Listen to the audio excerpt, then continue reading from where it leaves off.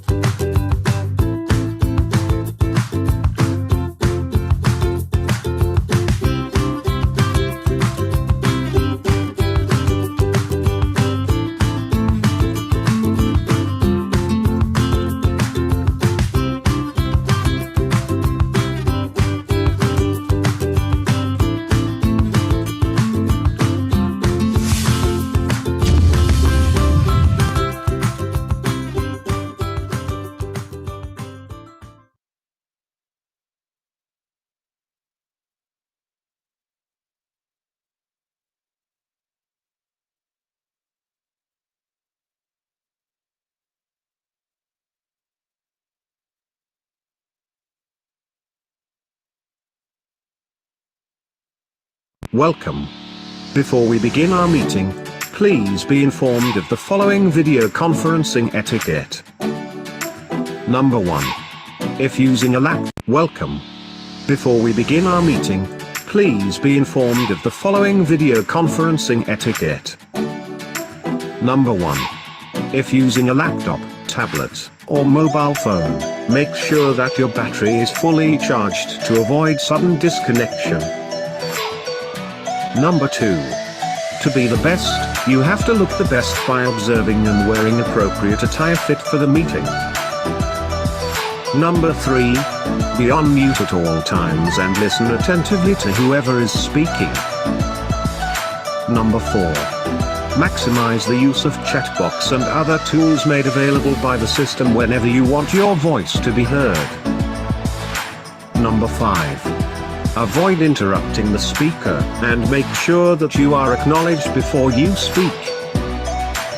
Number 6.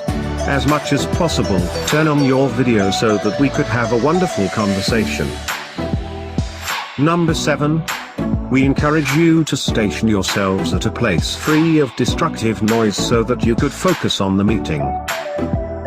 And lastly, number 8. We want to capture the moment with you. Kindly stay until the end as we will have a group photo after. Thank you. And have a good day ahead.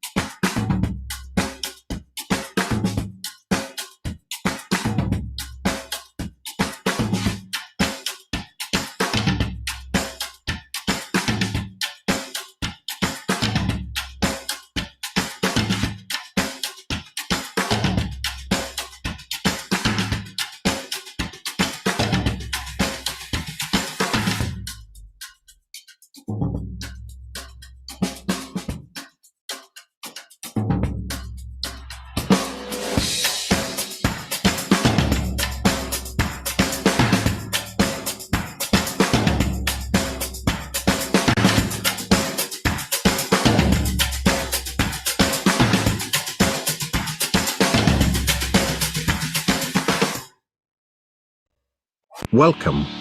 Before we begin our meeting, please be informed of the following video conferencing etiquette. Number 1. If using a laptop, tablet, or mobile phone, make sure that your battery is fully charged to avoid sudden disconnection. Number 2. To be the best, you have to look the best by observing and wearing appropriate attire fit for the meeting. Number 3. Be on mute at all times and listen attentively to whoever is speaking. Number 4.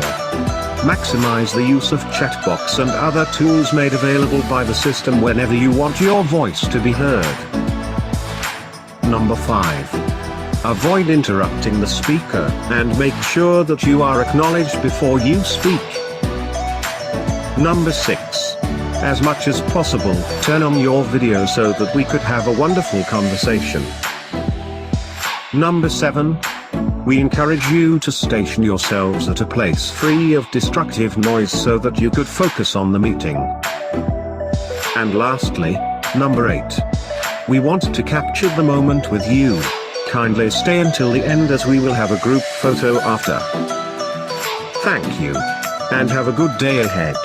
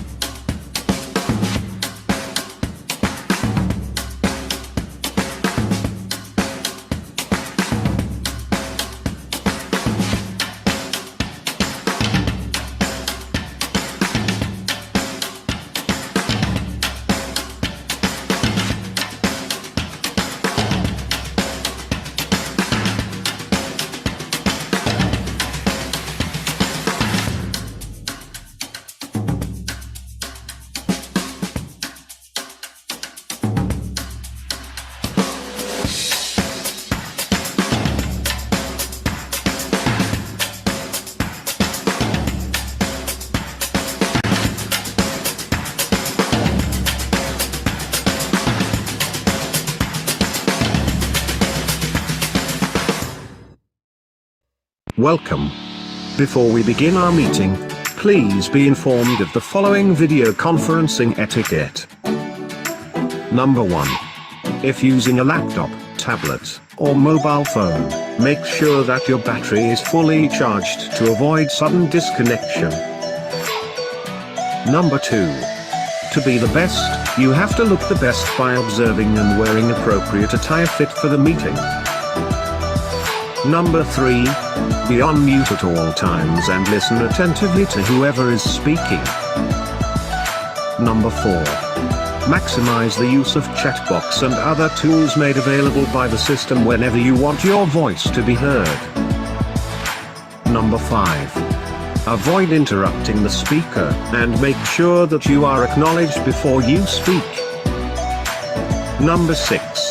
As much as possible, turn on your video so that we could have a wonderful conversation. Number 7. We encourage you to station yourselves at a place free of destructive noise so that you could focus on the meeting. And lastly, number 8. We want to capture the moment with you. Kindly stay until the end as we will have a group photo after. Thank you. And have a good day ahead.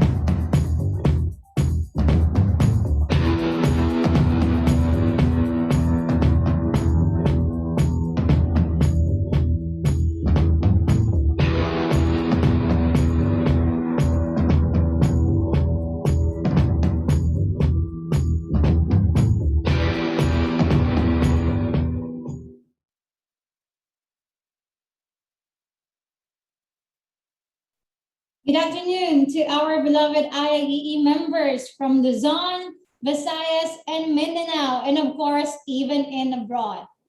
My name is Monique, your host for this webinar. Welcome to the IT and Quality Committee webinar, a free webinar with 5 CPD points. And we are indeed grateful for your presence this afternoon. But before we spice up the day with our topics, we would like to address a few concerns regarding this webinar. All certificates will be reflected in the IIEE portal 10 working days after this webinar. All presentations will be emailed to your registered email address after the event.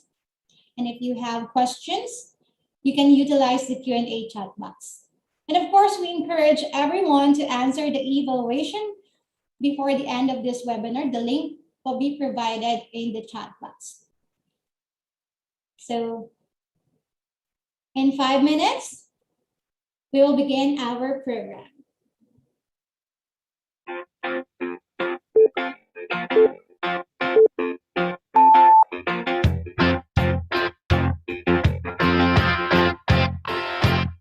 What I want, you got, and it might be hard to handle, but like a flame that burns a candle, the candle feeds the flame. Yeah, yeah, what I got won't stop, my thoughts and dreams to scatter, and you pull the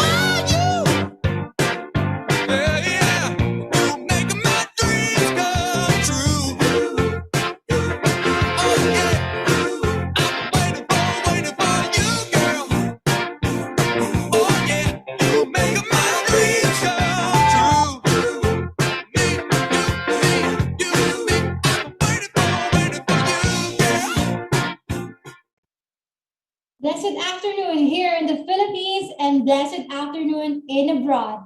Once again, welcome to the IT and Quality Committee webinar. Before we proceed to our program proper, let us acknowledge the presence and guidance of the Lord Almighty. May I call on Engineer Avelino S. Salvante Jr., the member of the IT and Quality Committee, to lead us in the opening prayer, followed by the video presentation of Philippine National Anthem and IIEE hymn. Let's bow our head and acknowledge the presence of our Lord. Ama namin sa langit, salamat po sa inyong dakilang pag-ibig sa araw na ito. Tulungan mo po kami na makinig ng mabuti sa webinar na ito. Bigyan mo po kami ng maliwanag na isipan upang magkaroon ng dagdag na kaalaman. Punuan mo po ang aming mga puso ng pagmamahal, palakasin mo po ang aming pagkatao at pananampalataya. Nawa po ay akayin mo kami sa landas ng katwiran at kapayapaan. Pagalingin niyo po ang aming lupain, ang mga bansa, mga pinuno at ang mga may karamdaman. Ilayo mo po kami sa kasalukuyang pandemya, ganun din po ang lahat ng aming mga mahal sa buhay. Team namin po itong idinadalangin sa iyong makapangyarihang pangalan. Amen.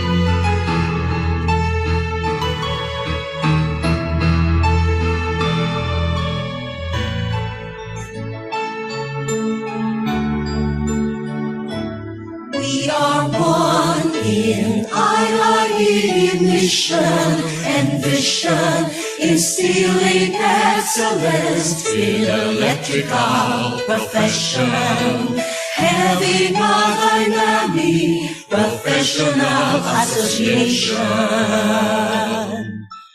making innovative contribution to our nation.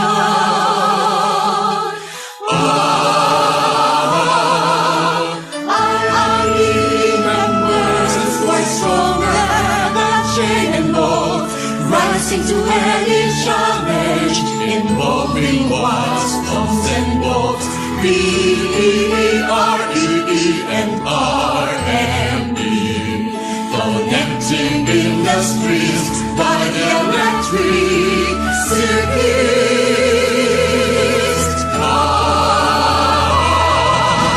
Join us together, IIE.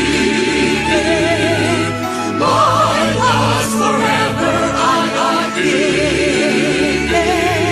with power cords cannot be broken.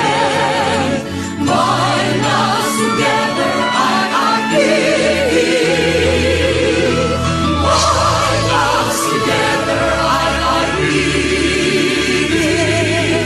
bind us forever,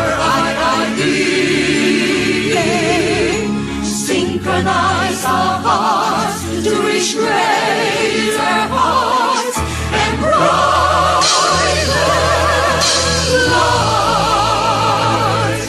We serve humanity with the power of electricity, making rigid transmission, grid for reliability. ensuring little power loss and high efficiency. From shifting from one place, the use of all energy.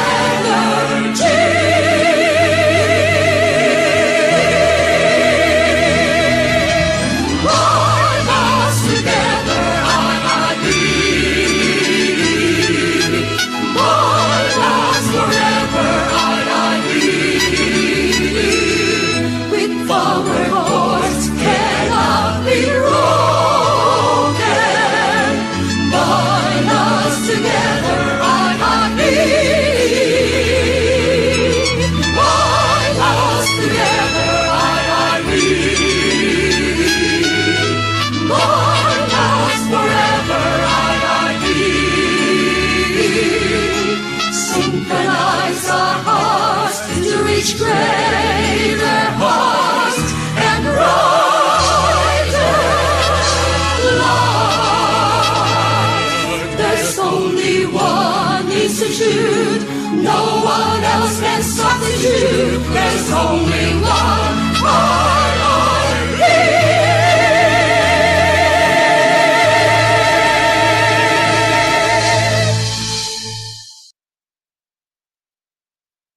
I hope everyone is at their most convenient place to listen to our webinar this afternoon.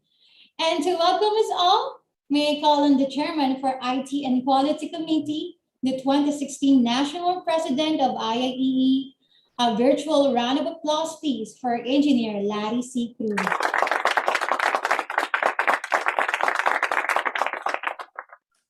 Thank you very much, Monique.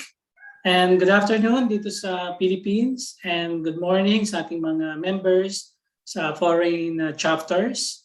Thank you very much for accepting our invitation to be part of this webinar. And we are overwhelmed for your support.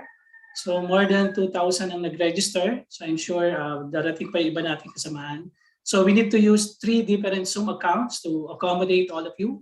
So kumusta kayo dyan sa Zoom link 1? Link 2 and link 3. So I hope everything is fine. So on behalf of the IT and Quality Committee, I'm happy to officially welcome all of you to the members of the Board of Governors attending, former national presidents, former national officers, former regional governors and committee members. Again, a warm welcome to all of you. We are fortunate this afternoon to have our national president, Engineer Alan Alvarez, and our overseer, the National Secretary, Engineer Alberto Herrera Jr., who will inspire us with their messages later. The IT and Quality Committee is a new committee. It is the first time in IAEE na nagkaroon tayo ng ganitong committee. And this is a brainchild of our national president, who is a quality man, who is very familiar with different management systems. Quality management system is very important as it ensures every time a process is performed, the same information, methods, skills, and controls are used and applied in a consistent manner. And if there are process issues or opportunities for improvement, this is then fed into the quality management system to ensure continuous improvement. And what we are doing now, attending a webinar, is a continuous improvement, especially this webinar. Napakagagaling ng ating mga speakers. And I'm sure marami tayong matututunan. Mga quality people yung dalawang yan. Una, ang pinagmamalaki natin from Middle East, Engineer Vic Abihero, who will discuss quality management system for electrical practitioners.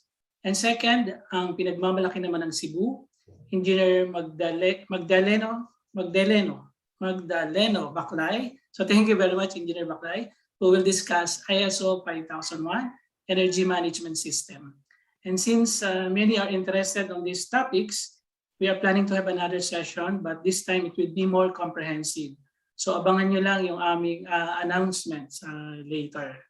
Before I end, I would like to give special mention to IIE Cebu chapter, headed by President Mario Tabanyag and Engineer Bernardo Alayban from IEWRCSA and one of the members of the committee, for allowing us to use their Zoom accounts for free to accommodate all of you dito sa ating webinar. I think just 2 days pa lang nung we released the webinar announcement, we already received many registrations.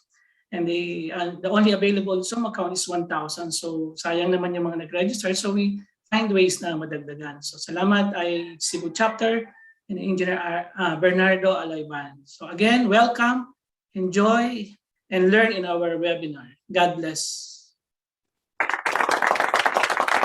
Thank you so much, Sir Larry, for that warm welcome to our delegates this afternoon. And I can see that we have a lot of delegates present here with us via Zoom. To give us inspirational message this afternoon, may I call on the overseer of the IT and Quality Committee, our National Secretary. Please welcome Engineer Alberto R. Herrera Jr. Good afternoon. Good afternoon, Monique. I hope you can hear me. Yes. So, again, congratulations to the IT committee led by yung masipag nating chairman, former President Larry Cruz, and of course to all the members, no, Abe Salvante, Alayban, etc. And to our mga board of governors led by our, of course, our national president. Actually, nag-execom pa kami, no? Nag-excuse lang muna kami. And with your BPI internal, nandito rin si BP Tech Jojo Padua. And of course, yung mga magagaling nating mga governors, no? Sa foreign region, nandito rin si Orlando T. Villapana Jr. and yung sa ating Eastern and Central Visayas, si Felipe Nilyama. Good afternoon sa lahat, and of course to the attendees. I think this is the first time na yung pre-webinar natin will be using 3 Zooms, no? Sa dami ng umattend talaga kasi maganda yung topic. Hindi to normally sa technical, it's more on the management side, quality management system, and ISO 5001. Very important to sa isang company, and in fact, with the leadership of our chairman, inuumpisahan na to sa IIEE.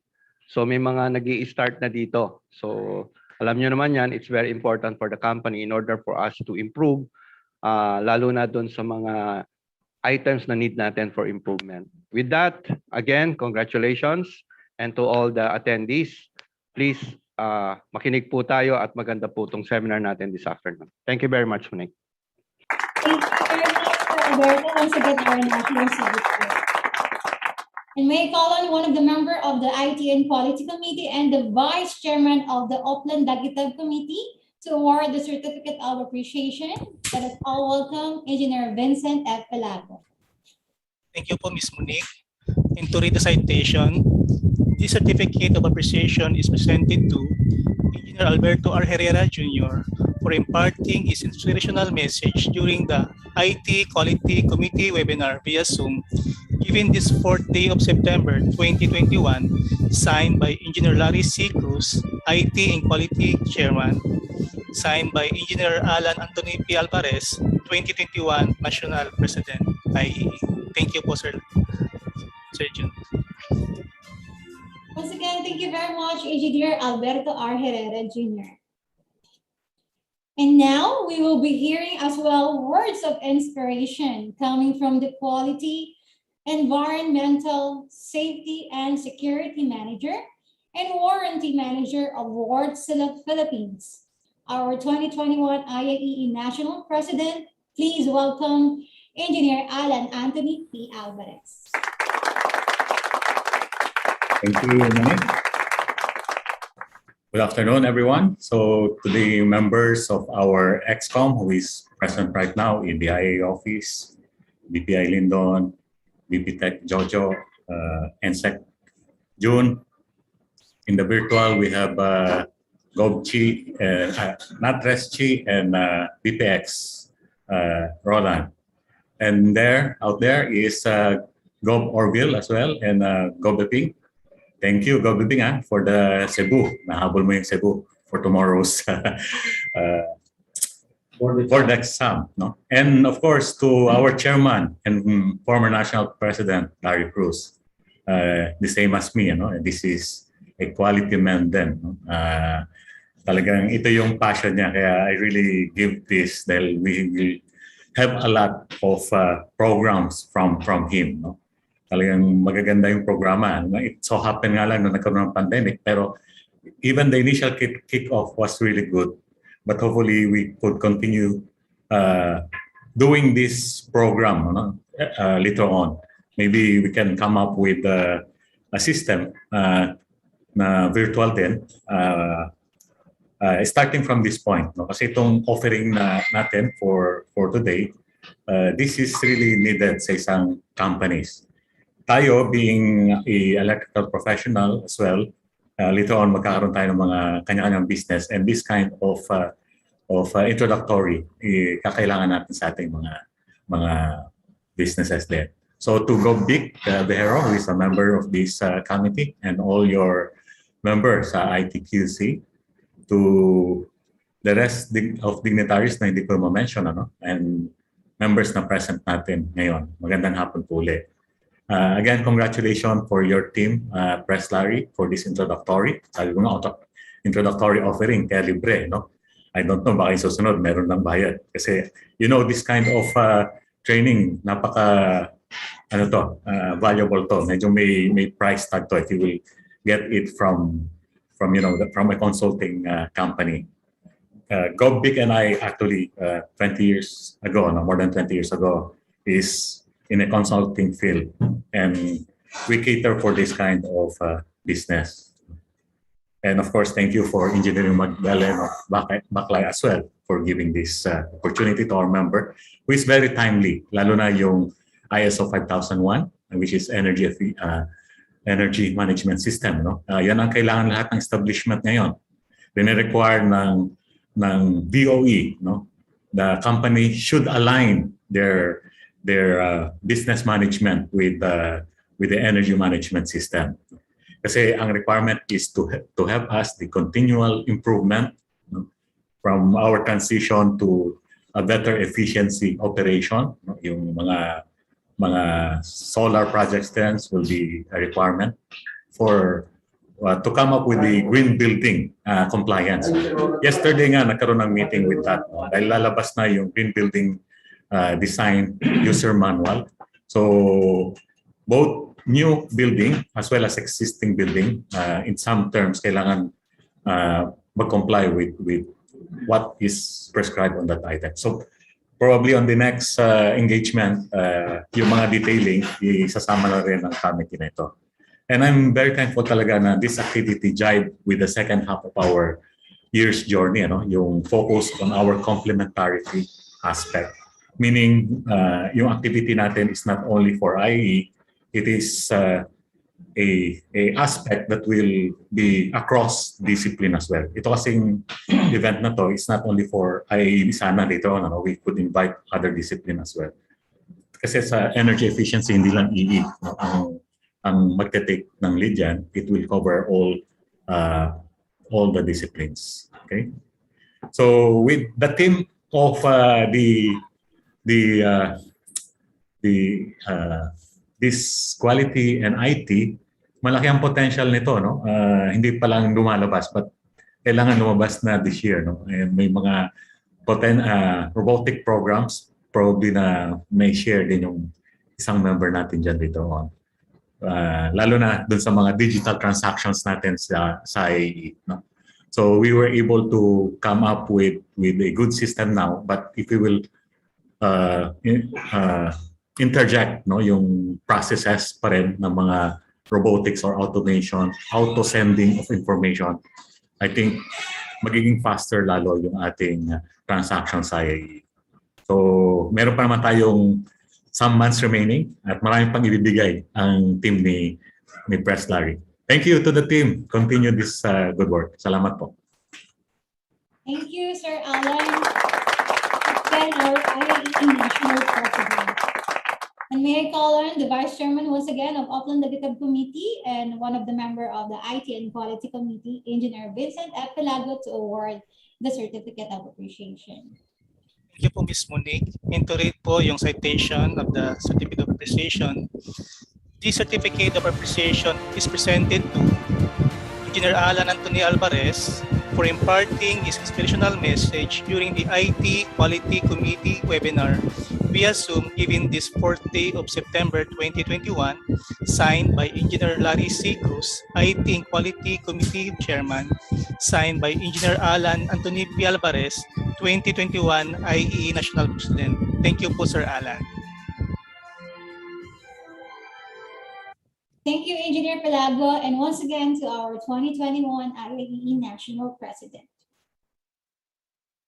I guess everyone is ready to see and hear our first topic, the quality management systems for electrical practitioners, to be discussed by our first speaker this afternoon. But before that, I would like to remind our speakers that if you hear this sound, that means that you only have 5 minutes left to wrap up your presentation. And now, allow me to introduce our first resource speaker. He studied Bachelor of Science in Electrical Engineering at Adamson University, Manila. The Managing Director of GulfTech Certification LLC Dubai, UAE, from 2014 to present. The IEC Technical Expert and Representative of Saudi Arabia and UAE in International Electrotechnical Committee for Electrical Equipment, or IECEE. And his specialization is strategic management, project management, and consultancy in testing, inspection, and certification industry. The 2019 IAEE Middle East Regional Governor, the member of IT and Quality Committee. A virtual round of applause for Engineer Victorino C. Aguijero, PEE.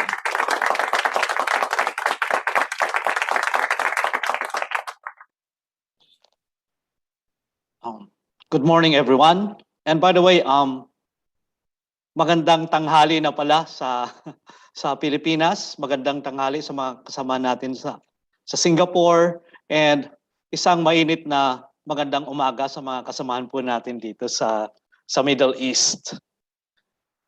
Bago ko umpisahan itong presentation na to, if you noticed, most of the time, in every exchanges of business cards, makikita natin lagi doon na mayroong ISO 9001 certified kami na sinasabi nila. Secondly, sa mga letterheads din natin na natatanggap, no? Pag may mga offers, may mga tenders na sinasubmit, andyan lagi ang claims ng mga companies na ISO 9001 certified sila. Kung titingnan po natin kung nakikita po natin yung situation na yan dyan sa atin, ganyan din ang nangyayari sa buong mundo. Bakit kaya? Ano po yung magic na ibibigay nitong ISO 9001 na ito? Bakit lagi na lang nilang sinasabi or kiniklaim ng bawat companies that they are implementing an effective management system? Why I'm saying an effective management system? Because you can never be certified if you are claiming that you are implementing a management system based on ISO 9001. However, if you are not certified, then certainly you are not implementing it effectively. So ito po yung discussion natin ngayon, and please allow me to present my slide.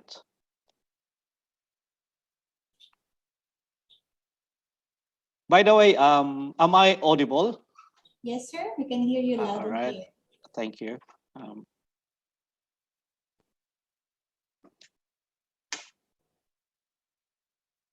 Okay.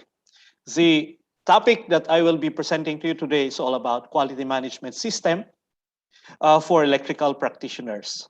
We have a small problem here, but because the standards is like more than 30 pages, and usually this is presented like around 8 hours, so it should be the whole day, but I am given only to present this course, to make this course for just 2 hours. So this might be a problem. However, let me try my best to do this presentation in the allotted time given to me.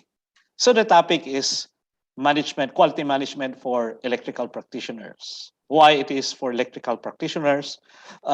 It is simply because I will try my best so that all the examples and the discussion will be mainly coming from our industry, since lahat po tayo mga electrical practitioners. Okay.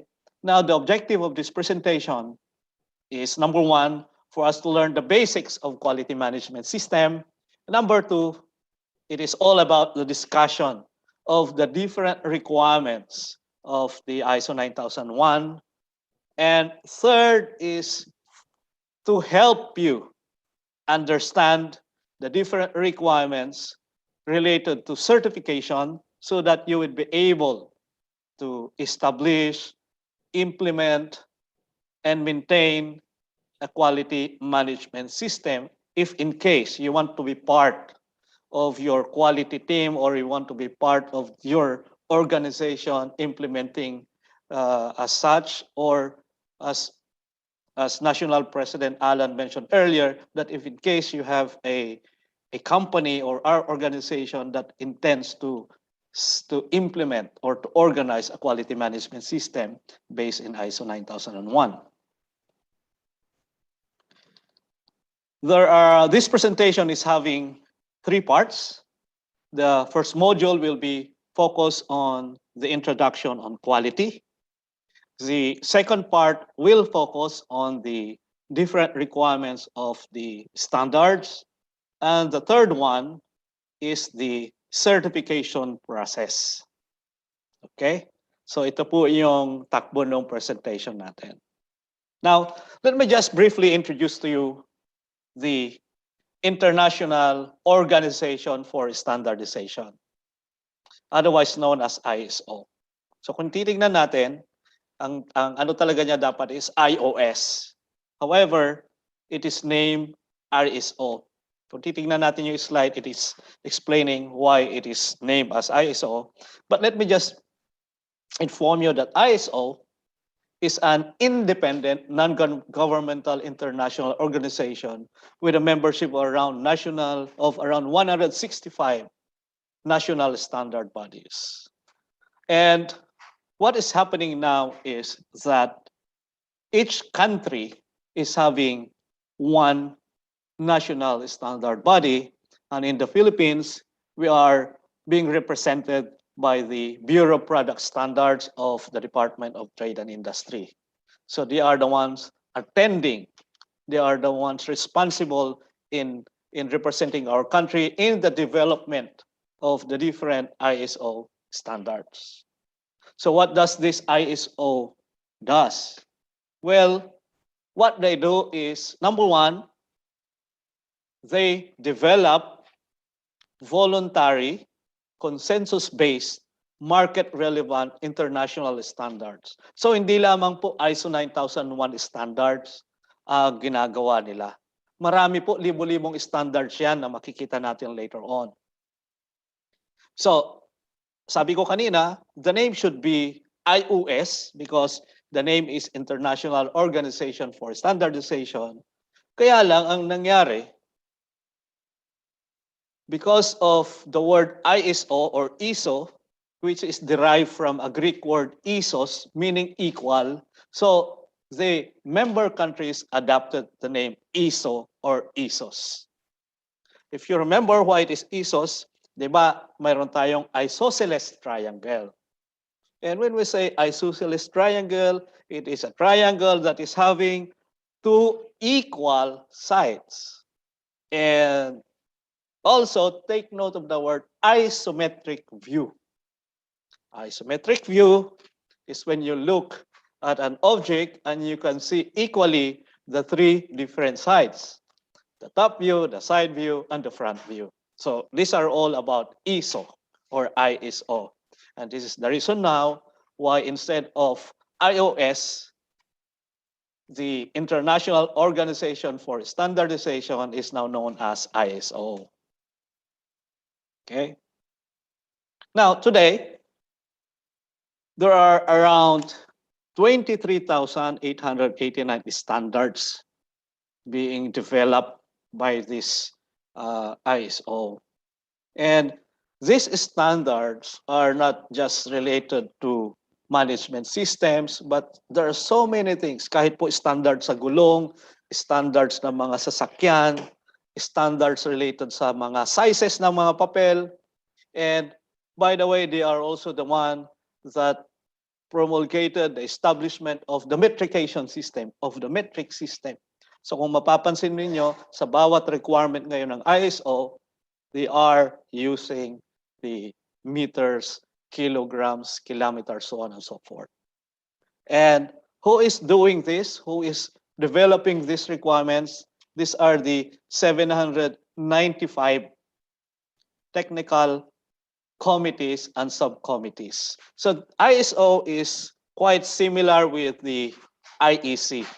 IEC is the same organization, however, mas focus kasi ang IEC sa mga electromechanical related products. But the concept is the same. Wherein there are lots of technical committees and subcommittees that are regularly meeting to develop and define different specifications related to electrical products.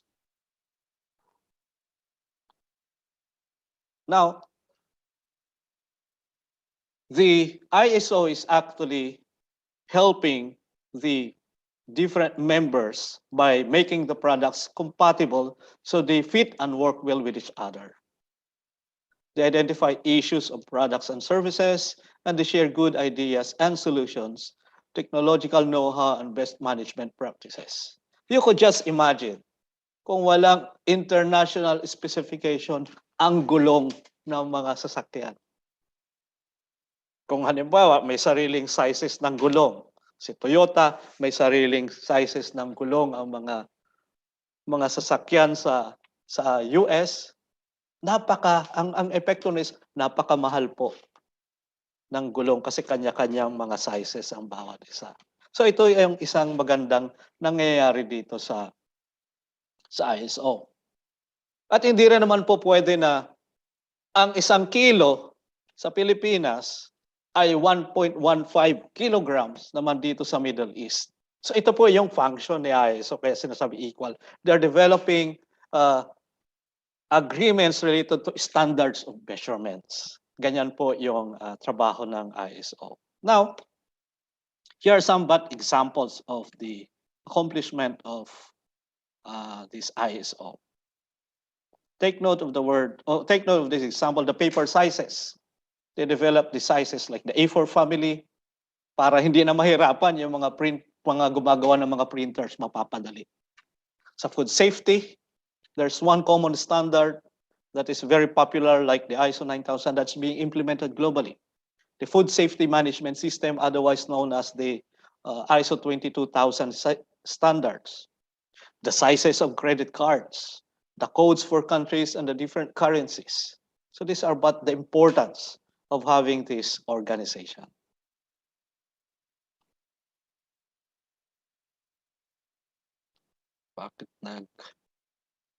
Yeah. Now, here are but some of the example of popular or most used standards. So we have here several examples like the ISO 22000 or the Food Safety Management Standard, which is now mostly a what I call an implemented or regulated standards as a mandated standard for the food industry. There is the ISO 45000 series of standards related to occupational health and safety. Then there is the ISO 50001. It's at 5001 mentioned earlier, but it is the 50001 standards for the energy management system, which is to be discussed later on after my presentation. Then there's also the ISO 14000 standards for the environmental management system. However, the most popular of all is the ISO 9000 family of standards or the quality management system standard that is being implemented by the different types of industry. It is a generic standard so that it can be implemented by an organization with 5,000 employees, or it can also be implemented kahit na isang, dalawang empleyado lang yan. And the good thing is, pagka ang isang organization, big or small, take note of this, pag sila ay nag-i-implement ng quality management system, halos pantay na lang yan. because both of them are implementing the same standard. So nagkakaroon ng equal level of playing field. So anong klaseng industry ba ang pwede mag-implement ng ISO 9001 standard? Well, kahit ano pong industriya. You can be with the manufacturing industry, you can be of the service industry. So pwede kang sa construction industry ka, pwede sa consultancy, pwede yan sa mga inspection companies, sa mga facilities and maintenance companies. Pwede pong mag-implement yan ng ISO 9001 standard. In fact, marami na rin tayo nakikita ngayon na may mga hotels, may mga restaurants, may mga insurance companies na nag-i-implement na rin po ng ISO 9001 standards. Ganyan po kalawak ang nasasakop nitong ISO 9001 standards. Okay? And by the way, pag may mga questions po kayo, siguro meron question and answer po tayo and i-discuss po natin lahat ng yan. So remember, pwedeng isang tao lang na member ng isang organization o kahit libo-libo yan, pwede po mag-implement ng quality management system. What are the benefits of this ISO 9001 standard? So there are internal and external benefits. Medyo na-discuss na rin kanina yung mga internal benefits, no? Like if you are implementing a management system based on this ISO 9001, you can increase your process control. When we say increase process control, it is about monitoring. It is about putting up the correct process to ensure that the product is complying with certain requirements. And with that, you are lowering down your rejects because you are increasing the quality of your products or services. And also it aids in increasing productivity and the efficiency. And again, all gears towards customer satisfaction. And when you increase your efficiency, when your customers are satisfied, and when you lower down or minimize your rejects or eliminates the rejects, so it means you are lowering your cost. And when you are lowering your cost, lalo ngayong pandemic, dagdag yon sa kita ng company. You are actually increasing your profit. And what about the external benefits? If you remember, doon sa introduction ko kanina, I made mention na halos lahat ng mga companies na ngayon, lagi nilang sinusulat sa kanilang business cards, sa mga letterheads, na they are certified ISO 9001 company. Why it is that? Say, look at the external benefit in here. There is, one of the external benefit is all about access to new market. Kasi ito na yung requirement ngayon ng mga companies na bibili or kukuha ng mga services. That's why there's also an increased market share and increased sales. So then definitely once you have access to new market, then income is also increased. And this is the reason kaya marami talaga nagpapa-certify sa ISO 9001. And another reason is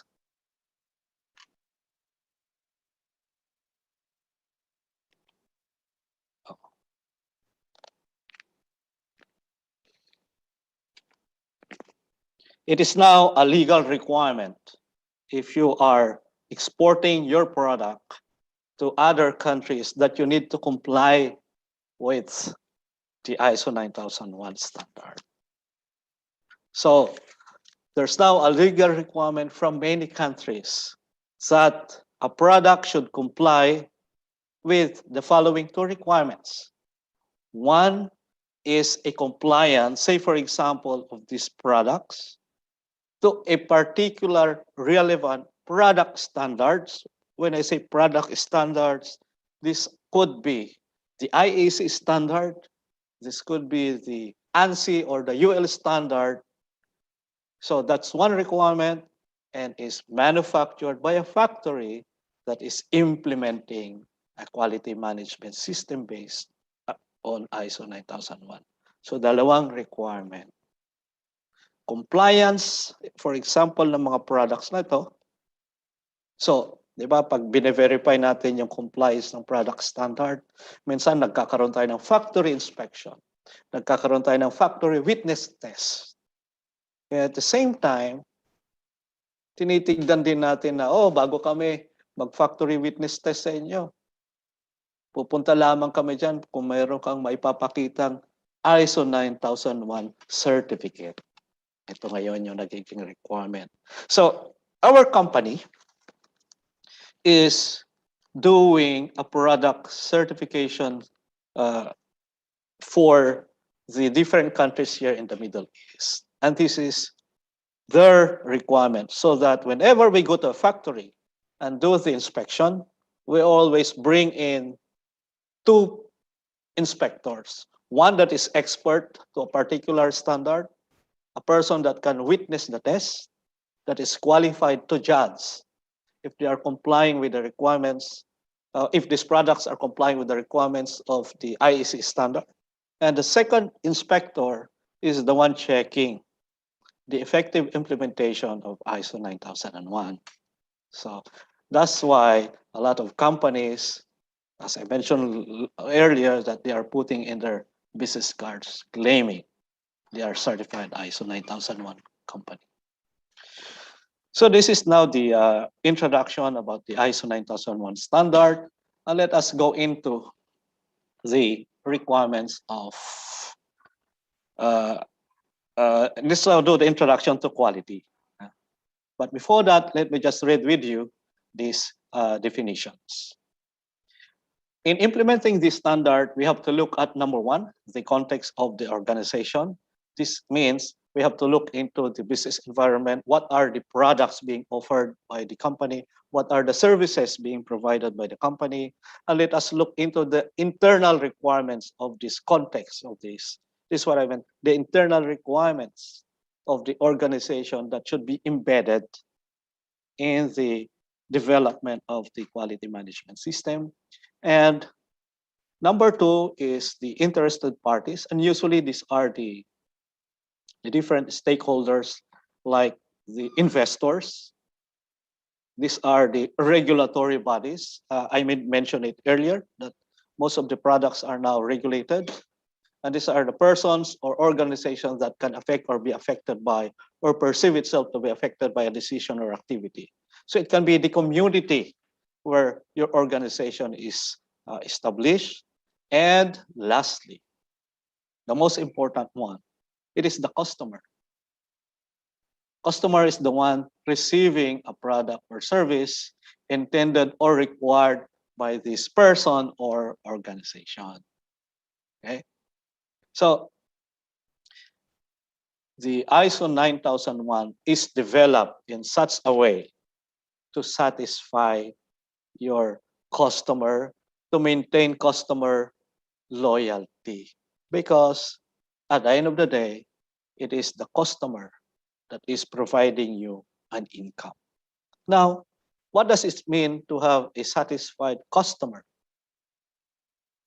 Sabi rito, customer satisfaction is all about customers' perception of the degree to which their expectations have been met.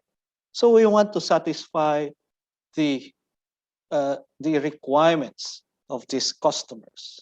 So, and that the requirements maybe is customer specified, customer implied, statutory or legal, a legal requirements, or could be an organization requirement. So why quality? What is a quality in here? Sabi rito, it is a degree to which a set of inherent characteristics of an object fulfills the requirements. Because sabi nga natin, a customer requirement could be a red apple, but the other customers would say, mas gusto ko yung green apple. So we have to look into all of these requirements specified by the customer. And as we establish our requirements, or as we establish the systems in our organization, we have to consider all of this as an input. Let's have one example. Sino na yung moderator? Sino na yung MC natin kanina? Si Ma'am Monique. Yes, sir. Ma'am Monique, pwedeng magtanong? Sige po. Ano, tanggalin ko muna yung presentation ko. Gusto ko makita natin si Ma'am Monique kahit saglit lang. I-unshare ko muna. Tama ba?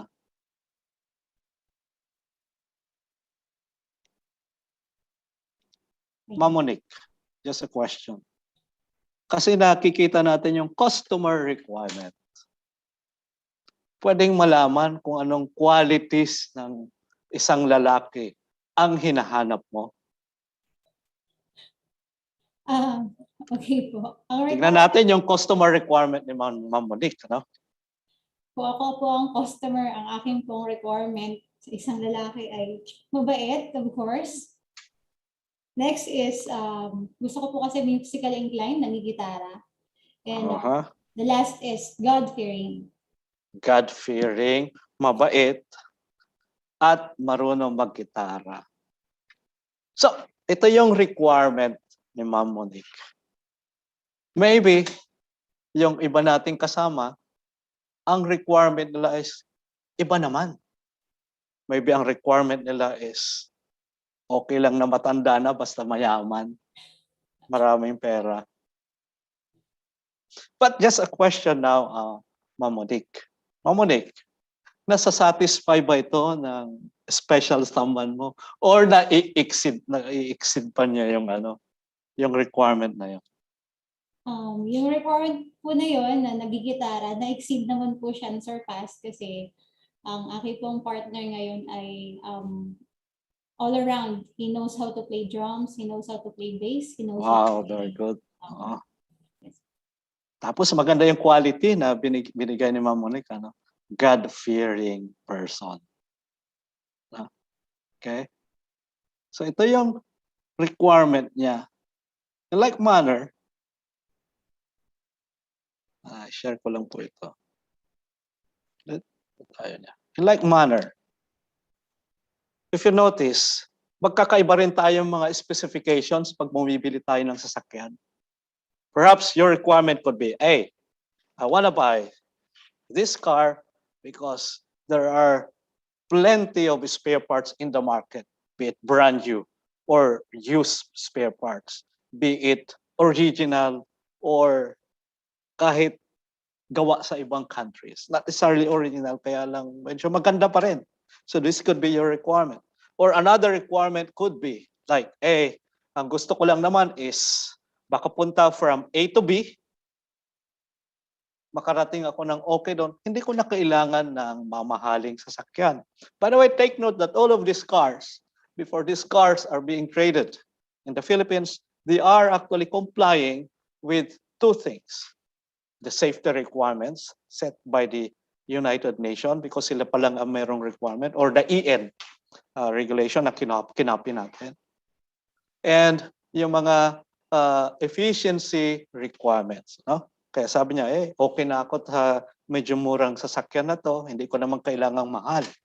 Kasi ang gusto ko lang talaga makarating from A to B. Or it could be, ito yung experience ko, may kaibigan ako, isa siyang CEO diyan sa Pilipinas. Sabi niya, pambihira naman itong si client na to. Sabi niya gano'n, pag nag-meeting ako, nagbibenta ako sa company, binibisita ko sila sa company niya, lagi niya akong hinahatid sa parking lot. All the while, I thought na yung paghahatid niya sa akin is out of goodwill.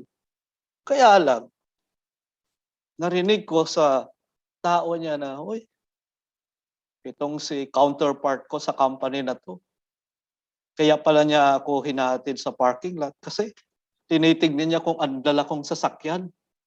Tapos sinasabi niya, ito napakalaking kumpanya, pick up lang ang dala.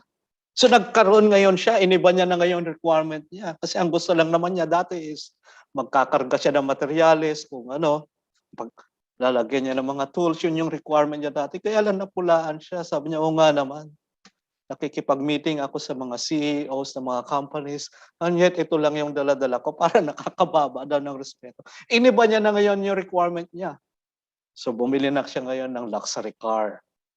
So ito yung tinatawag natin if we are into the manufacturing industry or if we are into the construction industries or even in any type of service industry, we really need to look into the different requirements of the customers.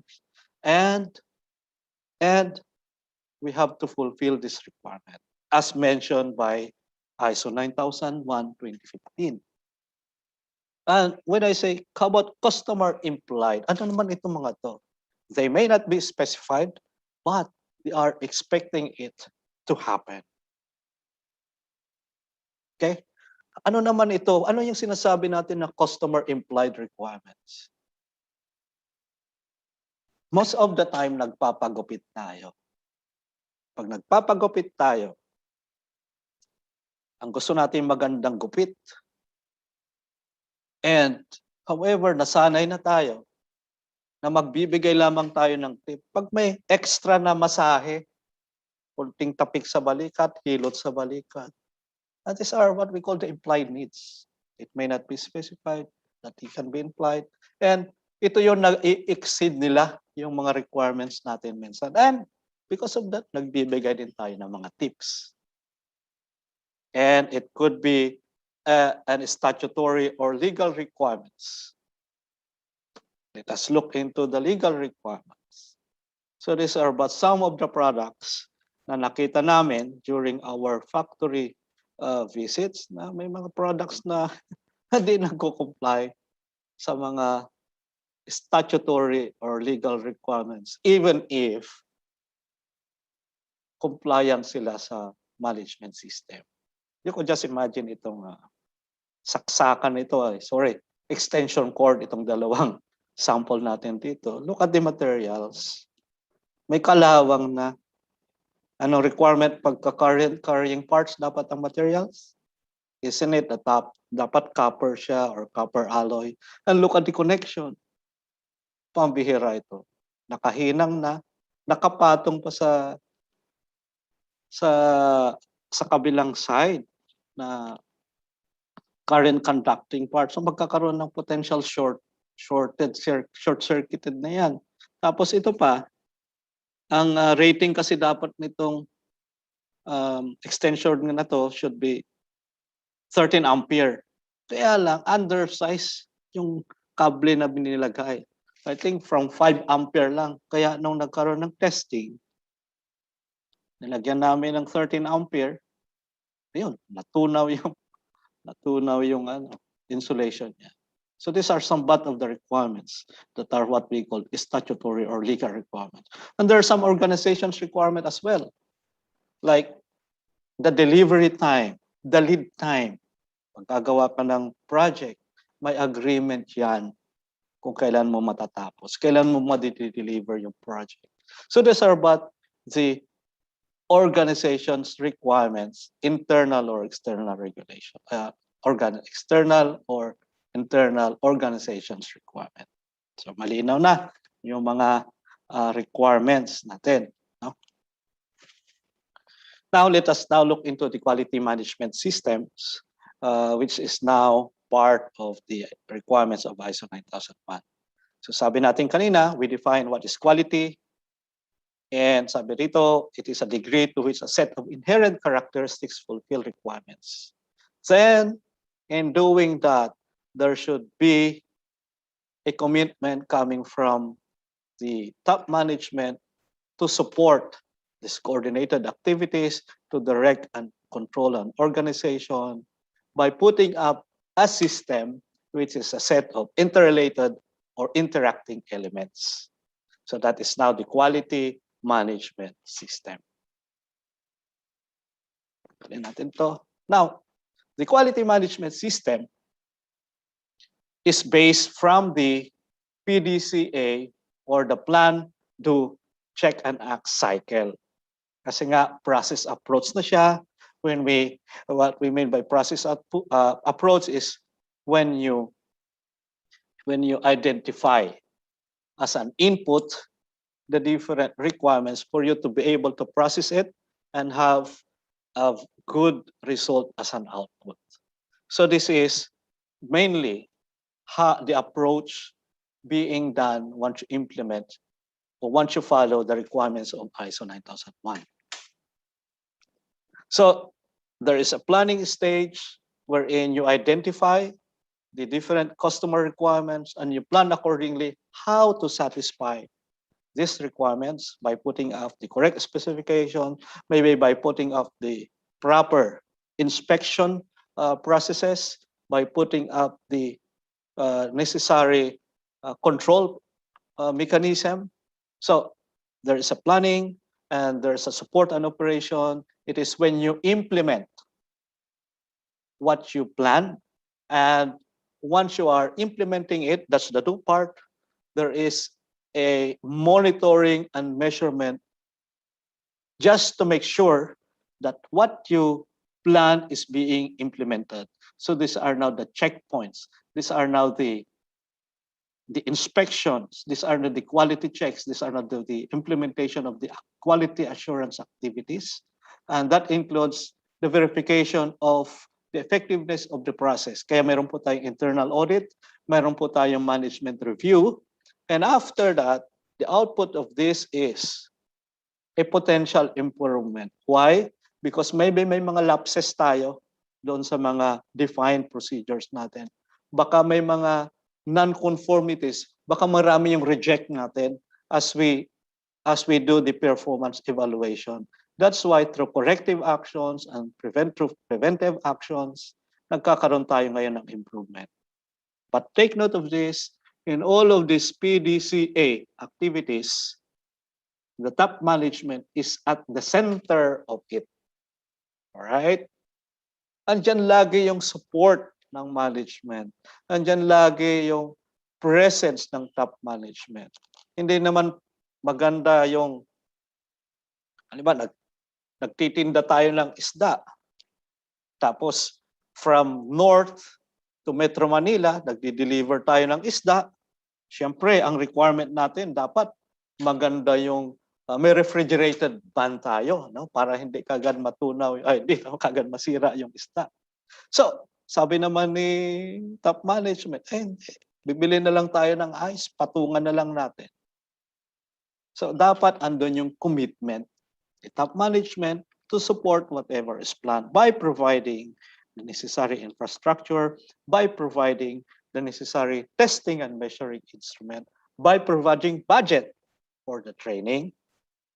Kasi part of that, for example, if you are into the consultancy and design industry, syempre, anong requirement dyan? Dapat, competent yung nagdi-design, marunong yung nagdi-design, at PEE dapat yung pipirma.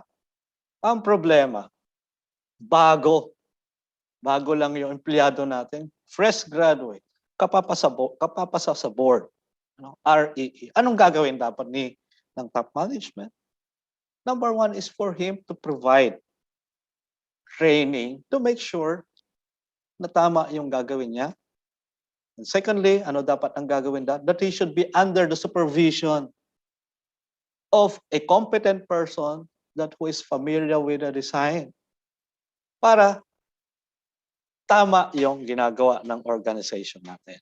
So it's about support and operation being provided by the top management, and yung performance evaluation. Ito yung mga checks, quality control checks. Andyan din dapat siya, and he should be committed. Pag may recommendation ang operation for improvement, he should be committed to support all of this. So this is now about the plan, the check and act cycle.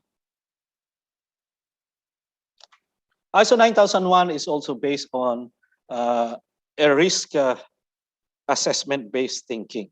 What do we mean by this? No, we need to identify the different risks in the organization to provide the necessary preventive controls, to provide or to minimize the negative, and to maximize the opportunities. Question. Magkaroon tayo ng konting risk assessment. Ito ay microwave oven. At ito yung instrument to check kung mayroon bang leakage na microradiation coming from the microwave oven. Okay? Bakit gagawin ito? Kasi 'di ba, ang microwave oven, nag-iinit siya ng pagkain. Ano yung heating element na ginagamit?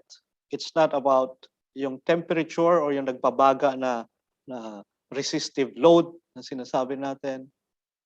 It is actually using radiation or a microradiation para mabilis uminit yung pagkain. However, hazardous yung ano na yon, radiation na yon, no? Kaya ang gusto nila natin pag nagde-design tayo ng microwave oven, ma-contain dapat sa loob yon. Hindi siya dapat magli-leak. So it is about a risk-based thinking. So anong gagawin dapat natin ngayon? Ano yung paano natin i-design para ma-contain yung risk na yon, para ma-eliminate na yon? What do we need to do to make sure that preventive controls are in place? I-design natin siya in such a way na maganda yung sealing niya. Hindi talaga dapat mag-escape yung radiation. But are we sure na correct yung gagawin natin? Kailan ba dapat nag-i-emit siya ng radiation? Hindi naman yan nag-i-emit ng radiation pag bago pa yan eh. Mag-i-emit siya ng radiation pagka pudpud na yung rubber sealing natin, pagka madumi na yung sealing dyan at merong kunti-kunting air gap na, that's the time na magkakaroon ng radiation leakage. So kailan dapat siya i-test? Anong preventive controls? Maybe i-simulate natin yung daily use niyan, no?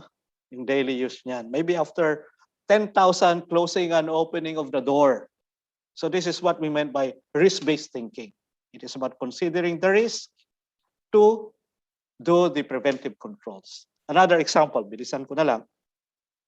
Ano yung mga potential risk dito sa kalan na ito? Bakit kailangan i-monitor itong part na to pagbukas itong oven? Well, minsan yung mga anak natin, pag nag-oven tayo, nahawakan yan, ayaw nating mapasok.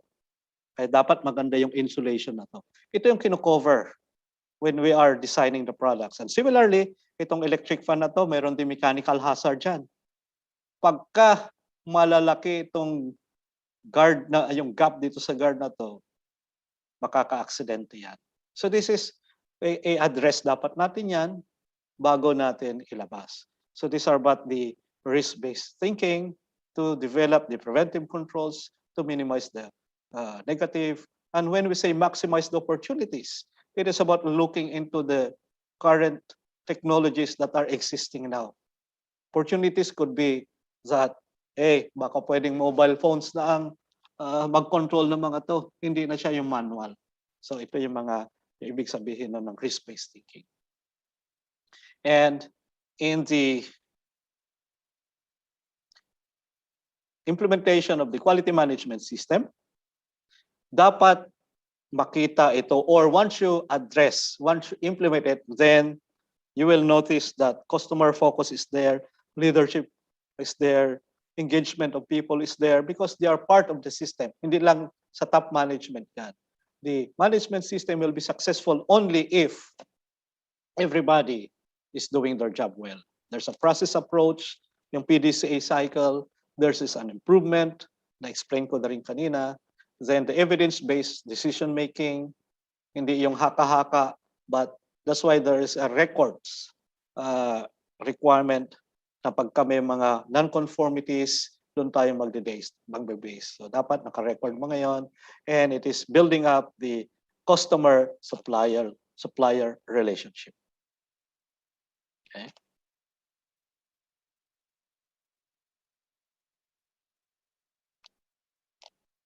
Medyo may delay yata.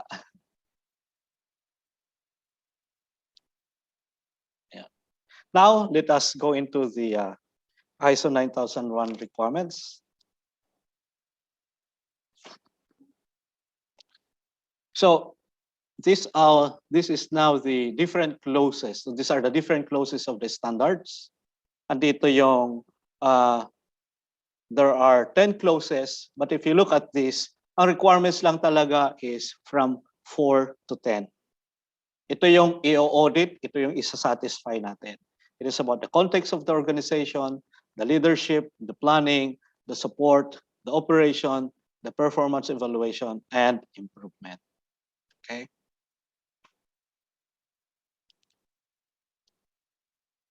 Now, what is the scope of this standard?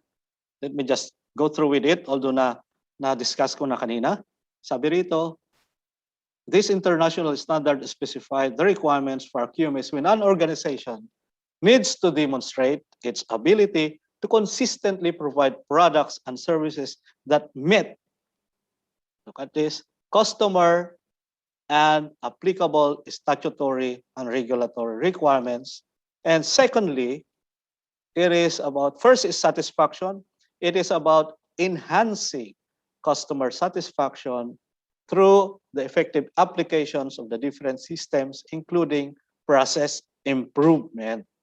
Let us look, for example, about this example. Is this meeting the statutory and regulatory requirements? Maraming nakikita kasi ganitong tinitinda niya ngayon sa Pilipinas. But quickly, no? Hindi ito nagko-comply. It is not meeting the applicable statutory and regulatory requirements. In fact, few months ago may namatay na bata kasi nakuryente siya. See, hazardous ito. Pag pinasok mo yan, yung mga bata naglalaro, tinusok yan ng pin o ng bakal, ng stick, patay nga siya. So this should not be in the market. It should meet customer and applicable statutory and regulatory requirements.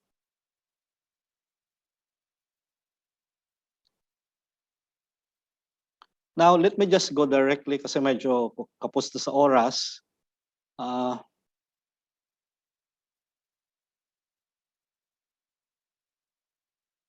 Ito. Let us look into this 4.4, the QMS and its processes. So, in developing this, in developing a management system based on the standards, you have to look into the different inputs and outputs of the processes. You have to look at the sequence and interaction of these processes. You have to define the criteria and methods and measurements and performance indicators for effective operation and control. What does this requirement means? If you are doing this, for example, medyo nagkakaintindihan kayo tayo sa lahat. Kaya ito yung example natin is, you need to define the inputs and outputs of the process. What are the inputs? Ano yung requirement ng pupuntahan nitong extension cord na to? Definitely, hindi ito pang Pilipinas. Para ito sa Europe, para ito sa Middle East. No? So you have to look into this, and you have to look into the requirements of the standard. So dapat ito yon. No? So basically, ang requirement talaga nitong extension cord na to are two things only. The plastics and the copper product. Madali lang siyang gawin. However, you need to look into the different requirements so that you have to put into, you have to develop the different systems in place. Ano yung mga systems in place? Sabi rito, the criteria and methods, measurements, and the sequence of interaction of the process. The first process could be the purchasing process because you need to identify who your good suppliers are. The specifications of the plastic materials that you will buy, and the specifications of the copper materials that you will buy. And after that, the next process is you have to do the inspection of the incoming raw materials. Then after that, once you do the production process, you have to identify the control mechanism to make sure that things are okay. And you have to develop the final inspection process. And in doing this, you need to identify who the responsibilities are, sino yung in charge sa mga processes para hindi po tayo magkalituhan. So this is mainly yung gagawin natin pagka mag-i-implement tayo ng quality management system.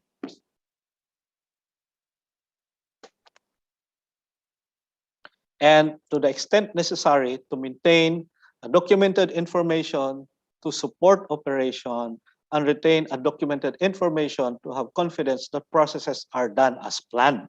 What do we mean by documented information to support operation. The more complex the processes are, you need to have the procedures. Pag simple lang yung process, maybe hindi na kailangan ng mga procedure. But take for example, if you are into design, do you need a documented information? Do you need a procedure or a guide to do it? Maybe yes, no? Maybe ang requirement natin is dapat marunong mag-design manually or with the aid of the technology by automation. Or automation, kaya lang i-verify mo pa rin siya manually. So these are the documented information to support operation. Or maybe if you are using measuring instruments that are critical, baka meron yung mga marurunong ng gumamit ng thermal scanner or MOM. However, considering that meron din tayong hinahire na mga bagong empleyado natin, we have to consider documenting the procedures perhaps. And have you noticed? Meron palang pelikula as an example. Hindi ko maalala yung title, no? Pero isang piloto, inatake sa puso. Problema, marami siyang pasahero. Hindi na ngayon. Sino ngayon ang maglaland ng eroplano? And nangyari doon sa pelikula na yon, andun yung crew, yung flight attendant, paano niya napaland safely yung eroplano? By looking at the user's manual doon sa eroplano. Because of the procedures manual na nandun, na-save niya yung mga pasahero. This is the importance of documenting the different informations necessary to support the operation. In like manner, you have to retain the documented information to have confidence that processes are done as planned. Ano yung mga evidences na ginawa ang isang bagay? Usually, ano yung evidences na na-inspect mo at napurbahan mo yung process na to or yung mga raw materials na to? There should be a record that inspection has been done. Ano yung mga evidences na binago mo yung design? Ito yung mga records na, mayroong amendments kasi ito yung requirement ni client. So ito yung mga documented informations na sinasabi po rito. Now, itong leadership, na-discuss ko na ito kanina, no? That leader should be there at any part of the process. Kasi ang ano talaga na, ang focus naman talaga ng ISO 9001 is geared towards customer satisfaction. And another requirement, we are now into 5.2, is the establishment and maintenance of the quality policy. What do we mean by this? This is actually the commitment of the organization about the kind of quality that they want to implement in the organization. Okay? And this quality policy should be available, maintained as documented information. It should be communicated, understood, and applied within the organization and available to relevant interested parties as appropriate. Available and is maintained. Kaya makikita natin yung ibang mga industries dyan, yung quality policy nila, kung mapapansin ninyo, andun sa likod ng ID nila. Minsan, lalo yung mga Japanese companies dati, and yung mga morning meetings nila, nire-recite nila yung quality policy. And it should be, sabi rito, communicated, understood, and applied within the organization. Naintindihan dapat from top to bottom. Kasi ito po yung bine-verify. Ito po yung question later on ng mga certification bodies. And tinitignan nila kung talaga bang naintindihan at ano ba yung role ng bawat isa sa organization para ma-meet yung quality policy nila. So this is about the quality policy. So this is an example of a quality policy that I got from the internet. This is from the National Electrification Administration. Sabi rito, in the pursuit of its goals, every official an employee shall be guided by the core values of absolute honesty, maximum efficiency, and total solidarity. Naputol yata. Kaya lang, ito yung nakapaskil sa NEA. And if you look at this, sinabi nila kung sino yung certification body nila. No? Nandyan. So this is but a short example. Actually, medyo mahaba ito. Naputol lang siya. Oo. But this is their commitment to quality. And sinabi na rin nila, nakapaskil talaga yung certification body rin ng NEA. Now, one of the leadership requirements in here is that the top management should assign responsibility and authority to ensure that QMS conforms to ISO 9000 requirement. So mayroon dapat tao na gagawa within this organization. And this could be an opportunity for you, fellow electrical engineers or electrical practitioners. There should be an assigned person. If you are interested in doing this later on, then maybe we can do a more detailed training for you. They should assign responsibility and authority to process that processes are delivering their intended outputs, report the performance of QMS, ensure that customer focus throughout the organization is promoted, ensure that integrity of QMS is maintained and effectively implemented. At times, ito yung trabaho ng, sabi nila, quality manager or quality management representative. So, dapat mayroong point person ang isang organization in ensuring that the management system is effectively implemented. And when planning for the QMS, medyo na-discuss na rin natin. Ito kanina is look at the different preventive measures to reduce the desired effects.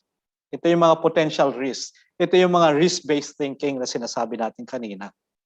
And in order to do that, you have to identify the different risks for you to be able to plan actions to address the risks and opportunities.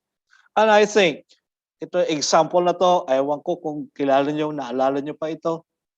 Sabi nila sabotahe ito, kaya lang nangyari, baka nagkaroon ng hindi na-address ito during the planning.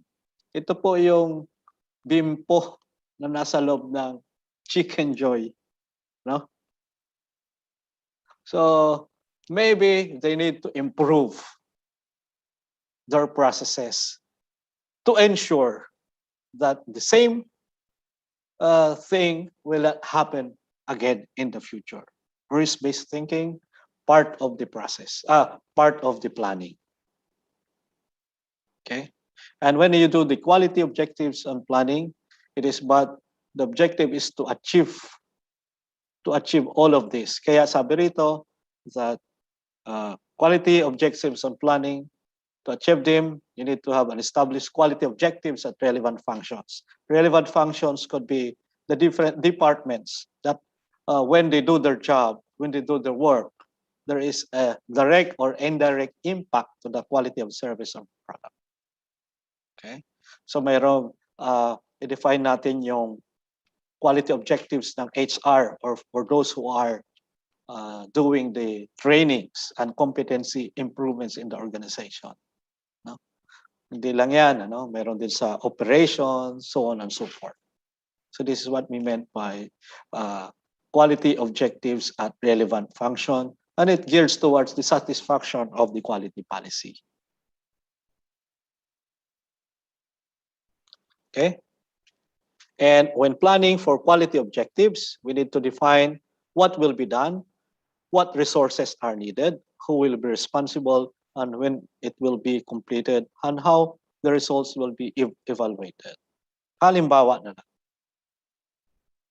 The plan is to develop competencies in the operations department or in the design department. So ang objective natin is lahat na nandun na involved sa design ay kabisado na talaga nilang mag-design. Kaalam na nilang gumawa ng design analysis. But how will you do that? No? Kasi we need to identify first, sino na ba yung mga experts? Sino yung mga Experts meaning pwede na magturo. At sino na ba yung kayang gumawa kaya lang i-supervise pa? At sino yung mga dapat iti-train? So we have to look into this and provide the necessary mechanism to make sure na lahat ng mga nandun ay alam na dapat nila yung gagawin. So this is what we meant by what will be done, what resources are needed. I-define natin yung sino ba yung tagagawa ng mga yon. No?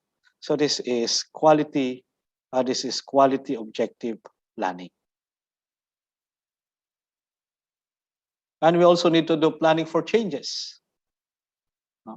Pag may mga changes sa technology, pag may mga changes sa mga requirements, pagka may mga changes sa mga requirement ng mga customers, we have to consider that also as part of the planning stage.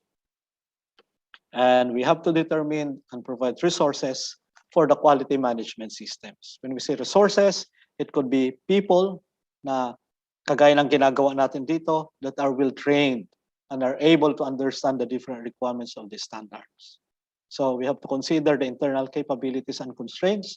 Pag hindi natin kaya, maybe we can invite trainers to train us, or maybe we can send somebody to attend these trainings. And what needs to be, that's why it's mentioned here, what needs to be obtained from external providers. That's why minsan, pag hindi natin kaya, pinapasubcon natin. So these are but requirements, resources of the standards. So one of the requirements is to provide persons necessary for the effective implementation of the QMS and the operations and control of its processes. So maganda mag-venture po ang mga kasama natin dito para ma-involve din sa quality management system kasi global po ang implementation ng ISO 9001. In fact, may mga may mga members tayo na mga quality managers. Ang dati pong presidente ng Riyadh is a quality manager of one of the biggest company in Saudi Arabia. Meron din po tayong mga quality managers na kasama dito sa Dubai. So magandang mag-venture tayo sa quality management system. So one of the requirement is about infrastructure. It is about providing and maintaining the building and associated utilities, the equipment, the correct and proper transportation, and the different requirements related to information, communication, and technology. And when we say proper, suitable environment, it could be social, psychological, and physical. Naging example ko na naman dito si Manok. Kasi really, baka na-miss out nito, you need to have a proper environment, you need to have proper controls, and if you are into the service industry like this, when we say tamang infrastructure, ay dapat itong lifter na ito, kaya niyang buhatin ito. And the monitoring and measuring resources, no? Sabi rito that in having the different monitoring and measuring resources, they should ensure valid and reliable result. Monitoring or measuring resources are suitable for the type of monitoring and measuring, and they are fit for purpose, and you have to retain documented information as evidence of fitness for purpose. Let us look at this example. Proper monitoring and measuring instrument. If you are into the gold industry, pag nagtitinda ka ng alahas, hindi naman po pwede nang gagamitin mong timbangan ay yung timbangan na ginagamit sa palengke. Bakit po? Now we are looking into the legal metrology. Pag nagtitinda ka kasi ng ginto at hindi accurate yung ginagamit mo na timbangan, ay ang presyo po ng ginto per gramo. Kaya pag sinabi mong 10 grams, ay dapat hindi yan 11 grams o kaya hindi yan 9 grams. Otherwise, may malulugi. Kaya we are looking into a valid and reliable result. Pagka nagtitinda po tayo ng isda, pag nagdi-deliver pa tayo ng isda, lalo rito sa Middle East, napakainit po. Ang requirement po talaga is refrigerated van. At hindi lang yon, mayroong monitoring and measuring instrument to monitor the temperature inside. Hindi lang pwede na lalagyan mo lang ng yelo. Hindi lang po yung kundi dapat may pang-measure ka. Ito rin, mga thermal scanner, appropriate siya dapat sa mga ginagawa natin. Yung mga voltmeters, appropriate siya. Lalo pag yung mga measuring instruments na yun are affecting the quality of the products. Yung traceability. When we say traceability, dapat, sabi ko kanina, yung 1 gram sa Pilipinas ay dapat 1 gram din dapat yan sa US or 1 gram din dapat yan sa Amerika. Kaya ito yung tinatawag na where measurement traceability is a requirement, we have to ensure that there should be confidence in the validity of the measurement result. And that measuring instrument shall be calibrated, identified to determine its status, and safeguarded from adjustments, damage, or deterioration. Let us discuss Olympics. Nanalo po ang ating Olympian na si Hidilyn Diaz. Ano po ang labanan dito? Tamang timbang. Tama dapat yung timbang niya at tama dapat yung timbang na binuhat niya. Pag sinabing 150 kilogram yan, dapat napaka-accurate yan. Hindi siya dapat 100, hindi dapat yung 150 kilogram dito ay 152, 153 during the Olympics. Kasi nabay-break po yung record in a manner of a certain measurement. Kaya lang din po, pag titignan natin, ano dapat ang pang-measure sa 100 meter dash? Ito bang meter stick or hindi? Well, surely, hindi dapat yung meter stick, kundi tinatawag na laser meter. Bakit? Napaka-accurate po nun at 0.001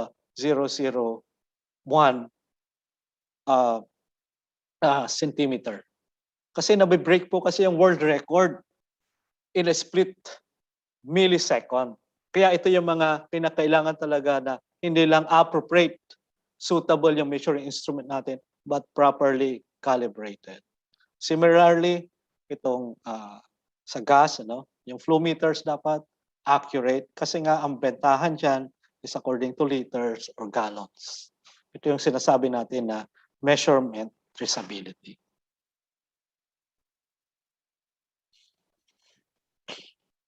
And proper monitoring and measuring resources should be there. And that pagka medyo alanganin, of course, when an instrument is found to be unfit, wag muna natin gagamitin, gagawan lang natin appropriate corrective actions before using them. Organization knowledge. Sabi rito, determine knowledge necessary for the operation of processes and achieve conformity, and that knowledge shall be maintained and made available, and update knowledge to address changing needs and trends. So these are the knowledge that you experience. These are the design prototypes that you have. These are the formulations that you develop. If you are, for example, in the food industries, you have to keep them. These are the intellectual property products that you're having. These are the experiences and lessons learned that you have. You have to keep them because these are also being audited, and this could be a good reference for some improvement mechanisms later on. You have to identify the competence of the persons doing the job. Na-explain ko na to kanina, i-identify po dapat natin, or there should be a process in determining the necessary competencies that are working under your organization. There should be a competence necessary as to the basis of education, training, or experience. And acquire the necessary competence and evaluate effectiveness and retain documented evidence of competence. So once you receive your certificates in here, this can now be a documented evidence that you attended this training. You can give to this certificate to your HR department and hey, meron akong knowledge about the ISO 9001 and gusto nating i-enhance na lang. So it is about determining the necessary competences of person.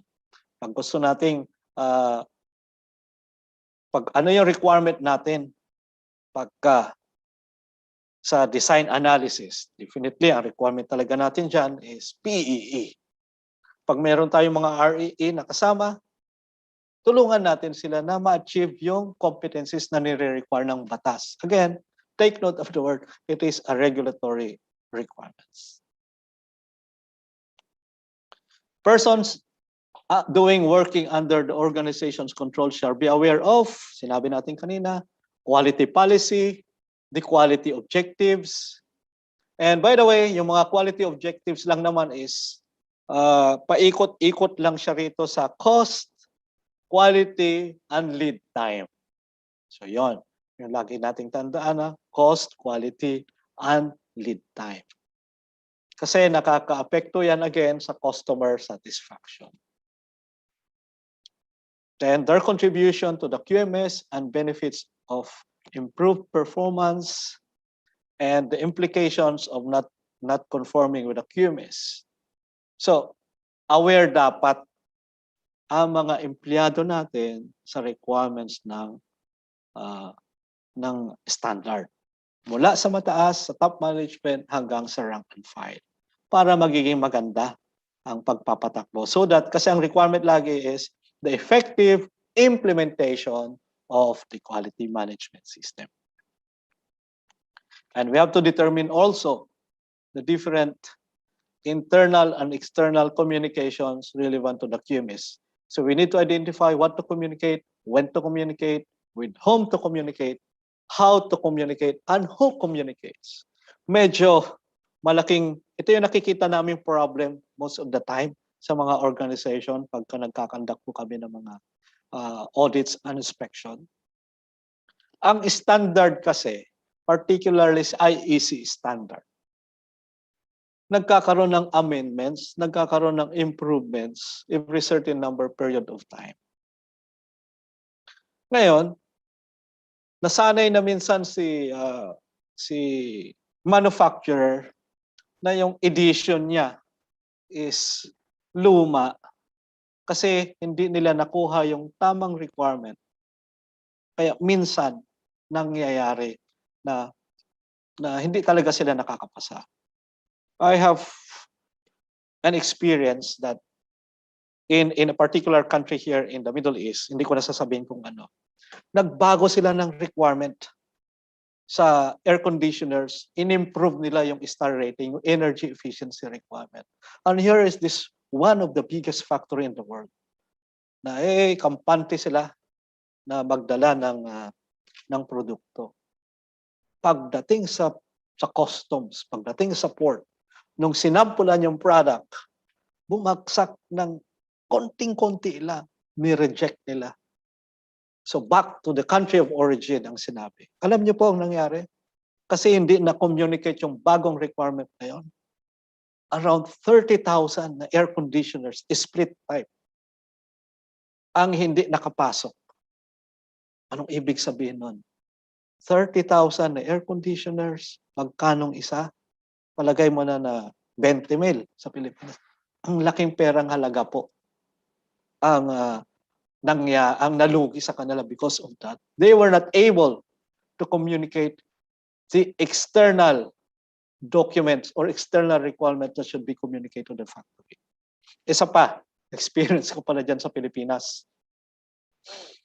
Nung nandyan pa ako dati, yung delivery dapat namin sa Australia, alam niyo po kung saan napunta? Sa Austria. So we have to identify, really, we have to make sure, this is very important, communication is very much important. Lalong-lalo yung mga panibagong requirements, mga customer requirements, amendments to the contracts. Okay? The importance of communication. Now, let us go into the documentation side. Ano yung mga nire-required na documented information? Sabi rito, The QMS shall include documented information required by these standards. Medyo lahat ng naguhitan kanina, ito yung mga yon. And that documented information determined by the organization as necessary for the effectiveness of the quality management system.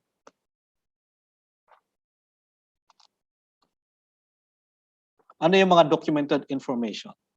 The more complex the process is, dapat mayroong mga documented information.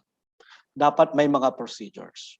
Kung lahat ay expert na, okay lang yung wala. Although, personally, I'm still recommending that as much as possible, important processes should have the necessary procedure. Why? Because every now and then, nagka-hire tayo ng mga bago. So ito yung mga training materials para magkaroon ng standard implementation ng mga processes. So ito yung importance of having a documented information. So it may not be required sometimes by the standards, but your organization should identify all of this. Okay. Now, my question is, kailangan ba sa pag-oopera, kailangan ba ng documented information? Halimbawa, ilalabas yung utak kasi ooperahan. Kailangan pa ba ng procedure dyan? Napaka-complex ng activity na yon. Well, ang masasabi ko is, kung expert na yung kaya may mga espesyalista, kung expert na yung gagawa, maybe hindi na. Or dapat expert na pala. Kasi hindi ka pwedeng papasok sa operating room pag hindi ka expert. Observer ka lang. Ito yung mga complexity ng mga ng mga procedure. Usually, pagka veterano ka na, hindi mo na kailangan ng documented information or procedure. Kaya lang, again, pag bago ka, dapat magbasa ka ng mga requirements.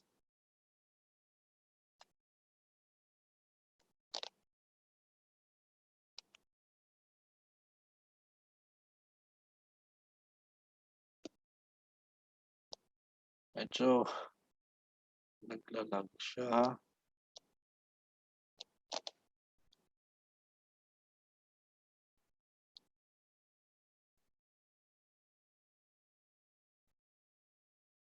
Now,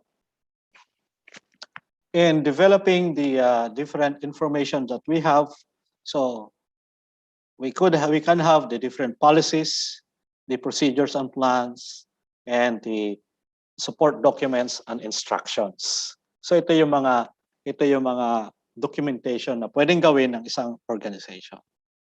No? And this documented information, pwede siyang online naman na. Actually, ganyan na yung ginagawa ngayon. Okay? Documented information shall be available and suitable for use, and where and when it's needed, and it should be adequately protected. Available and suitable for use, and it should be available where and when it is needed. Remember yung example natin kanina, what if wala yung mga user's manual? What if wala yung procedure na yan sa paglaland ng eroplano? Doon sa eroplano. Paano kung sa airport lang siya nakalagay? Patay lahat yung mga pasahero. Available and suitable for use. Ito yung importance nun. And it should be controlled that we have to identify the distribution, the access, retrieval, and use. Control dapat yung mga sensitive information. Nagpupunta kami noon sa isang food company, gumagawa ng mga juices. Sinasabi namin, tignan naman namin yung formula ng mga produkto ninyo. Ayaw nila. Coded lahat. Sensitive kasi yon kasi pwedeng manakaw at mabenta or makopya yung produkto nila. So yung mga documented information na yon are very confidential, and that these informations are very much limited to a few in the organization. So this is what we meant by that. shall address also storage, preservation, and legibility. And they should control of changes. Ito yung sinasabi ko kanina sa aircon. Yung mga changes, yung communication kasi wala, so hindi nila na-amend yung mga specification requirements sa production line. Yun, lugi sila. And sometimes we need to identify also the retention and disposition. Retention is gaano katagal mong ikikip yung mga plano, yung mga designs na ginawa mo. You have to identify that, and usually there's a legal requirement for that. So, ito yung mga bagay na dapat na i-control din natin. Okay? Relevant documented information of external origin shall be identified as appropriate and controlled. Again, ito yung mga standards. These are the external origin documented information. These are the specifications coming from the client. These are the inputs. These are the minutes of the meeting sometimes when you are discussing the design of a particular project.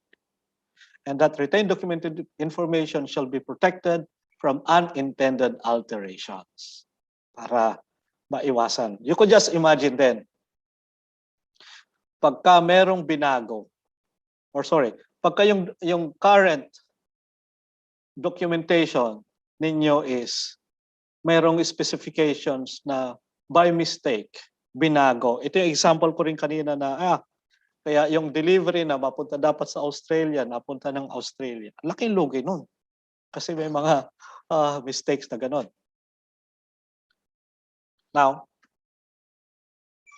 let us go into now the operations. The operation planning and control.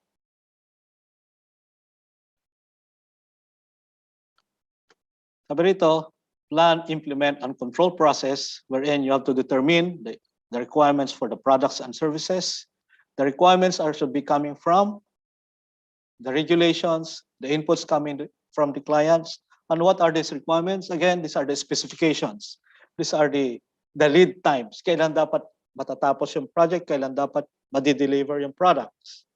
So these are but important informations. These are but important requirements, usually defined by the regulatory authorities and by the clients.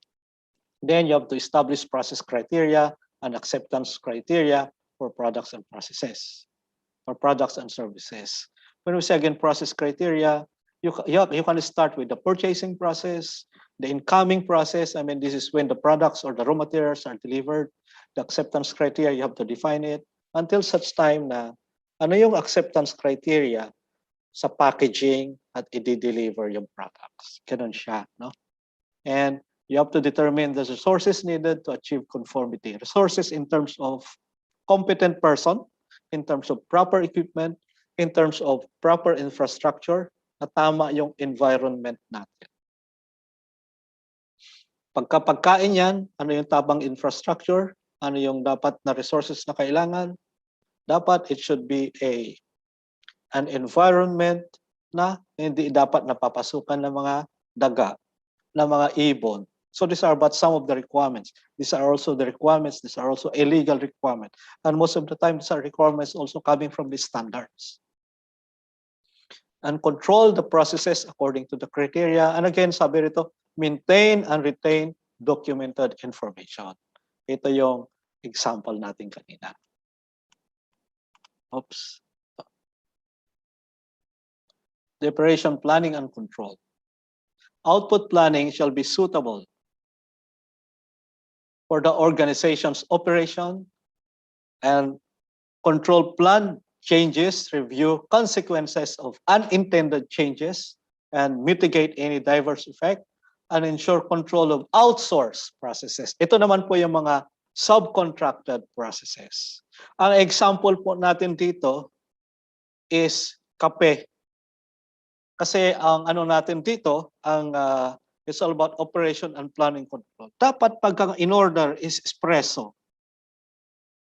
Dapat ang i-deliver natin is hindi dapat macchiato.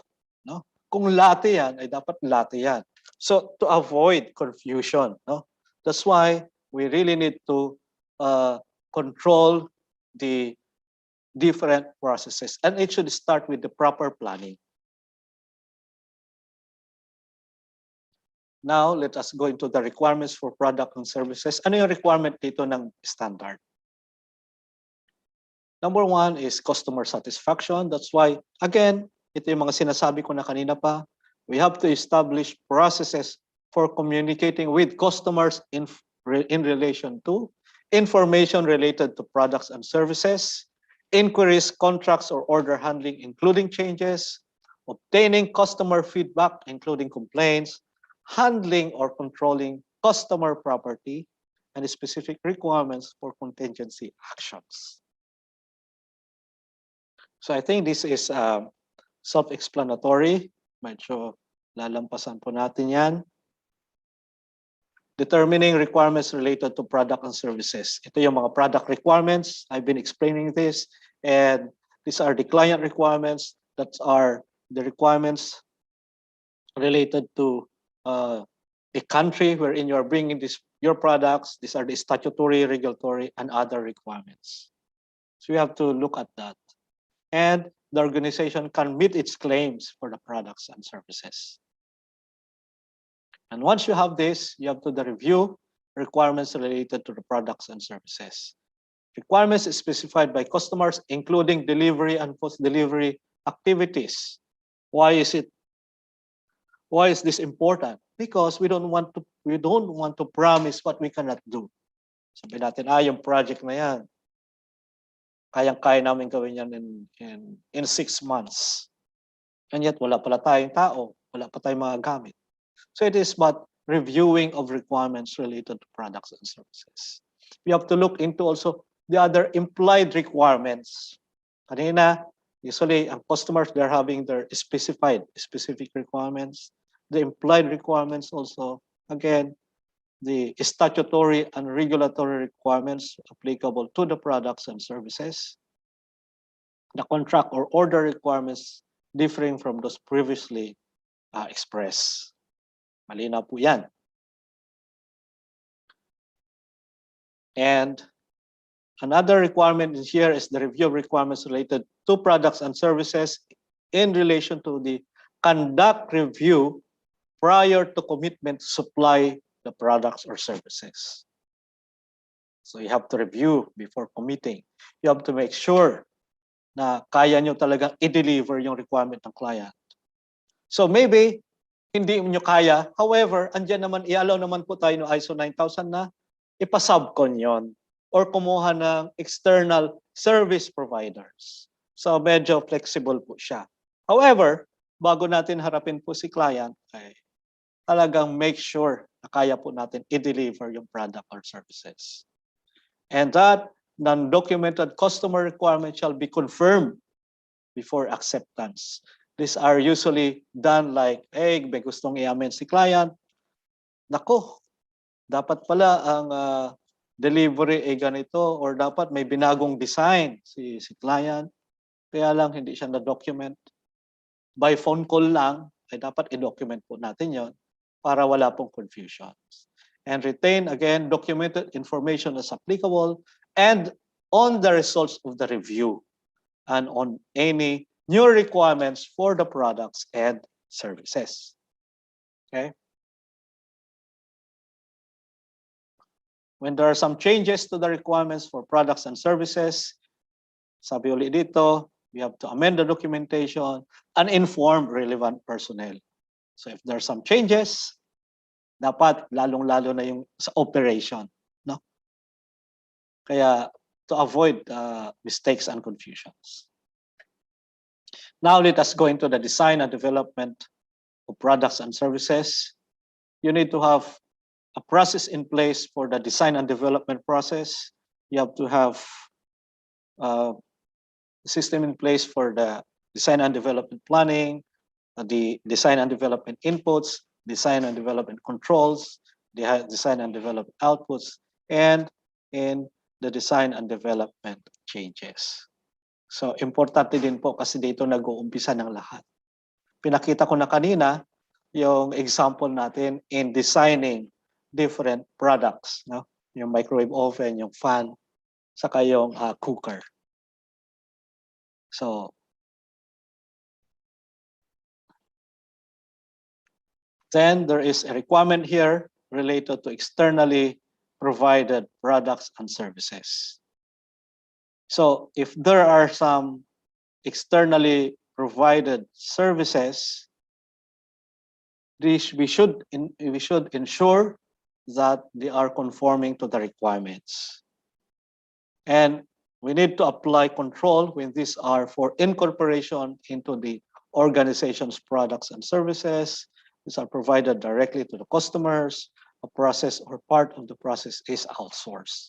Ito yung mga pinapasubcon po natin. No? Dapat i-ensure po natin na they are still conforming to the requirements. That they are still conforming to the requirements of the client, conforming to the requirements of the necessary regulatory authorities. And there should be a criteria for evaluating our suppliers. There should be a criteria also for the selection, the monitoring of performance and re-evaluation of our external providers. Otherwise, ang common na terminology kasi natin yan is mga service providers or mga subcontractors natin. So meron din pala tayong evaluation. Meron din po tayong criteria on how to select them. And usually, pagka, sabi ko nga kanina, sa part ng selection lagi ng mga suppliers, even subcontractors, ang criteria talaga ngayon is they are a certified ISO 9001 organization. And there's a documentation requirements again here to retain documented information of the results of evaluations and monitoring. So this is part of the control of the subcontractors. No? So dapat nag-i-implement din sila ng QMS or they are aligned with what we want of what we are implementing. So ito yon.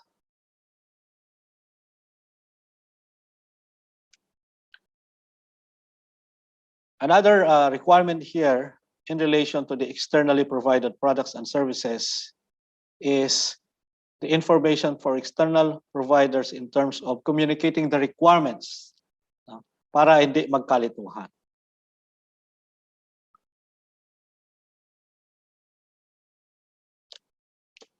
Now, ito naman na yung actual activity ng isang organization, the production and service provision. Ano yung requirement ng standard? That controlled conditions include as applicable availability of documented characteristics of the product. Ano yung mga specifications? Ano yung mga components na dapat gamitin to avoid confusions? Kasi kung titingnan po natin yung mga manufacturers ngayon, they always cater to the different countries from different parts of the world. So dapat iba yung usually yung requirement ng Japan, iba yung requirement ng Europe, iba yung requirements ng Amerika. Sa plugs na lang, sa voltahe na lang magkakaiba yan. No?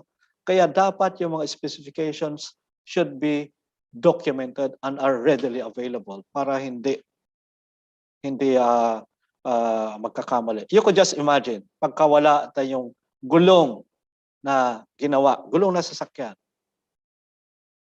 Gulong na ginawa para sa Europe, inapunta sa Middle East. And by the way, usually believe tayo pagka made in Germany yan. But that's fine, that's okay. Kaya lang, kanina bang design pupunta dapat yung gulong na yon? We have to remember na dito sa Middle East, sobrang init. Pagkagulong para sa Europe, design para sa Europe, ay dinala mo rito, puputok yan kasi sobrang init. Napakataas po ng temperature rito at lalong taas pa kasi yung friction ng gulong sa kanang kalsada. Ganon ang mangyayari. In like manner, pagka yung gulong na kahit gawang Amerika yan, ay nagkamali, na intended for Middle East, is napunta sa Europe, hindi po obra yan. Kasi may snow doon.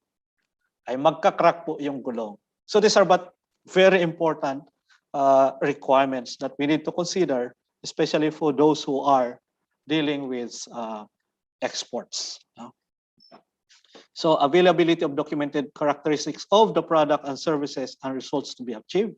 Availability and use of suitable monitoring and measuring resources. May mga examples na rin tayo dyan kanina. Monitoring and measuring activities to verify process and outputs, and use and control of suitable infrastructure and process environment. Monitoring and measuring activities.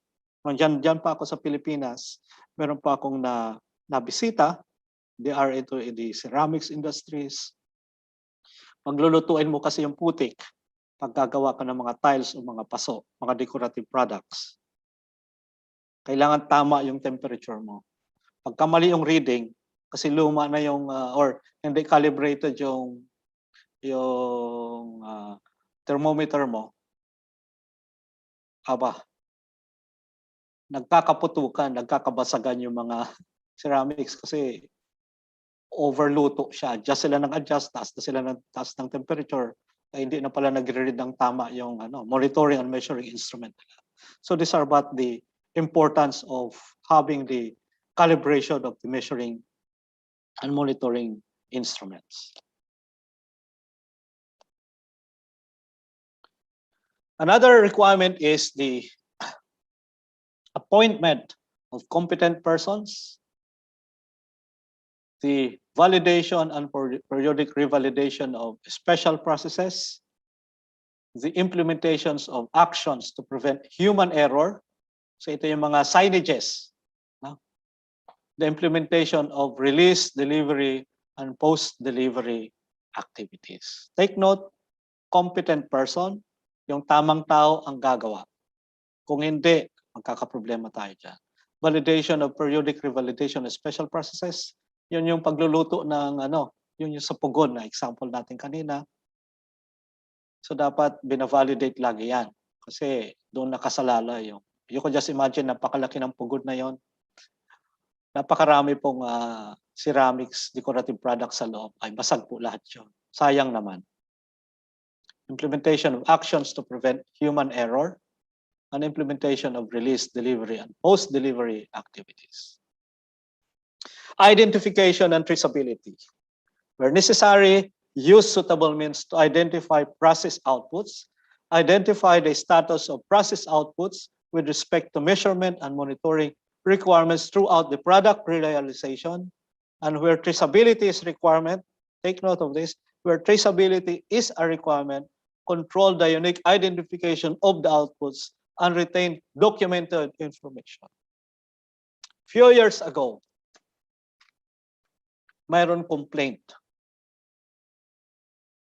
because of wrong identification and traceability. I hope hindi mangyayari ito sa mga kamag-anak. Mayroon nagpa-opera, mayroong ipapatanggal, kaliwang kidney, nagkamali ng identification, ang natanggal kanang kidney. Disaster, di po ba? Bakit importante ito? Kung napapansin ninyo, ano yung product identification, minsan nakalink siya sa kung kailan ang production date, at sometimes anong production line, kung kailan nakatayo yung building. Napapansin natin ito, minsan may mga product recalls na nire-require. Product recalls particularly sa mga sasakyan. From time to time, kasi of course, hindi naman perfect yung mga manufacturer. Kaya may mga product recall system sila. Na yung sasakyan nagawa sa ganitong date, i-recall namin yan, dalhin nyo sa mga service centers, papalitan namin ng component, papalitan namin ng seat belt. Hindi maayos yung braking system, aayusin namin. Kaya lang, yung traceability is for a particular period of time. Ito yung mga ginawa sa panahon na ito. Nangyayari yan. That is but normal. Kaya sabi rito, where traceability is a requirement, control the unique identification of the outputs and documented information. Documented information meaning ano yung i-retain natin? Kung yung mga products na nagkaroon ng problema, alam natin kung saan na-deliver. Para maayos yung recall system. Ito po yung dahilan yan. And at the same time, yung mga rejected products or products that are having defects, properly identify sila para hindi ma-deliver or para maayos muna. Ganon din sa mga raw materials. Segregated dapat sila. Identification and traceability. We have to ensure also that properties belonging to customers or external product providers are controlled. No? I think ano to mga customer properties na to? They could be a formulation. No? Halimbawa, si Coca-Cola nagpapa-subcontract sa ganito. So ito yon. Yung confidentiality should be maintained. Kalimitan, since ang trabaho namin is we are actually certifying products, so nakikita namin yung mga designs, yung mga calculations ng mga transformers, yung mga sekreto nila, and we usually sign non-disclosure agreement, confidential agreement. So this is what our way of controlling the property belonging to our customers. So exercise care with these properties, identify, verify, protect, and safeguard such properties provided for incorporation into the product and services. The property is incorrectly used, lost, damaged, or otherwise found to be unsuitable for use, the organization shall report this to the owner. Preservation. Preserve outputs during production and service provision to ensure conformity to requirements. Preservation can include identification, handling, contamination control, packaging, storage, transmission or transportation, and protection. Naalala ko. Maganda itong sa mga taga Cebu, no? During our time, nakakapag-audit kami sa Cebu. Yung mga furniture products, I hope andyan pa rin, no? But that was long time ago, almost 20 years ago. 20 years ago na yata, nag-i-inspect ako sa Cebu. Yung mga furniture companies dyan, napakaganda ng preservation process ng mga furniture products nila. Napakaganda ng mga packaging nila. Alam niyo po kung bakit? Sa isang packaging, sa isang furniture set, gusto kasi ng mga kliyente minsan sama-sama. Yung mesa halimbawa. Yung mesa kasi na ini-export nila doon, sama-sama ang salamin, bakal, sa kakahoy. You could just imagine. Kasi bago yan i-export, may tinatawag na drop test. Mayroong tinatawag na transportation test. Ay na, kasi binabagsak-bagsak yan pagka nasa container na, pag ikakarga yan sa barko.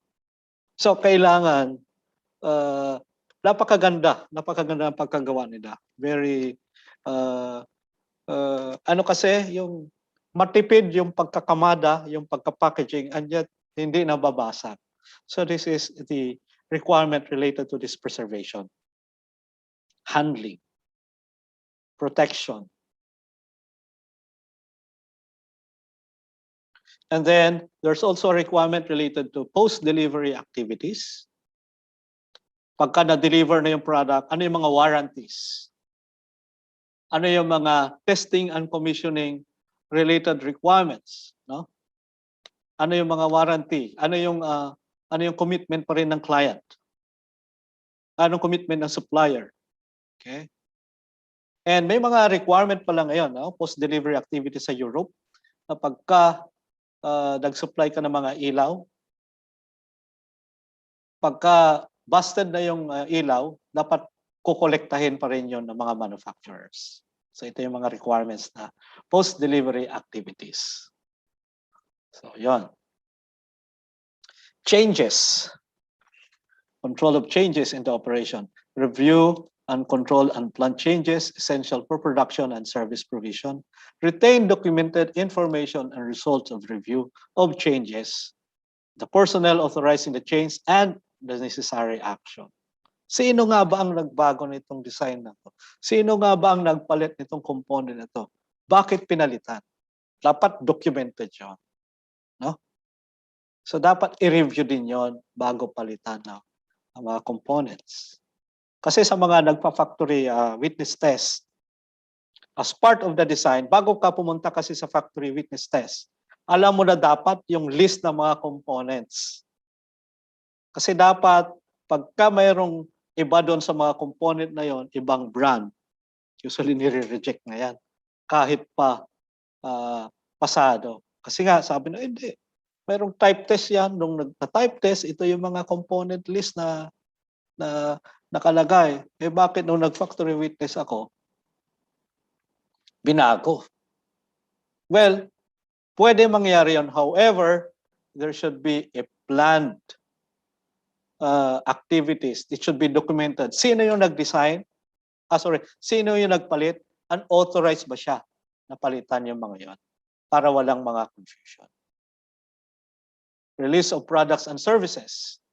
Implement planned arrangements at appropriate stages to verify that products and service requirements have been met. Release shall not proceed until conformity has been verified unless approved by relevant authority or by the customer. Okay? Dapat ang i-deliver lang natin na order ay yung pumapasa. Okay? However, sabi rito, release shall not proceed until conformity has been verified. However, there's still a chance unless approved by relevant authority or by the customer. Nangyayari ba ito? Yes. Example. Minsan, may mga natitinda sa market na sabi na ito yung mga seconds. Kung pupunta tayo dyan dati sa Pilipinas, yung mga factory ng mga ceramics, yung mga plato, di ba, nagsisale sila. Kung mapayag pa rin na ibenta. Kahit medyo may problema yung printing, may problema yung nag-shrink yung kulang konti, nangyayari yan minsan. Lalo-lalo na yung mga products that are not affecting the consumer's life, health, and safety.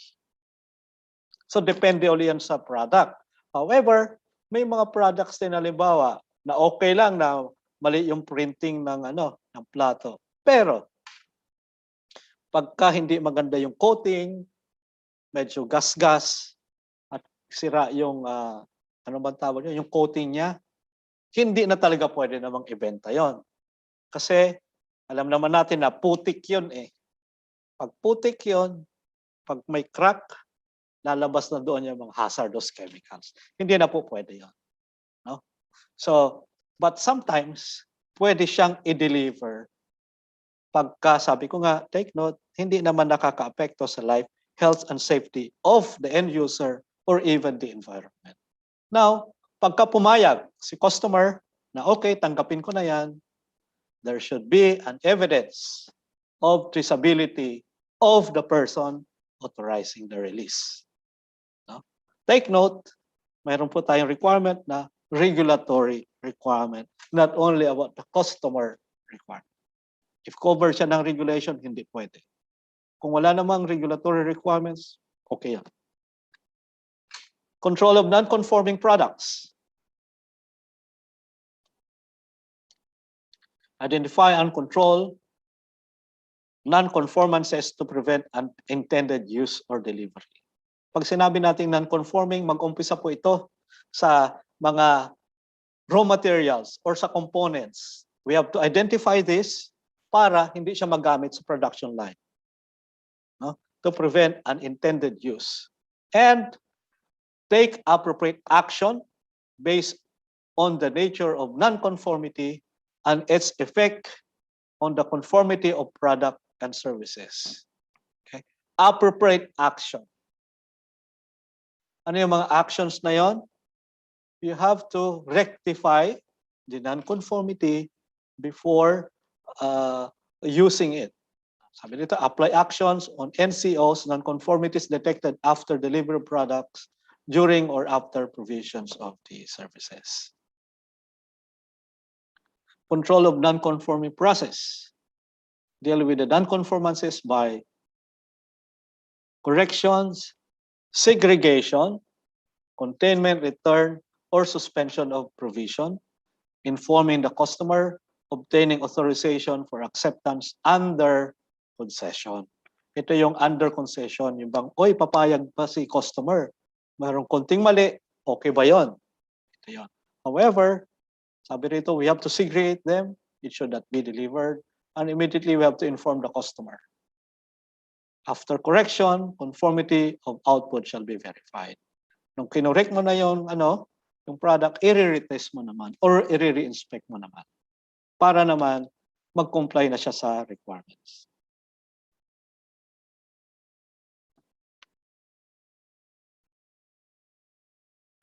(8.7) Control of non-conforming process outputs, products, and services. Sabi rito, retain documented information yung nakita natin na non-conformance sa either sa incoming, in process, or sa final stage ng production.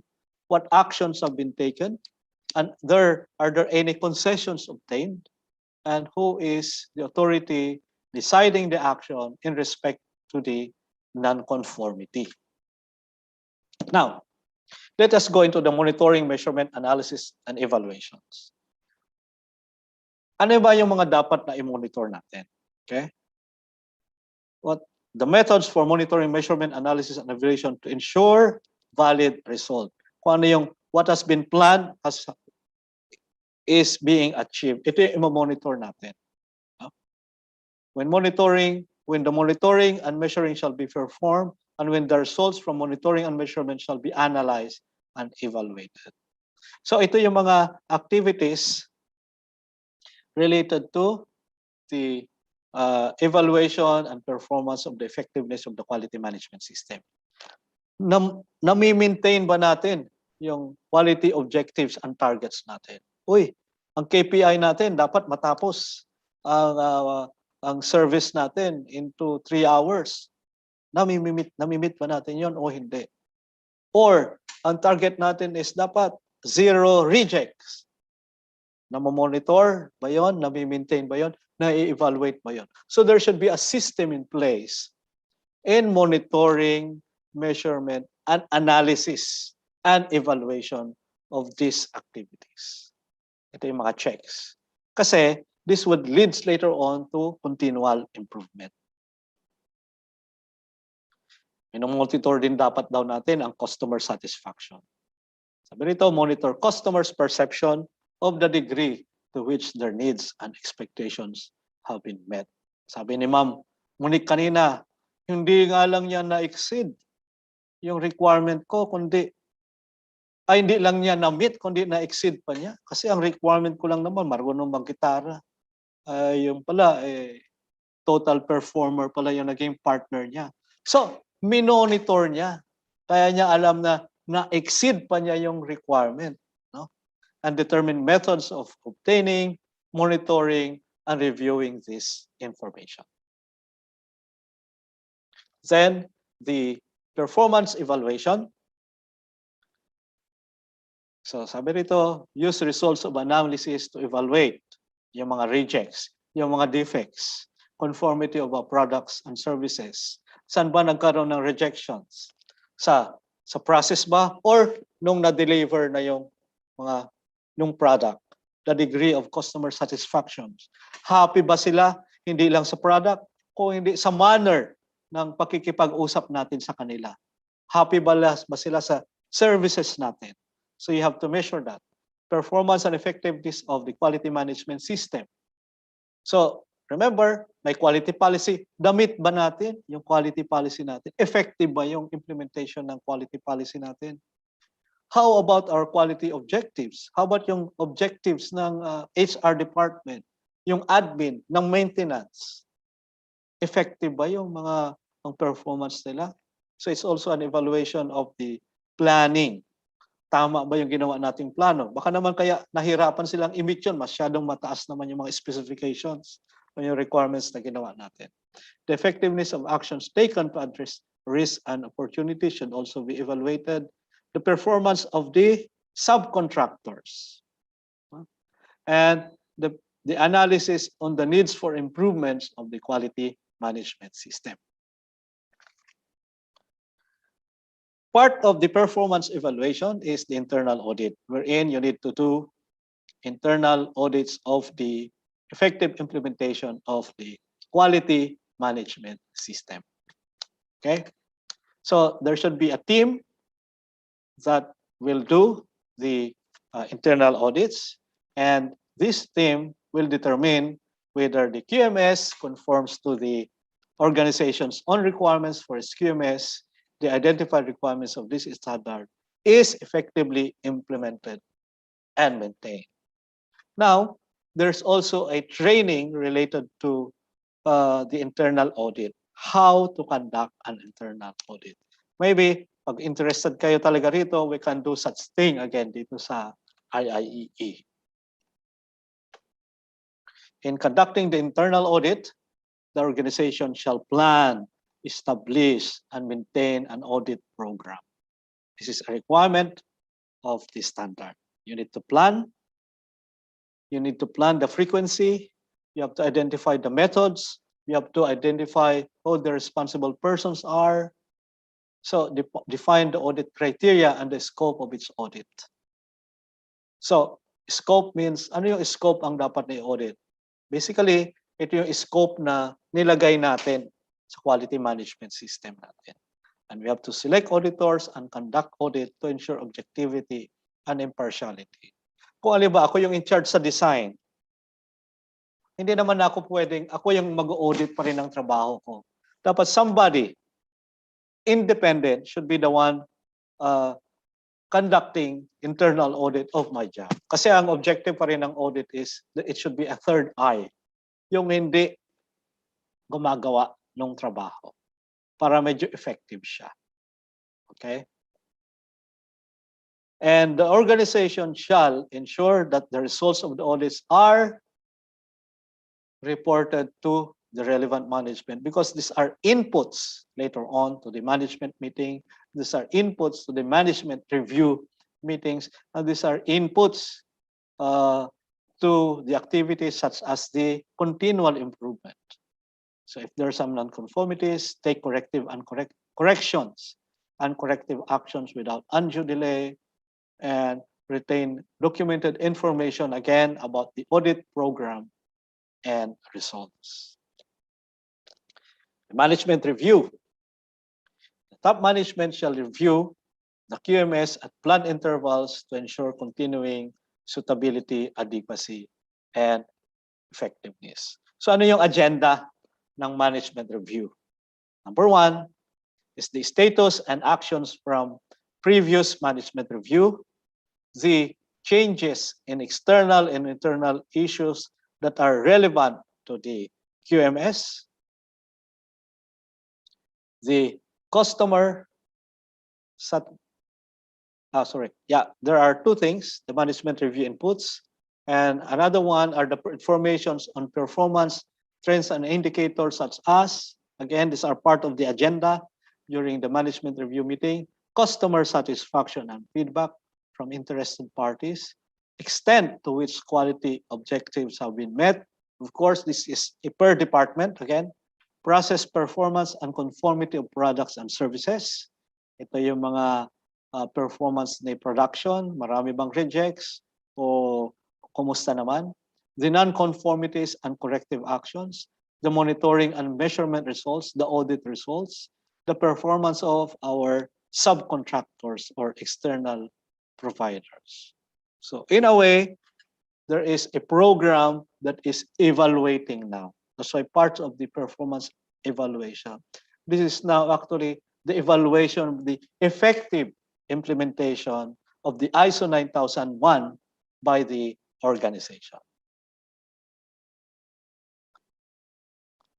These are some of the inputs or part of the agenda, the adequacy of resources, the effectiveness of action taken to address risks and opportunities, and the opportunities for the improvement. And what are the outputs?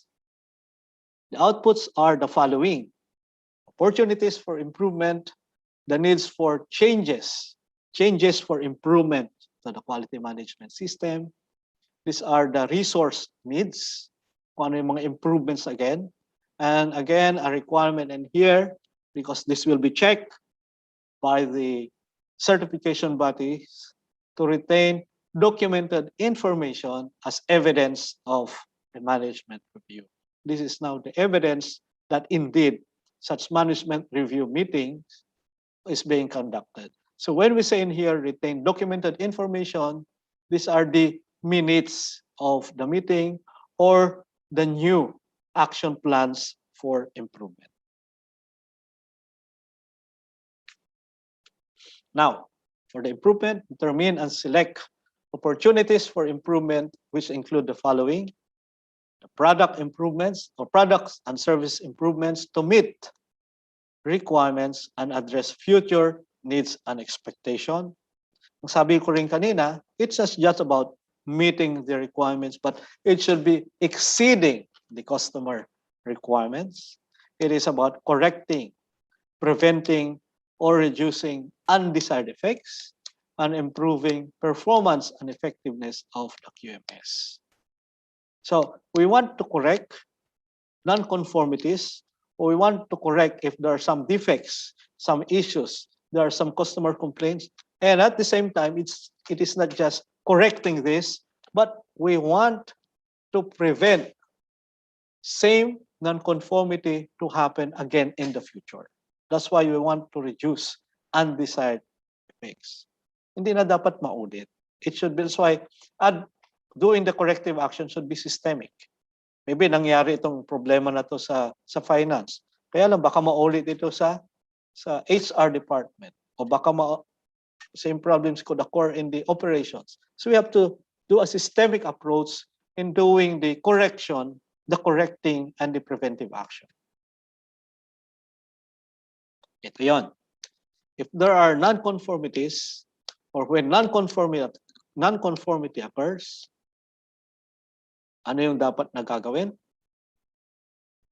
Non-conformity, by the way, could be coming from your operations or coming from your customers or coming from a failure after the product is being delivered. Remember, yung sabi ko na kanina na 30,000 na aircon ni-reject, ibinalik. It is a big non-conformity. Ano dapat ang gagawin? Sabi rito, react to the non-conformity as applicable and take action to control and correct it and deal with the consequences.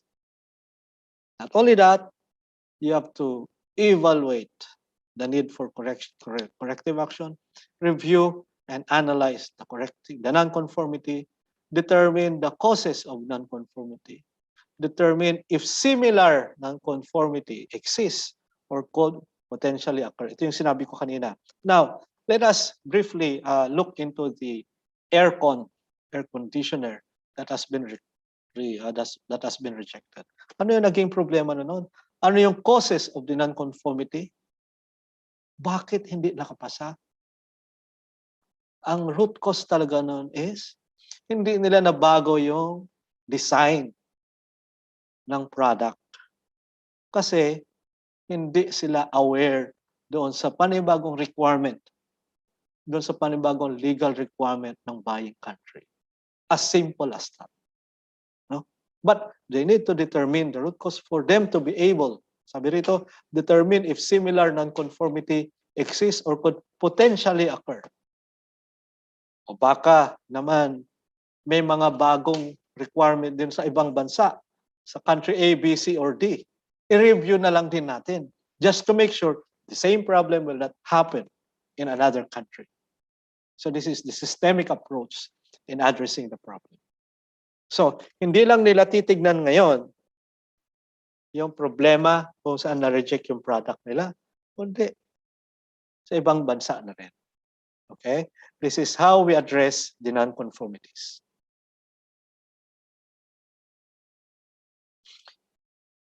When non-conformity occurs, including those arising from complaints, implement any action needed, correct, of course, do the root cause analysis, and do necessary corrective action, review effectiveness of the corrective action taken, update risks and opportunities. I discussed this earlier. make changes to the QMS, of course, if necessary. Corrective action shall be appropriate to the effects of the nonconformities encountered. Again, take note of this. Retain documented information as evidence of the nature of nonconformity and the action taken and the result of the corrective action. I'm making mention in here yung mga retained information kasi usually these are the things that are required as evidences of implementation by the different certification bodies once your organization applies for certification. And the continual improvement, continually improve suitability, adequacies, and effectiveness of the QMS, and you have to consider results and analysis and evaluation. The outputs, yun yung agenda kanina, ng management review and other opportunities for improvement. Okay? So, I think tapusin ko na muna doon. Medyo may oras pa ba ako, ma'am? Or wala na? Para may time tayo sa question and answer. Wala na po, sir. Ayun nga. So, hindi ko na i-discuss siguro yung certification process, and I will be ending my presentation in there. Thank you very much for listening, and if in case you are interested to for us to help you, contact this person. I am Victorino Abejero. I'm based in the United Arab Emirates. I'm based in Dubai, and we have our friends in who is member of the firm Consultant Trade Group Philippines. Andiyan po si President, former President Res Contrevida ng Palawan. Thank you very much. All right. Thank you very much, Sir Vic, for that fruitful discussion today. So, napakadami namin natutunan, sir, even here while listening to your presentation, even as the technical team for this webinar. Learned a lot from you. And of course, we will now proceed to the question and answer portion. And due to time constraints, as much as we love to answer all the queries in the chat box, in the Q&A chat box, we can only answer a few. So sana hindi naman po magtampo yung mga hindi natin masasagot ng mga tanong. Okay, for the first question, sir, does ISO 9001 require a internal audit procedure? Sabi ko nga kanina, it's not explicitly defined na dapat magkaroon kayo ng internal audit procedure. However, kung meron kayong mga bagong internal auditors later on, this could be part of your guidance to help them, to train them. Mas maganda kasi na yung mayroong nababasa sila. So, nasa sa inyo po yun, no? Kung yung organization nyo magkaroon o wala, it's up to you. Although, from my side, I always recommend na mayroon po tayong mga procedures na gano'n. Thank you. By the way, pasensya na, medyo compressed talaga, kulang na kulang yung oras, medadali ko na, and yet medyo nag-exceed yata tayo sa oras. Okay, sir. So for the next question, sir, since the perceived cost in implementing and maintaining ISO certifications is significant, how can we encourage the stakeholders in terms of cost savings? Oh, napakagandang tanong po yan. If you are in the manufacturing industry, the main objective of quality management system is to actually eliminate or reduce rejection, eliminate the nonconformities. You have to take note that nonconformities or rejects can happen from the raw materials or the components that you are receiving. Pagka mali kasi yung ano mo, mga raw materials, eh, may problema na. At hindi mo napansin yon, aabot yun sa final product. And worst case scenario, pag yung non-conformances na yun nakarating doon sa end user, malaking problema po yun. Take note of my example.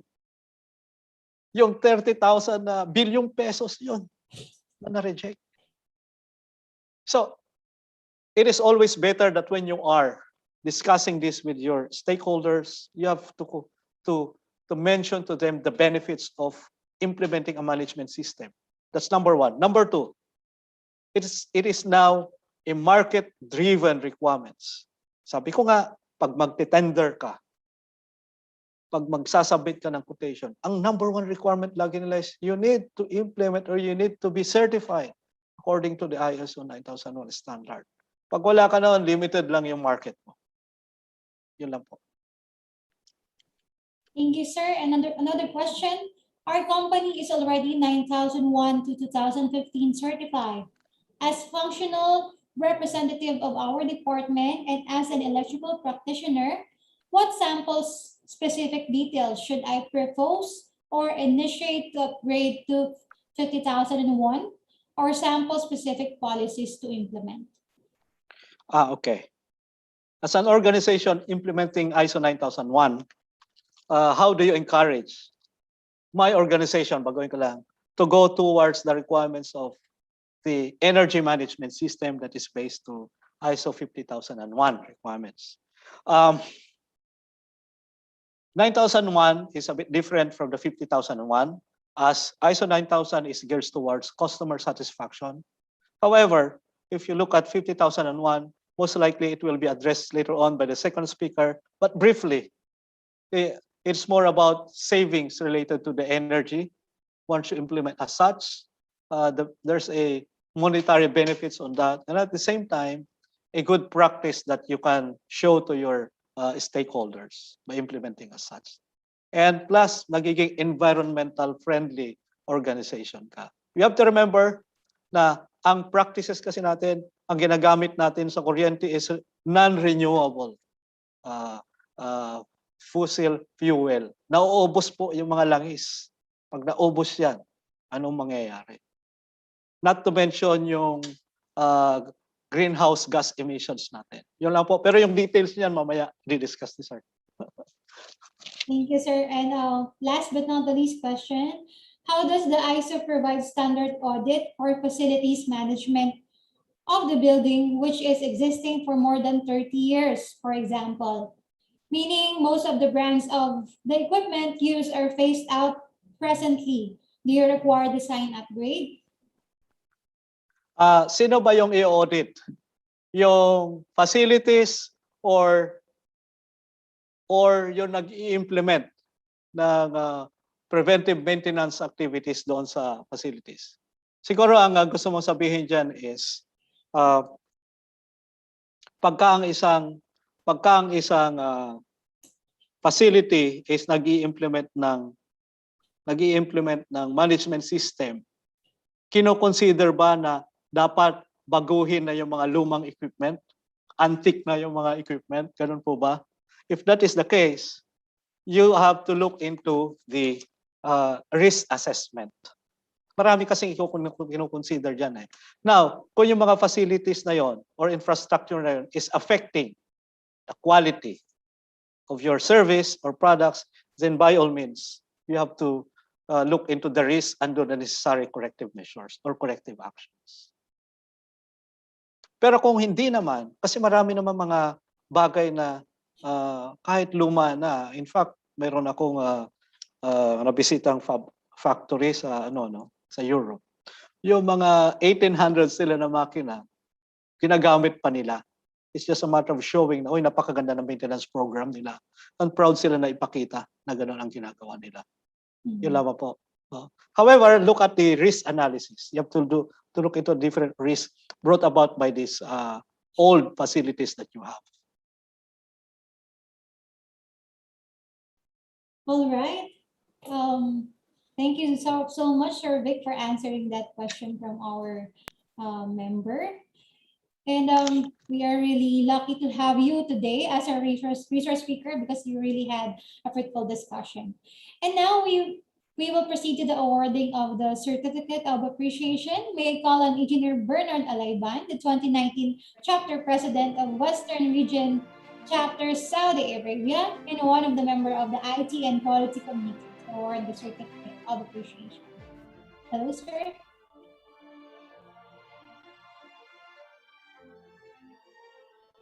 Hello, Sir Bernard. Yeah, sorry, I was muted. Okay. Good afternoon. Thank you, Ma'am Monique. And also, thank you po kay Sir Vic kasi very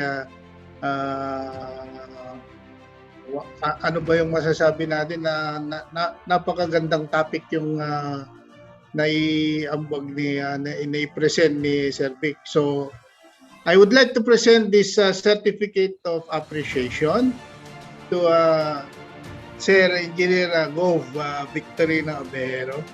Okay, this certificate of appreciation is presented to Engineer Victorino Abejero, PEE, for imparting his knowledge and expertise as resource speaker on the topic Quality Management Systems ISO 9001:2015 for electrical practitioner during the IT and Quality Committee webinar via Zoom given this 4th day of September 2021.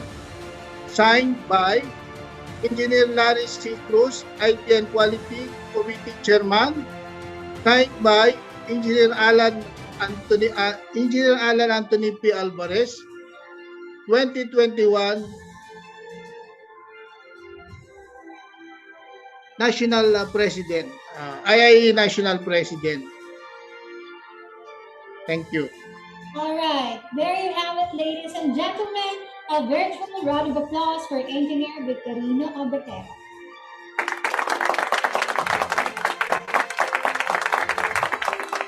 Salamat po. Thank you, Sir Vic. And we will be having a short break before we proceed to our second meeting. Please watch this video.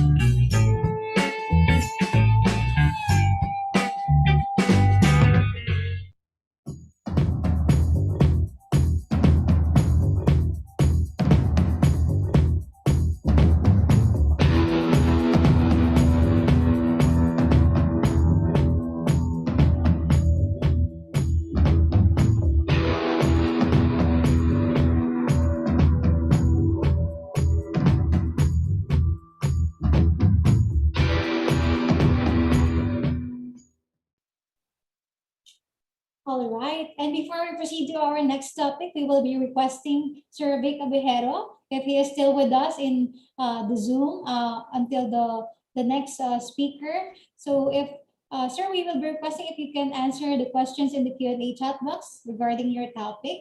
It will be very much appreciated. Thank you. And now we will proceed to our next topic. Allow me to introduce our next speaker. He studied Bachelor of Science in Electrical Engineering at the University of San Jose Recoletos in Cebu City, a certified solar PV trainer of Japan International Cooperation Agency, Technical Director of SunInvest Solar Technologies from September 2017 to present, and Cebu Chapter Treasurer last 2020. Let us all welcome Engineer Magdaleno M. Baclay Jr. for the topic ISO 50001 Energy Management System. Hello, sir. Thank you very much. Good afternoon, everyone. Good afternoon to our National President, Engineer Alan Alvarez, to the National Officers, good afternoon, to the IT and Quality Committee, good afternoon to all of you, and most especially to our members, IAE members now online participating in this webinar.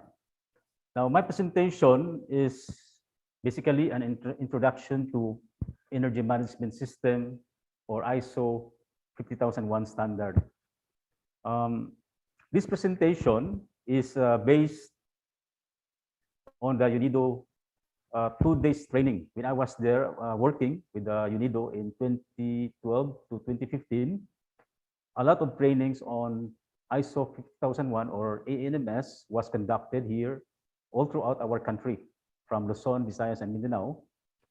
That was conducted by international experts as well as local experts who were trained during that program. So it is really a privilege to work in that project. In fact, after this discussion, I will show you a link to the website of the Philippine Industrial Energy Efficiency Project, or PIEEP, at the end of my presentation, for you to download some of the materials, training materials or reference materials that you can use if you want to implement energy management system in your company. Now, to start my presentation, I share first my slide. Hello, Sir Magdaleno. Yes, ma'am. Some of our delegates are saying that your audio is very low. Oh, sorry. Sorry, mama. Check audio setting. Hello. Can you hear me, ma'am? A little bit louder, sir. What about this? Hello. Check. Konti pa po, sir. Or Is pwede that niyo okay? pong ilapit ng konti po ang inyo pong iyan.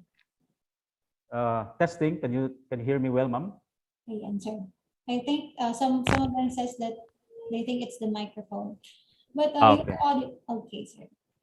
Okay. So thank you very much if you can hear me now.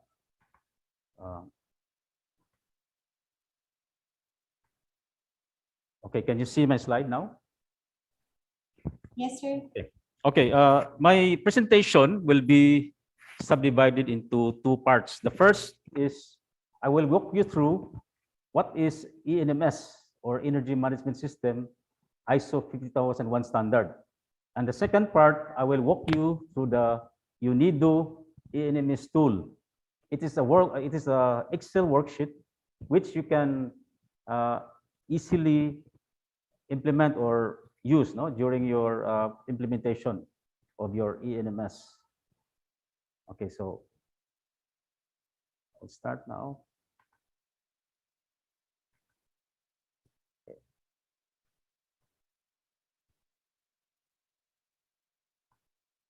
I'll start with a quote, which is, "Energy is a controllable resource. Using it efficiently helps to increase profits by reducing costs." So the key word is it's a controllable resource. So we as electrical practitioners, we are familiar with controls, right? And in our day-to-day work, we are the ones probably assigned to control our facilities, no? A lot of us here probably works in a hotel or in a factory or in a power generation plant, no? So we are really tasked, kitang mga electrical practitioners, we are the ones really in control of our equipment, no? And then that means we are really the ones who can you can be instrumental in reducing the cost of our energy in whichever company we are working now. Example, for a typical company, there is what we call annual costs like salaries, operation and maintenance, energy costs. And as you can see in this slide, if your energy consumption will increase, let's say, compared to a previous year's energy consumption, that will affect what? That will affect the profitability, or that will affect the profit. So compared to a 10% profit of the previous year, the current year, you have 8% because you are increasing your energy consumption or energy costs. So that's how critical energy consumption is, no?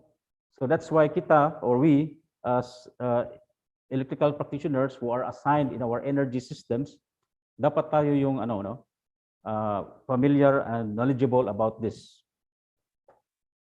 Now, ano po bang role natin as electrical practitioners when it comes to energy? If you look at our manual of professional practice, we have this so-called consultation, investigation, valuation, and management services. So meaning, tayo pala mga electrical practitioners, pwede tayong magiging consultant on energy management. The only issue is that hindi ito tinuturo sa college natin or sa universities or sa trainings natin before. Wala tayong formal training on energy management.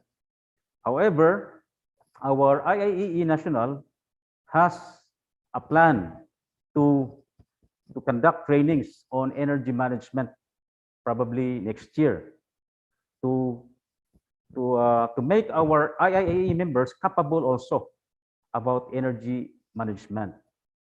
So I've been a member of our IIEE Energy Efficiency Committee, and we're discussing about this curriculum, how we can inculcate or share the knowledge of energy efficiency and management to our electrical practitioners and members.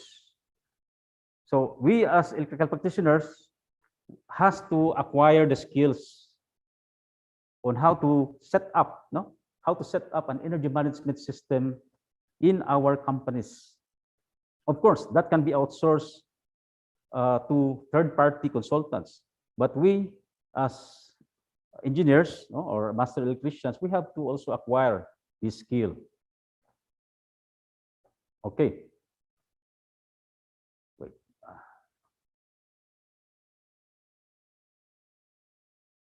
Okay. So let us describe what is energy management.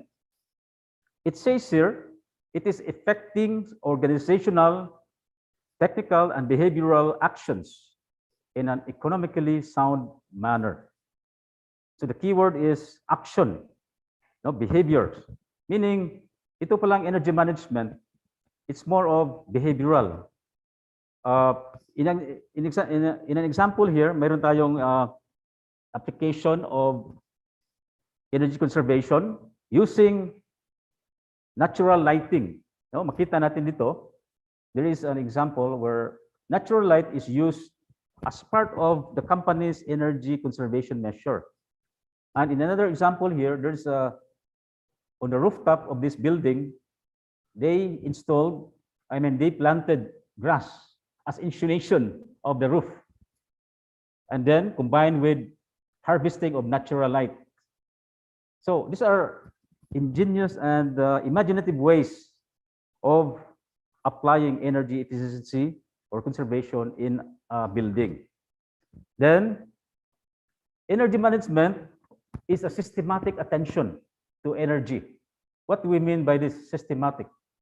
Meaning, we have to focus on our energy consumption, our usage through this so-called energy review. So we have to summarize our, let's say, kilowatt-hour consumption for electricity, or summarize our consumption for fuel, and then we have to come up with or develop what we call an energy performance metric, or we call it ENPI, energy performance indicators. And from those energy review, we then come up with objectives, targets, and action plans. Now, this is very similar to what was discussed a while ago, the ISO 9001. No? It's a system which is to continually improve performance. But in our case, it's to continually improve energy performance. What do we mean by energy performance improvement? It's the same as ISO 9001 using the Deming circle, no, the PDCA. The PDCA or Plan, Do, Check, Act is to put in place a system, no, to put in place a system or management system so that your efforts, no, could continually improve in a sustainable manner. The keyword is sustainability. Otherwise, if you don't have a management system in place, most likely, no, our efforts, or let's say our energy conservation efforts, will not be sustainable because there is no management system in place. That is why it is stressed during this PIEEP or UNIDO project in 2012 to 2016 to really, implement ISO 50001 so that our industries would be more sustainable in terms of energy conservation. Now, energy management requires focus on energy. It requires drive. No? Kailangan ito ng talaga ba, no? Determination. It is requiring systematic approach, and above all, a willingness to change, to improve. In other words, energy management is a change management problem. Just like the quality, no? It's really a change management problem. If the top management, if the lower management, the employees are not willing to change, then there's no use here. Walang silbi kasi dapat willing tayo mag-change. Ito yung keyword ito, willingness to change, to improve our energy performance. So what is energy performance?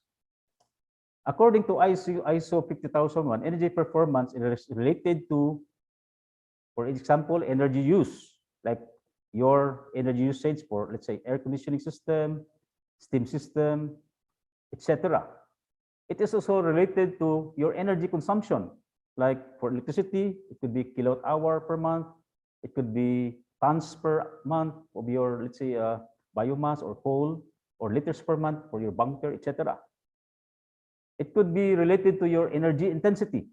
Let's say kilowatt hour per square meter, let's say in a building, how much do you consume per kilowatt per square meter in your a cooled space, no?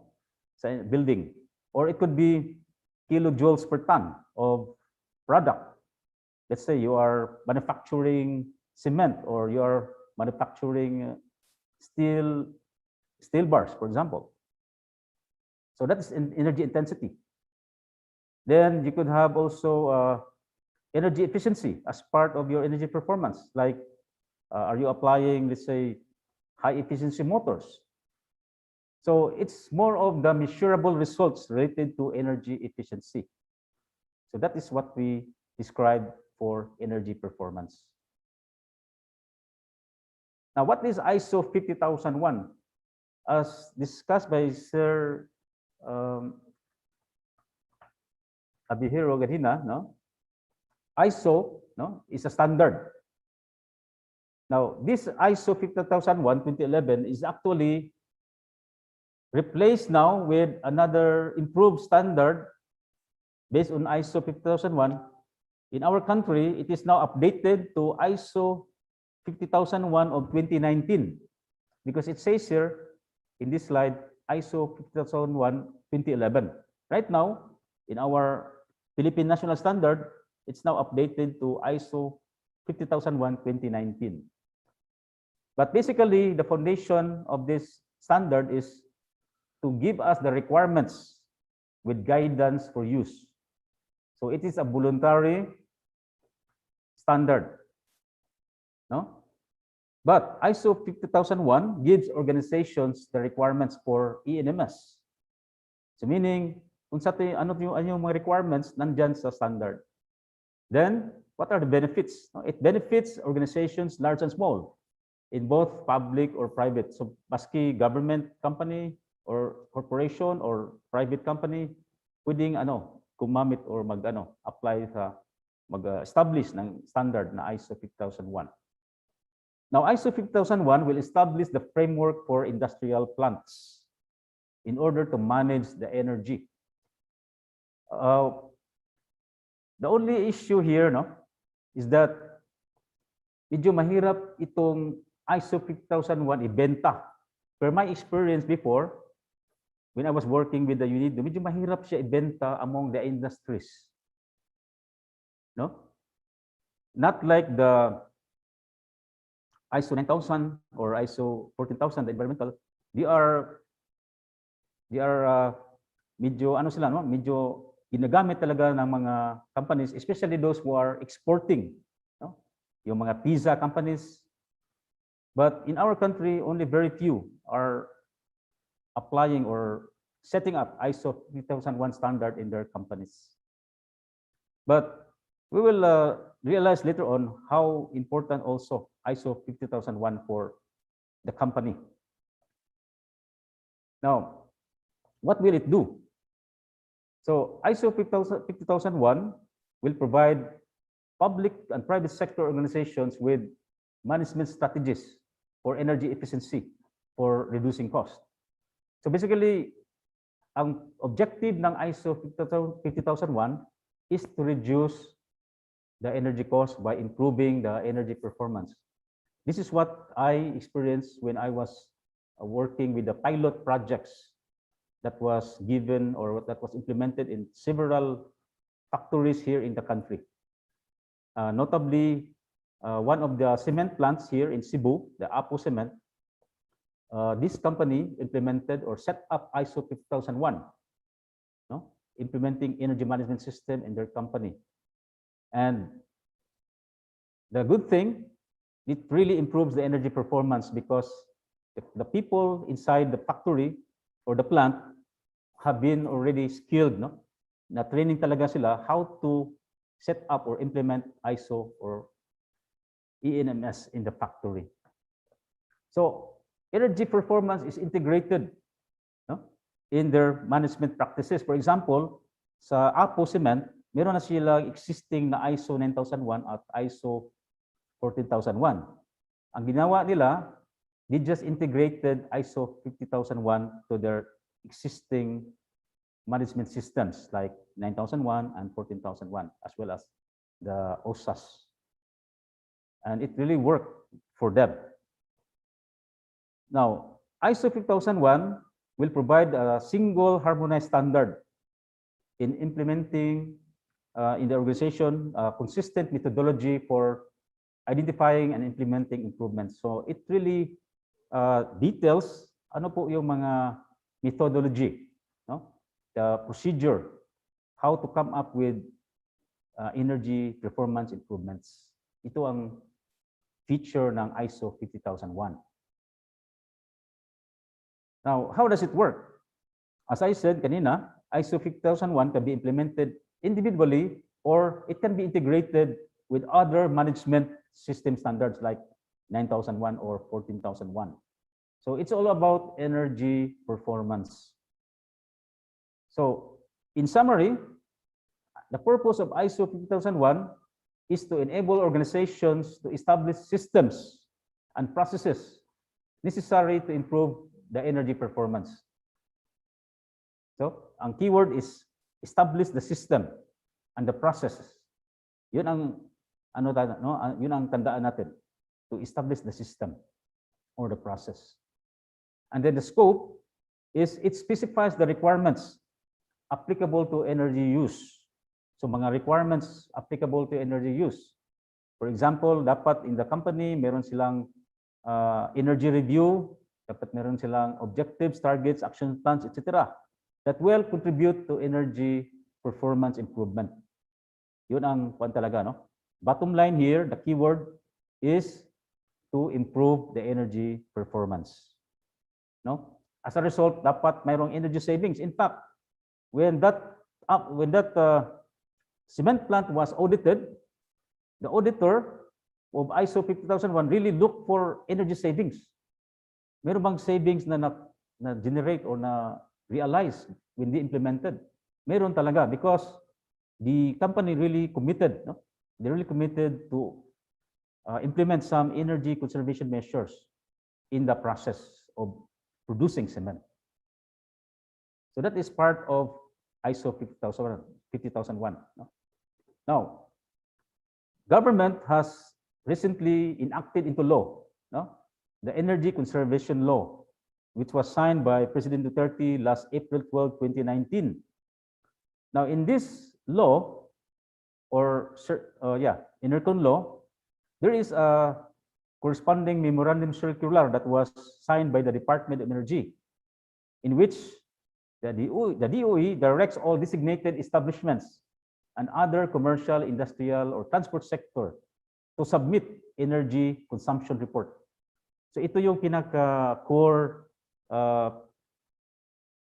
obligation ng mga establishments na mag-submit sila ng annual energy consumption reports to the Department of Energy.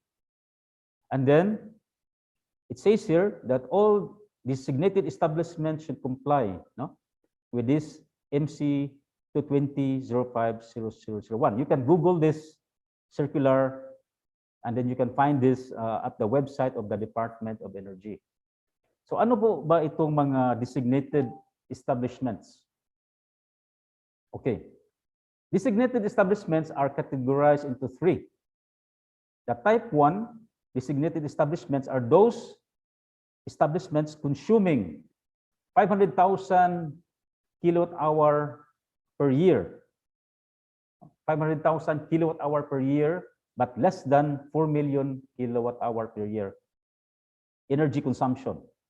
Now, take note, this is not necessarily electricity only. It could also be combined with, let's say, fuel consumption or gas consumption and so on, which is just converted into kilowatt-hour as a unit. Then, the type 2 are the designated establishments that have a consumption of more than 4 million kilowatt-hours per year. And the last one, the other DE or designated establishment, are those that are consuming at least 100,000 kilowatt-hours per year, but less than 500,000 kilowatt-hours per year. Now, what is the feature of these designated establishments? If you examine the memorandum circular or the law, in each designated establishment, there will be required personnel to be focused on energy conservation. For example, the big ones like the type 2. For the type 2, it will be required to have an energy manager, a certified energy manager, which is who is part of the company, to focus on the energy savings activities for this company. So yan po ang features ng batas na yan, na applicable ito sa tatlong designated establishments as I discussed. According to the DOE also, that all the designated establishments must integrate an energy management system policy into the business based on ISO 50001 or any similar framework. So ito yung sinabi ng Department of Energy and also written in the law na yung mga DE, designated establishments, should have a management system or energy management system that is based on ISO 50001 or similar framework. So ano ba itong framework na ito? Okay. At the right, ito yung makita natin if you have a copy of ISO 50001 manual, ito yung diagram na makita nyo doon. No? It starts with energy policy, planning, etc.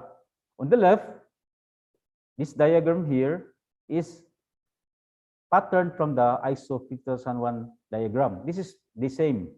This is just redrawn to simplify the ISO 50001 diagram on on energy management system. Okay, so this is what UNIDO stressed during those trainings, applying the PDCA concept, no? That was explained also by Sir Abihiro kanina.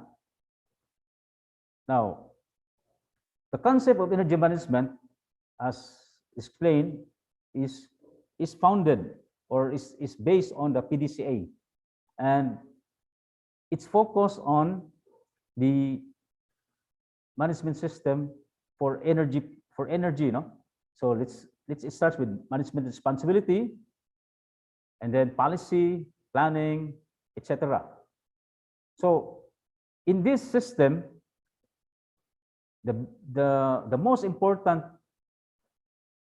criteria to proceed, no, is top management commitment. In other words, kung meron kang company or you are working in a company and you want to implement energy conservation by implementing the ENMS system. Now, kung walang top management commitment, then it's very difficult, almost impossible. Kasi kung walang resources ang i-provide ng top management for the ENMS, then walang mangyari. So the number one requirement is top management commitment to implement the energy management system in the company. Okay, so this slide just describes what are the meaning of plan, do, check, act as it applies to energy. No? Example, sa planning, dapat meron kang ENPI or Energy Performance Indicator, dapat mayroong baseline doon, dapat meron kang target and action plans to achieve the target of energy savings. Then the do, it's the implementation of the action plans. Like for example, you have a list of energy conservation opportunities, then you implement those in the do.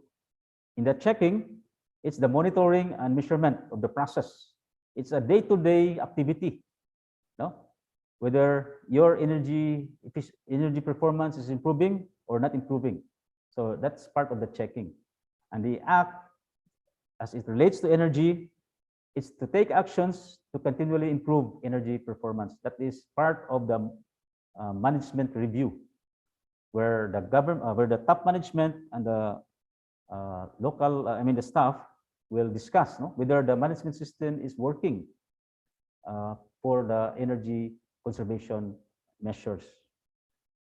Now, why do we have to have energy efficiency? As you can see in this slide, climate change, no? Climate change is now a big issue in our planet. Now, if you look at this part of the slide, it says here that energy efficiency has a big contribution for reducing carbon dioxide emissions. For example, by 2035, it is estimated that about 31%, no, about 31% can be of carbon dioxide emissions can be reduced by end-use efficiency. So ito yung pinakataas na contribution, yung energy efficiency, no, for the reduction of carbon dioxide emission. That is now this carbon dioxide, ito yung responsable sa climate change na experience natin. Okay? Now, what are the industrial energy efficiency benefits? Of course, number one, if you save energy, you will save money. As illustrated in this slide kanina, no? If you increase your, if you reduce your energy, then you will increase your profit. But if you increase your energy cost or energy consumption, you will reduce your profit. This is the meaning of this slide. Now, it increases also the reliability of the operations. Dahil kung systematic ang ano natin, no, pag-manage natin sa mga equipment natin, let's say you have a chiller system, no, sa air conditioning system ninyo. Dapat we are focused on all the operating parameters of your chiller or your aircon system. So it's part of energy management to have all the data. Itong energy management is a very numerical activity. Maraming numero, no? Maraming numero ang i-gather natin dito when we are applying energy management system. Napakarami.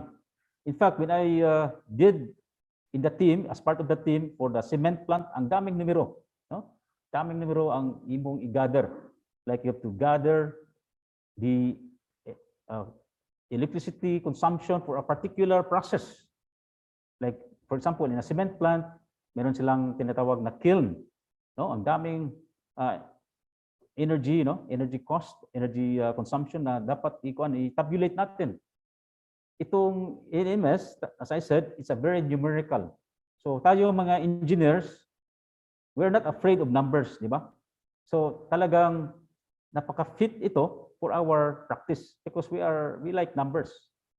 Hindi tayo yung magiging engineer kung hindi tayo if you don't love numbers. Okay? So, it has a positive effect on productivity and competitiveness. So kung mayroong EMS sa isang factory or isang planta or building, magiging productive at magiging competitive dahil you are in control of all the energy consuming devices in the building or factory.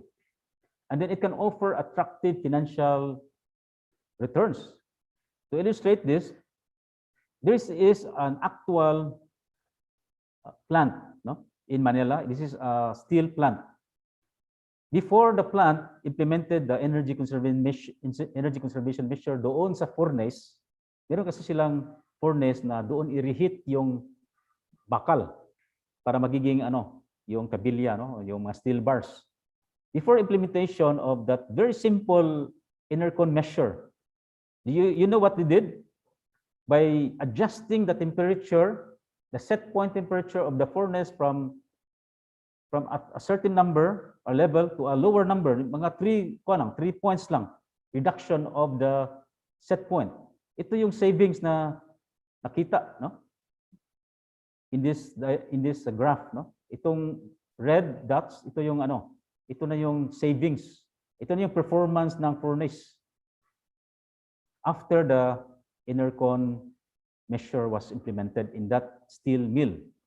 So, ibig sabihin, at a certain production, nag-reduce yung energy consumption.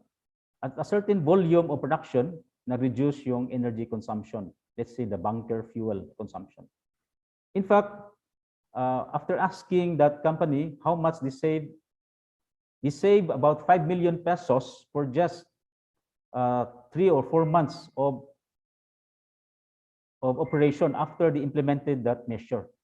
So ganyan talaga ka-epektibo if we are really focused on energy management or energy savings.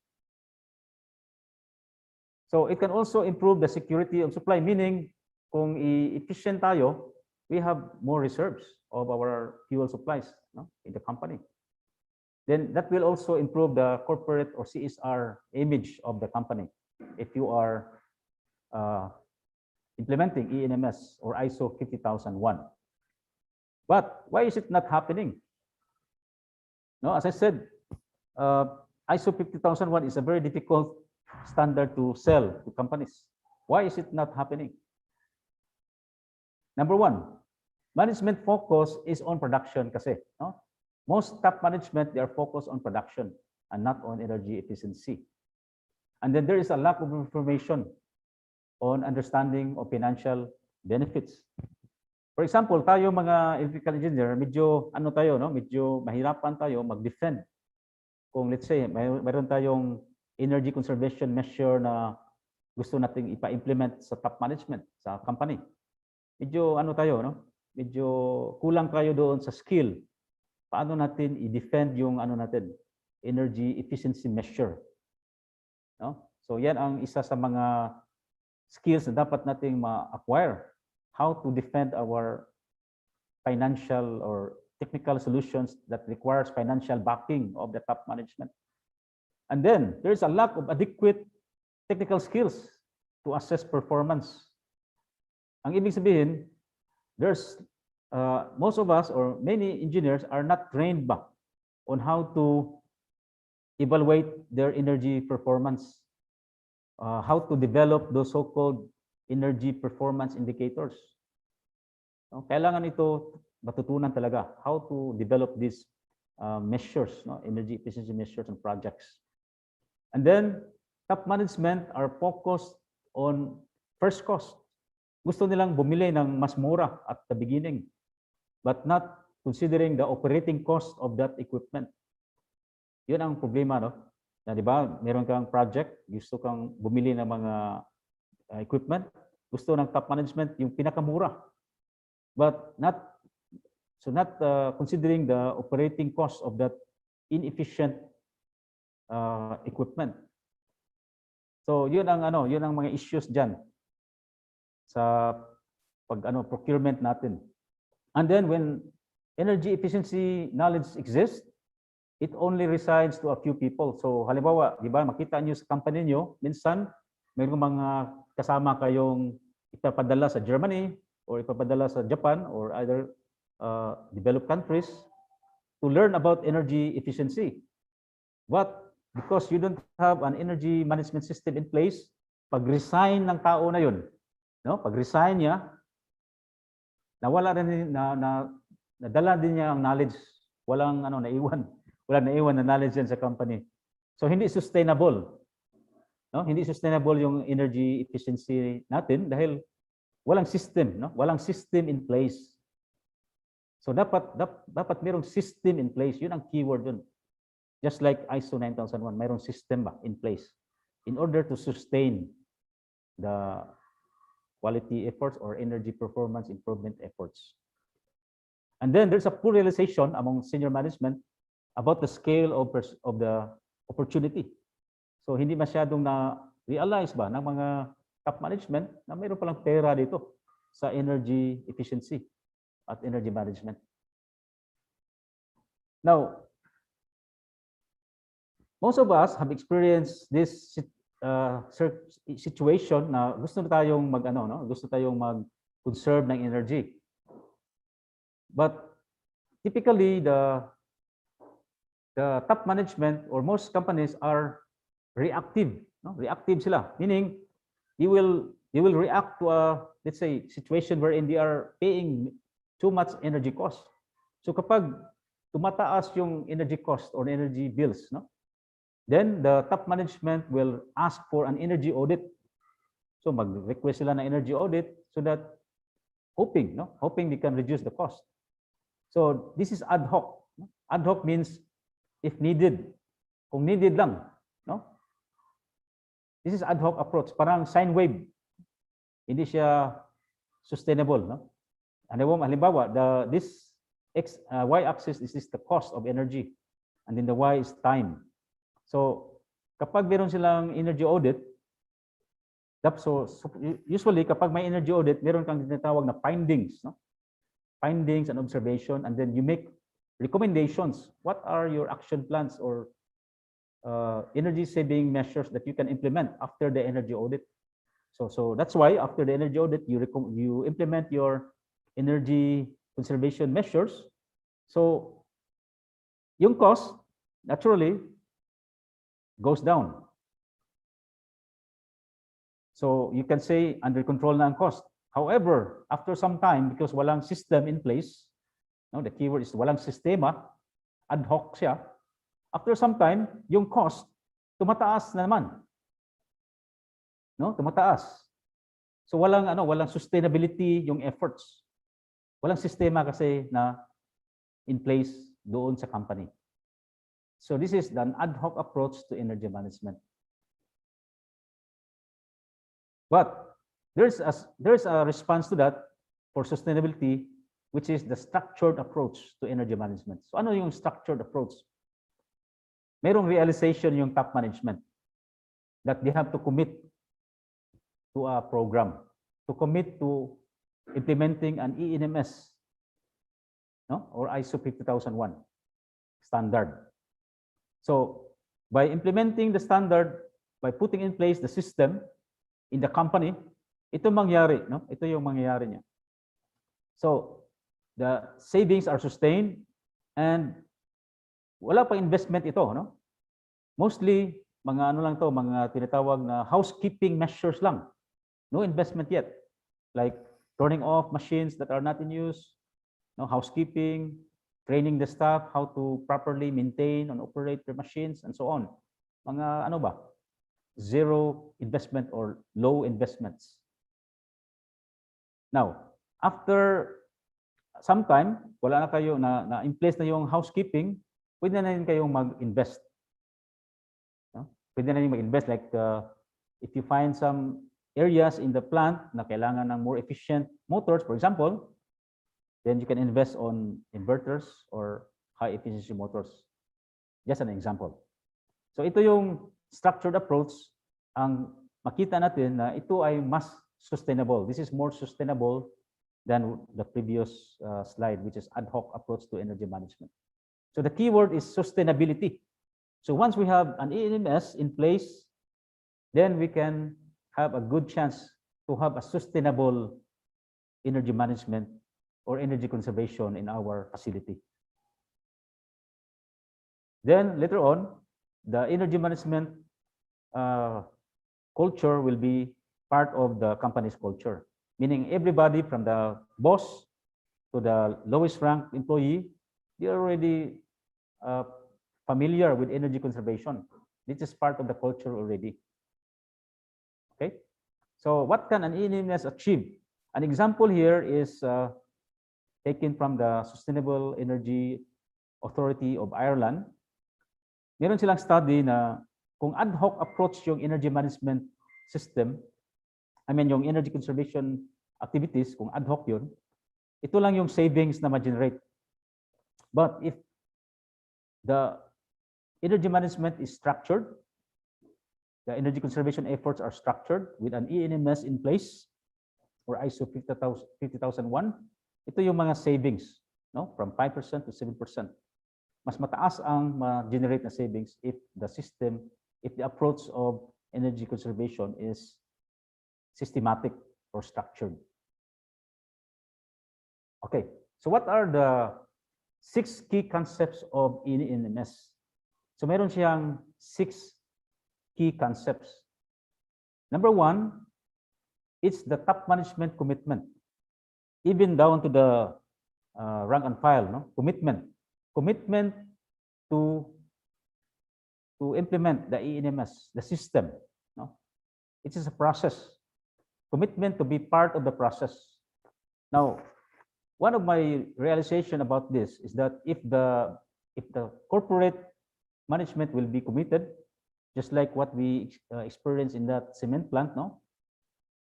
Talagang committed yung top management, so walang problema, no, na-implement talaga yung ISO 50001 in the plant because of the top management commitment. They are willing to pay, they are willing to assign people to participate in the process, no? Mag-assign sila ng mga tao to be trained, no? To be part of the team who will implement the ENMS. And then the second is to focus on the significant energy users. Ano ba itong mga SEUs? Ito yung mga malaking equipment in your building or in your plant. For example, if you are working in a hotel, ang SEU doon yung mga yung mga chillers. 'Di ba? Yung mga malaking equipment. Yun ang significant energy users. So focus kayo doon, focus tayo doon. No? Sometimes we electrical engineers will just recommend to our boss, let's do relamping. No? Mag-relamping tayo.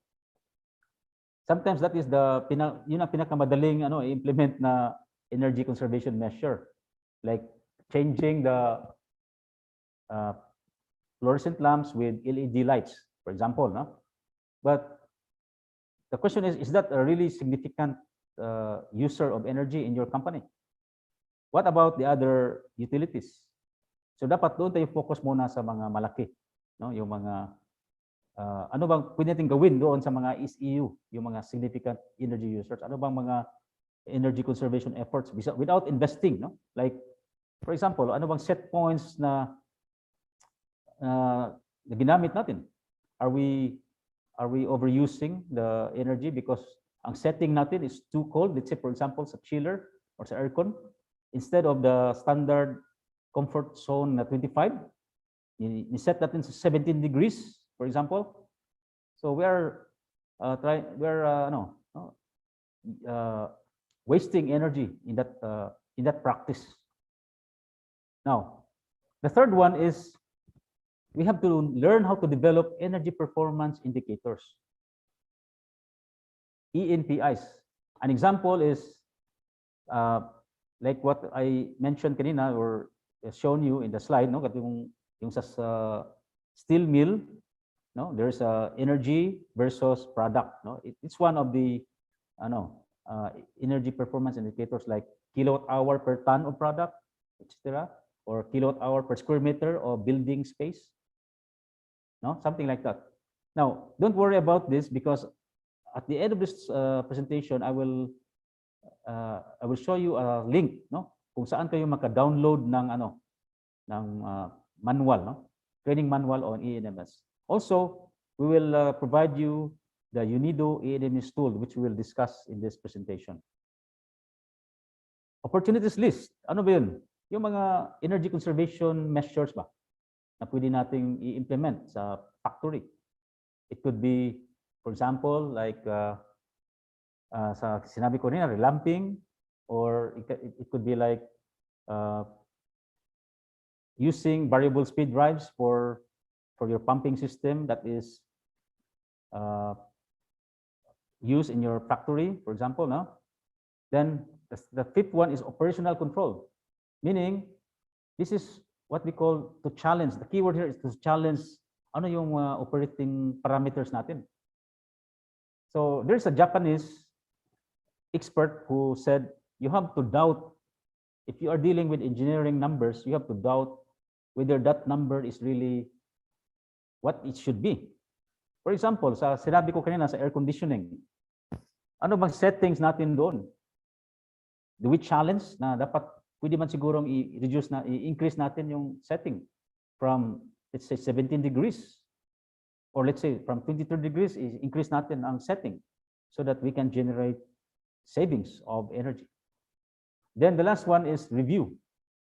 So dapat has to be a regular review whether our goals or targets sa energy efficiency are attained or not, or whether the system, no, yung system natin is working ba or not working.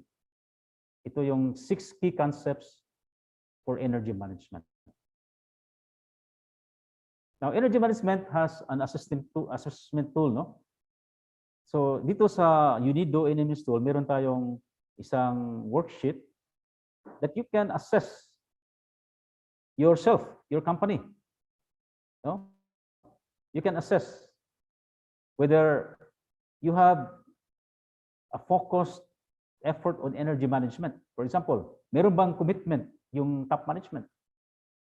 So from 1 to 5, kung committed yung top management, lagyan natin ng 5. Like this, no? Then, sa roles and responsibilities, kung mayroong mga tao ba, no? Kung may mga tao na talagang talagang na-assign to focus on energy efficiency. No? Yan. So, makita natin na by this assessment tool, makita natin how we are performing in relation to energy efficiency or energy conservation or energy management in our factory or plant.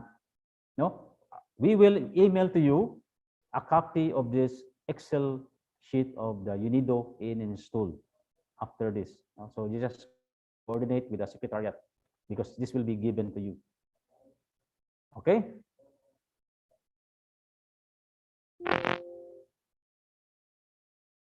Now, assessment tool that will tell you saan kayo, no? What is the status of your company in terms of energy management? So, when you say energy management, ano bang mga basic actions that we can do? So initially, we can do these simple things, but actually not very simple because many companies are not doing this. But they are obvious things. For example, meron akong nakitang isang factory na yung steam system niya, yung steam, is just wasted away. No? Yung mga operator, baliwala lang, no? Now, this is money. No? This is pera na lumabas from the pipe. So these are very common in many factories around the country and even the world, no? Na talagang walang ano ba, baliwala lang ba yung ano, yung waste ng energy like those leaks.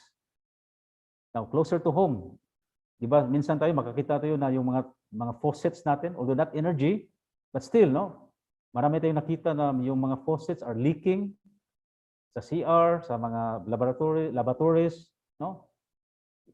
We're just wasting water, no? Medyo ano ba, no? Maraming waste talaga ang nangyari. Just like this factory here. Also, another approach that we can start our Enercon efforts is to fix the insulation. For example, there are some factories na meron silang steam pipes, no? So this pipe contains steam. But this pipe has to be insulated so that the energy, no, the heat energy from the steam will not, no, will not be wasted kasi lalabas yan eh. So dapat merong insulation itong pipe to conserve the energy. So maraming ganito, no, sa ating mga factories. Take it for granted. So another very simple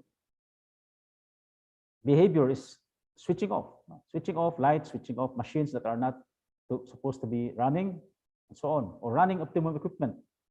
Analogy of this optimum equipment, like if you have a car, and if you drive your car with yung gulong, no, medyo kulang na ng hangin, that means parang may brake ba? You're wasting your fuel kasi kulang ang hangin ang gulong.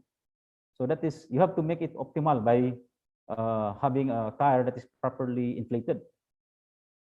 Optimum settings, ano bang ibig sabihin?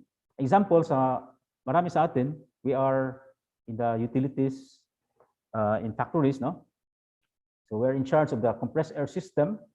So by adjusting the pressure, no? By adjusting the set point pressure from 7 to 5 bar, for example, you can save 25% of the air. Something like this. Settings, no? Check the controls, training, and so on. Maintain the improvements. So these are the actions that this does not involve lots of money, even probably no investment are needed here. This is just behavioral. No? Sabi ko nga, energy management is a change management problem. Dapat, if we have a system in place sa factory or sa company, everybody should be part of the process, of the change management process. So what do we do next? So sa energy management, we don't need to have a financial investment immediately. Di kailangang mag-invest kaagad ng pera for energy management. You can do what I call yung mga housekeeping muna, no? Housekeeping like turning off equipment or adjusting the settings and so on. And the viable investments could follow later. Yung mga investment for VFDs, or investments for new equipment, etc. So, but we do need to make our people very important, no? The very important is to make our people more capable. So we have to focus on capability building, training of our people, no? Training the operators, training the ones who are in charge of the big energy users in our company. So again, the energy management system starts with the top. No? It starts with the commitment of the top management. Kung walang commitment, kung no ito, this is a decision point. Kung no ito, then there's no process of ANMS. Dapat committed si top management so that we can move on to the next steps in the process. Okay, so this is really what we call top management commitment as the number one very important factor for the success of an ANMS. Second, there has to be a policy. So it does not have to be signed. Hindi lang kay gusto lang signature lang ba? Dapat commitment talaga, no? For implementing the policy. Example, merong example dito. This is a factory, you know, that they want to reduce energy intensity by 25% in the next 10 years. Okay, this example of a policy, this is also given in the energy management manual and also the UNIDO ANMS tool. So don't worry, you have copies of this example of an ANMS policy. Ang importante na ang top management as well as the employees are committed to implement this policy in the company. In fact, some factories or buildings or companies, they have the policies all over all the departments, no? Para aware lahat kung ano yung targets nila in terms of energy savings. Then commitment to continual improvement, just like in ISO 9001. So the resources have to be available, no? And then planning. So for planning, how much energy are you using? So tayo mga electrical engineers, madali tayong mag-ano dito create or mag-summarize ng energy. For example, alam natin, sometimes we are assigned by our boss, tayo yung mag-summarize ng mga energy consumption at saka cost. So dapat meron tayong data, no? Not only sa buong planta, but also to the specific energy users doon. Doon sa planta, dapat meron tayong mga main data as well as the specific data sa mga specific equipment. Yun ang requirement natin as part of the planning. Now, which are the biggest users or SEUs? For example, in a cement plant, these are the big users, the kiln, the raw mill, the finished mill. All the rest, maliit lang. So focus, that's why focus sila dito sa mga big users. Itong tinatawag na significant energy users. So the significant energy users are applying the Pareto principle. Focus on the 80% that is on the equipment that is producing or generating 80% of the cost. Maski dalawa lang, tatlo lang yan, pero they are contributing to the 80% of the total cost of energy in the company. That is the Pareto principle. Pareto principle. So what is driving? What is driving the use? Example, kanina, no? You have a steel mill. So the production, let's say the tons of products, and then the energy consumption, let's say the liters of oil or bunker fuel. So there's a correlation. In this regression diagram, there's a correlation between the production as well as the energy consumption. Energy consumption in this case is the dependent variable, while the production is the independent variable. There is also an example of this in the UNIDO ANMS tool. You can check that later on. So that is what we have to ask also. Ano ba yung drivers na nagpataas ng ano natin, energy consumption? Is it the product? Is it the Is it the temperature, for example, in your hotel, for example? What is driving your energy consumption? Is it the temperature? No, and so on. You have to analyze this. So that's part of the ENMS energy review to determine what are the energy drivers. Then what is your base load? Ano ibig sabihin ng base load? Okay. In an energy consumption scenario, ano yung base load? Ang base load ay ang energy consumption natin wherein wala tayong production. I repeat, ang base load means meron tayong energy consumption but wala tayo, zero yung production. So let's say if you extend this line from here to the y-axis, ito yung base load. Zero production but you have an energy consumption. Meaning, ito palang base load, ito yung isa sa mga energy conservation opportunities. Halimbawa, meron kang minamanage ngayon na hotel or minamanage na factory. So when you didn't have guests in the hotel and then you didn't have production in your factory, and then malaki pa rin yung power consumption or energy consumption. So that is something to investigate. Bakit wala kang production but you are consuming a lot of energy? Something to investigate, no? So that is base load. So dapat yung base load should be lower when you have no guest or wala kang production. So who is influencing its use? That means who are the people involved in the energy consumption? And then is an energy audit required? Kailan ba kayo nagpa-audit? Last month, mayroong isang company na nag-require ng energy audit dahil ni-require sila sa kliyente nila abroad. So yung mga yung mga pizza companies, most of them are required to have energy audits dahil ni-require sila sa mga clients nila abroad for energy audit. Meaning they have to implement energy efficiency as well so that they will be able to export, no, to some countries. Then system optimization, what is this? This is the system's approach to energy conservation. Meaning, let's say for example, you have a compressed air system. So you do not just focus on the compressor. You have to focus on the overall, the big picture, the overall system, from the generation of compressed air up to the end user of the compressed air. That's system optimization. To check what is the performance of the energy source down to the end user. Then are you considering also renewable energy options? So meron ba kayong, for example, solar rooftop in your factory? Or do you use, let's say, biomass as part of your fuel from coal then to biomass and so on? No? So that is something to consider also, renewable energy. Then do you develop baseline and indicators like this, for example?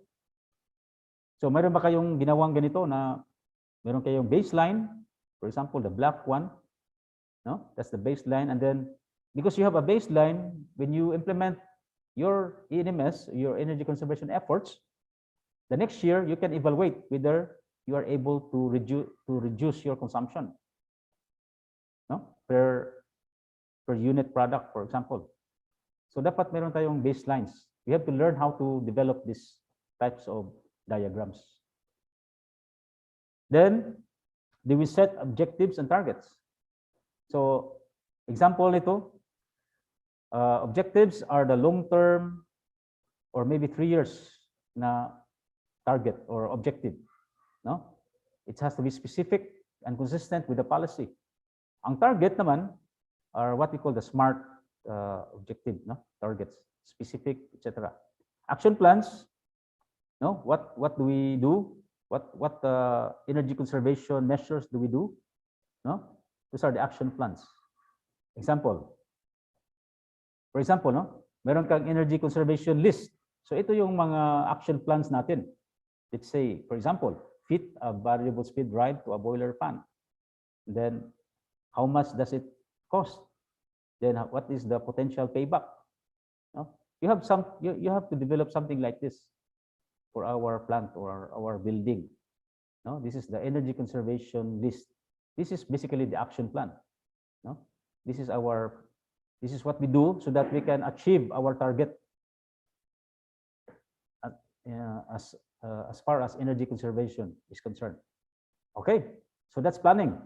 Then implementation.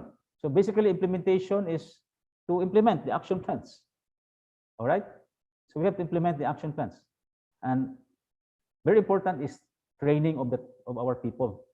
Napaka-importante ang pag-train sa ating mga tao. Awareness. No? So when you have an ENMS in your plant, you have to have a training. Also, what is energy management? So kailangan yung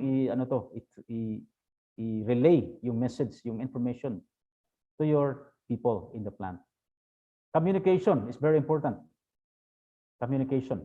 So we have to communicate the policy, you have to communicate the plan, you have to communicate the objectives of your ENMS. And the design. So the design, meron tayong ginawag na energy efficient design. In fact, our IIEE is supporting the Department of Energy in terms of the energy conserving design for buildings. In fact, we can download that information from the website of the Department of Energy, the energy conserving design of buildings, the guidelines for the energy conserving design. So, meron tayong support. Ang IIE is very supportive of that energy conserving design for buildings. Then purchasing. So, sinabi ko kanina, the purchasing has to have a policy that it will not only focus on first cost, like ano yung pinaka-cheap, but it has also to focus on the life cycle of that equipment. Now, life cycle costing has to be considered in the purchasing, meaning if this is the first cost, then how much are you going to spend in operating that equipment, the operating cost? Because most likely, no, ang operating costs are bigger compared to the first cost. So that is something that we have also to be aware of when we are purchasing equipment. Checking. So checking is a day-to-day process. No, day-to-day ito. Meaning we have to do some technical checking, we have to do system checking and performance checking. Example of technical checking is to check the equipment. For example, a motor, for example. System checking, meaning you have to check whether the ENMS is working. Like, is everyone doing what is required, for example? So that is system checking, to check the ENMS. And then the performance checking is to check whether your efforts, no, your energy conservation efforts or energy management efforts are contributing to the reduction of your energy performance. Di ba meron tayong tinatawag kanina baseline or target? So dapat bumaba yung natin, yung actual natin na performance versus the baseline. So that we can say nga talagang nag-improve sa ating energy performance. Then finally, the management review. So the management review is to to review the performance of the system. So are the targets achieved, or are there problems of implementation of the management system? So what do we plan next year, for example? So these are the questions that are raised during the management review. Then you are not finished, because an ENMS is not a project. Okay? An ENMS is not a project. It is a management system. So it is an ongoing system. All right? It is a system that is in place, not a project. So siya? Continuing. That's why we call it the continual improvement. No, the PDCA. Because it's continual improvement, not a project. We start all over again. At the end of the year, meron naman tayong plano for the year. Same process. So that is what we call PDCA. So what does an ENMS achieve? So number one, it really forces the management to focus. Mapursado tayo na mag-focus sa energy dahil napaka-systematic itong ENMS. when I was there at the cement plant, talagang naano yung mga na-appreciate na mga tao doon na nagiging systematic na sila sa pag-monitor sa energy consumption ng mga SEU doon, like the kiln, the cement mill, no? Talagang focus sila because of the ENMS that was in place in that company. No? Then focus tayo sa mga SEUs, mga significant or bigger users. And then focus tayo sa training sa mga tao. No? Yung mga tao dapat ma-train. Hindi lang yung mga pinapadala sa sa labas para mag-training. Dapat yung mga tao sa loob ma-train na siya kasi if somebody resigns, no? Ang system hindi siya ma-compromise yung management system kasi everybody is trained in the company. Mayroong sistema naka-lock in na yung sistema doon sa company. So maski may mag-resign na tao, nandyan pa rin yung management system. Then focus on the data and numerical methods. Yun yung sinabi ko kanina, no? Ang daming numero na i-gather natin dito with energy management. Napakaraming data. So we have to be very systematic in gathering the data. Typically, maganda yung 3 years data. No? 3 years data of the consumption so that para makakuha talaga natin, ma-evaluate natin yung trend ng energy natin. Then it is an integrated approach, no? Ang mga tao, mga departments, budgets are all integrated in this ENMS. And then continuity. Sa nasabi ko, pag mag-resign si Engineer A, meron naman nandyan si Engineer B na marunong na implement pa rin yung ENMS. So it's all about reducing the energy cost. So itong ISO 50001, sinabi ko kanina, hindi siya ma-approve, no? Kung walang savings, hinahanapan kayo sa auditor. Meron bang savings na na-generate itong itong ENMS? So dapat meron talagang commitment to save energy. No? So ito ang kagandahan nito kasi if you save energy, that means you save money. Itong good news sa management na mayroong savings na ma-generate sa proseso.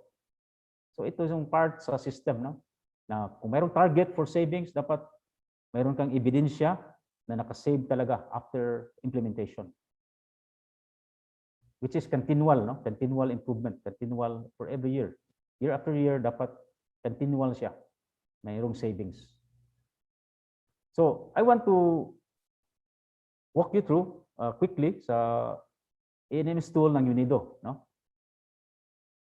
Which will be given to you, this assessment tool or ENMS tool will be given to you or it will be emailed to you. Ito, makita natin may instruction, may self-assessment. No? Meron kayong matrix on roles and responsibilities. So pwede nyo itong i-apply sa company. I-modify nyo lang ito. Kung ano yung size ng company, so pwede nyo ma-modify.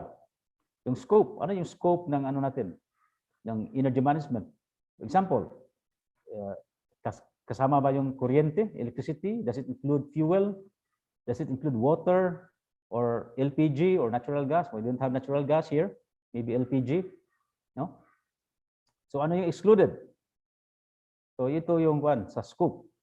Sa boundary, ano yung within your plant? Ano yung focus nyo doon? Does it include the production or all buildings? No? Or all utilities? So ito yun, no? So, ito yung kagandahan sa tool natin ito kasi you can summarize all your scopes and boundaries. Then policy, you can have a policy. There's a sample here. Then you have ER1. So, anong ER1? ER1 is your energy data. Dito nyo ilagay ang mga energy consumption per month. Ano yung bills, electric bills ninyo. No? Sa LPG, for example, if you have LPG or bunker, you can tabulate here your kilowatt-hour consumption. Now, normally, if you analyze your energy, i-convert nyo yung BTU into kilowatt-hour. Yung heating value ng fuel, i-convert nyo sa kilowatt-hour para consistent yung yung pag-analyze natin sa data. So this is ER1. Sa ER2 naman, no? Makita niyo ito, yung ER1, pinaprocess ito, pinaprocess, no? So, halimbawa, dito, for example, you can see the monthly kilowatt hour is being tabulated, is being shown in a graph, no? So, pwede nyo i-kwado, no? You can examine this in your free time. This, Hello, yes, ma'am? Excuse me po. We can only see UNIDO ENMS tool, but not the Sorry. tool. So you cannot see this. Okay. Sige, ma'am. I'll try to... Okay, wait ha. I-share ko to. Wait, stop share. Ito. Okay. This one, ma'am. Can you see it now? Makita nyo na? Yes, sir. We can now see. Okay. Okay. So itong UNIDO ENMS tool, no, we can do this ourselves, no? Nandun yung self-assessment, yung sinabi ko kanina. No, you can score, no? You can score your company. The roles and responsibilities, the scope, the policy, kung ano yung mga energy. Hindi makita? Hindi pa rin makita? But nakita We daw can niya. see the Excel now, sir. You can see the Excel now. Okay. So, yeah, no? Sa ER2 naman, yung ER2, ito yung pinaprocess yung ER1. So, yung data nyo, pinaprocess dito sa ER2. So, you can study this, no? You can review how it is being generated, kung paano generate yung mga graphs, no? Then, dito naman sa ER3, ito yung mga SEU list, significant energy users. So, pwede nyo ma-revise ito kung ano yung mga malaking energy user sa building. For example, sa cooling, sa compressed air, sa lighting, no? Pwede nating i-tabulate ito for the electricity. For the thermal, let's say the heating, like the boilers, kung ano yung mga ano dito, no? Mga energy consuming devices, like ilang tons or ilang liters ba or kilowatt hour ba per annum, no? You can convert the fuel BTU into kilowatt hour. So ito mga guide, no, how to generate your own SEU list for your company. Then motor list. Ito, tayo mga electrical engineer, no, popular natin. Familiar tayo nito, no, yung motors. So ano bang mga motors nandyan sa factory natin or sa building? So dapat meron tayong lista sa lahat ng motors. And then we have to have all the nameplates, operating hours per year. So, yun, sabi ko kanina, medyo madugo itong ENMS, no? As far as work is concerned, kasi you have to do with a lot of numbers here. Okay? But as we said, it is part of our CSR or our responsibility. We have to contribute to energy savings for climate change, no? For reduction of carbon dioxide emissions. Now, so we have also the heat users. Kung meron kayong mga boilers, ilagay nyo diyon. Ingon siya, okay lang. Tama siya. Hello, ma'am. Ma'am Hello, sir. Monique. Yes, po. Makita mo ito kasi may mga feedback from other attendees na hindi nila makita itong Excel file ko.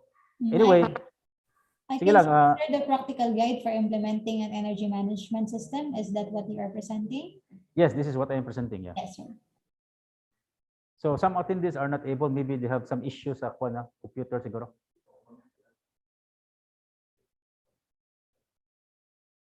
Okay na daw, sir? So They can ang see it. panelist, sige, okay.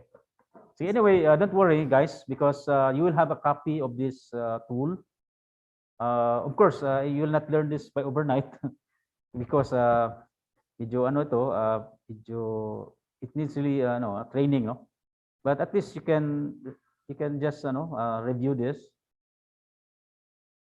Then I will not go into the detail about regression analysis, no? But the good thing is you can Google this, no? You can watch in YouTube how to do this regression analysis, for example, no? So we can use technology to teach us, no? Ano ba itong regression? Because ito kasing regression, ito yung pinaka-effective na ENPI, no? Ito yung pinaka-effective na energy performance indicator para sa ENMS. So you can learn this, no? You can just study the numbers here. Pwede nyo ma-reflect, ma-review, no? So for example, no, ENPIs, meron tayong mga samples dito. So meron tayong mga measurement plan, no? Nandito sa ENMS tool, ano pa bang meron? Meron tayong technical audits, kung ano yung mga schedule. So kung halimbawa, meron kayong mga audits dyan sa factory or building, dapat i-record. This is the good thing about energy management because the recording or the documentation is very systematic. That's why kung mayroong mag-resign na tao, no? Mag-resign yung isang tao na assign sa energy, kasi meron kayong copy sa ENMS, nandyan lahat, na-record siya, no? Recorded lahat, documented. So this is the beauty of having a system in place. Then opportunities list, kung ano yung mga energy conservation opportunities, pwede natin ilagay dito, no? So this is a sample of what you can do. Pwede niyong dagdagan kung ano yung depende. Like for example, yung sa mga power plant engineers natin, ano bang mga energy conservation opportunities ang pwede natin i-apply doon? Let's say you are in a coal-fired or in a diesel-fired power plant. Ano bang mga energy conservation measures? So meaning itong energy conservation does not only apply doon sa end use. Sa end user, it also applies from the generation of power, sa transmission, distribution, as well as the end user, like the industrial utilities or commercial establishments. No? So energy conservation is really a very big opportunity for engineers, no, to apply. Training. So ano ba mga trainings na kailangan? So pwede natin i-identify sino yung mga tao sa factory or sa building or sa company na kailangan i-train. So ito yung sample. Documents. Ano yung mga documents? So it's very systematic. That's why the keyword for management system is systematic approach. Systematic means everything is documented. Then operational controls. So ano ba yung mga checking parameters that you have to check. So ito 'yun, no? May samples tayo. Procurement, ano bang mga items natin na i-procure, no? So anong mga specification? So dapat i-document siya. Okay? Then design. So we have a sample matrix for design. Example, ano yung gusto niyong gawin? Let's say you want to install a new compressor. So you have the objective, you have what is the impact of that compressor, and so on. So this is a guide of that design. Then monitoring. So monitoring is when you are comparing your actual performance versus the baseline. Non-conformities, this was discussed by Sir Abihero kanina, no? Ano yung mga non-conformities? So yan, example lang ito, legal requirements. So halimbawa sa Pilipinas, tayo dito we are required by the government, no? Lalo na yung mga designated establishments to submit energy consumption reports annually, and also to have personnel focusing on energy conservation like ECO or the certified energy manager, depending on the size. You just read, no, sa circular ng DOE. And then internal audits. So sino bang mga tao involved, no, sa internal audit? So meron tayong mga example dito. So mga records, sino mag-check sa records, sino mag-check sa ENPI, no? Sa objectives and targets, ano bang mga objectives natin? So sino mag-check doon, mag-audit? Diyan, meron tayong mga sample. Management review. another matrix here. Finance, no? So dito, there's an example of how to do like life cycle costing, how to do like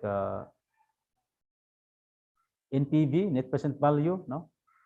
So these are very useful tools for finance, for evaluating the viability of a project when you do some energy conservation projects in your company. So with that, that is the focus of our discussion. We walk you through the ENMS process or the ISO 50001 standard. And then we also walk you through the energy management tool of UNIDO. So for more information about this presentation, you can download here at the end. I will show you.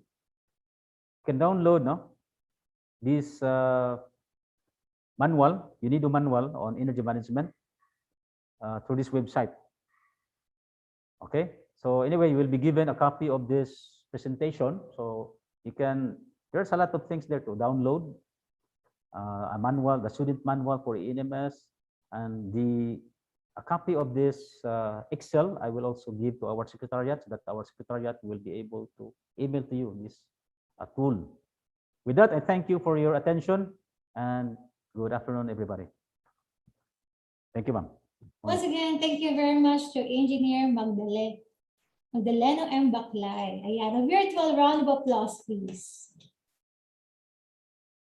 All right, and may we proceed now to the question and answer portion. So, sir, for the first question here, good afternoon, Engineer Magdaleno. Is there any software which is best to use for energy management and optimization in the home as well as in distribution network? Okay, software.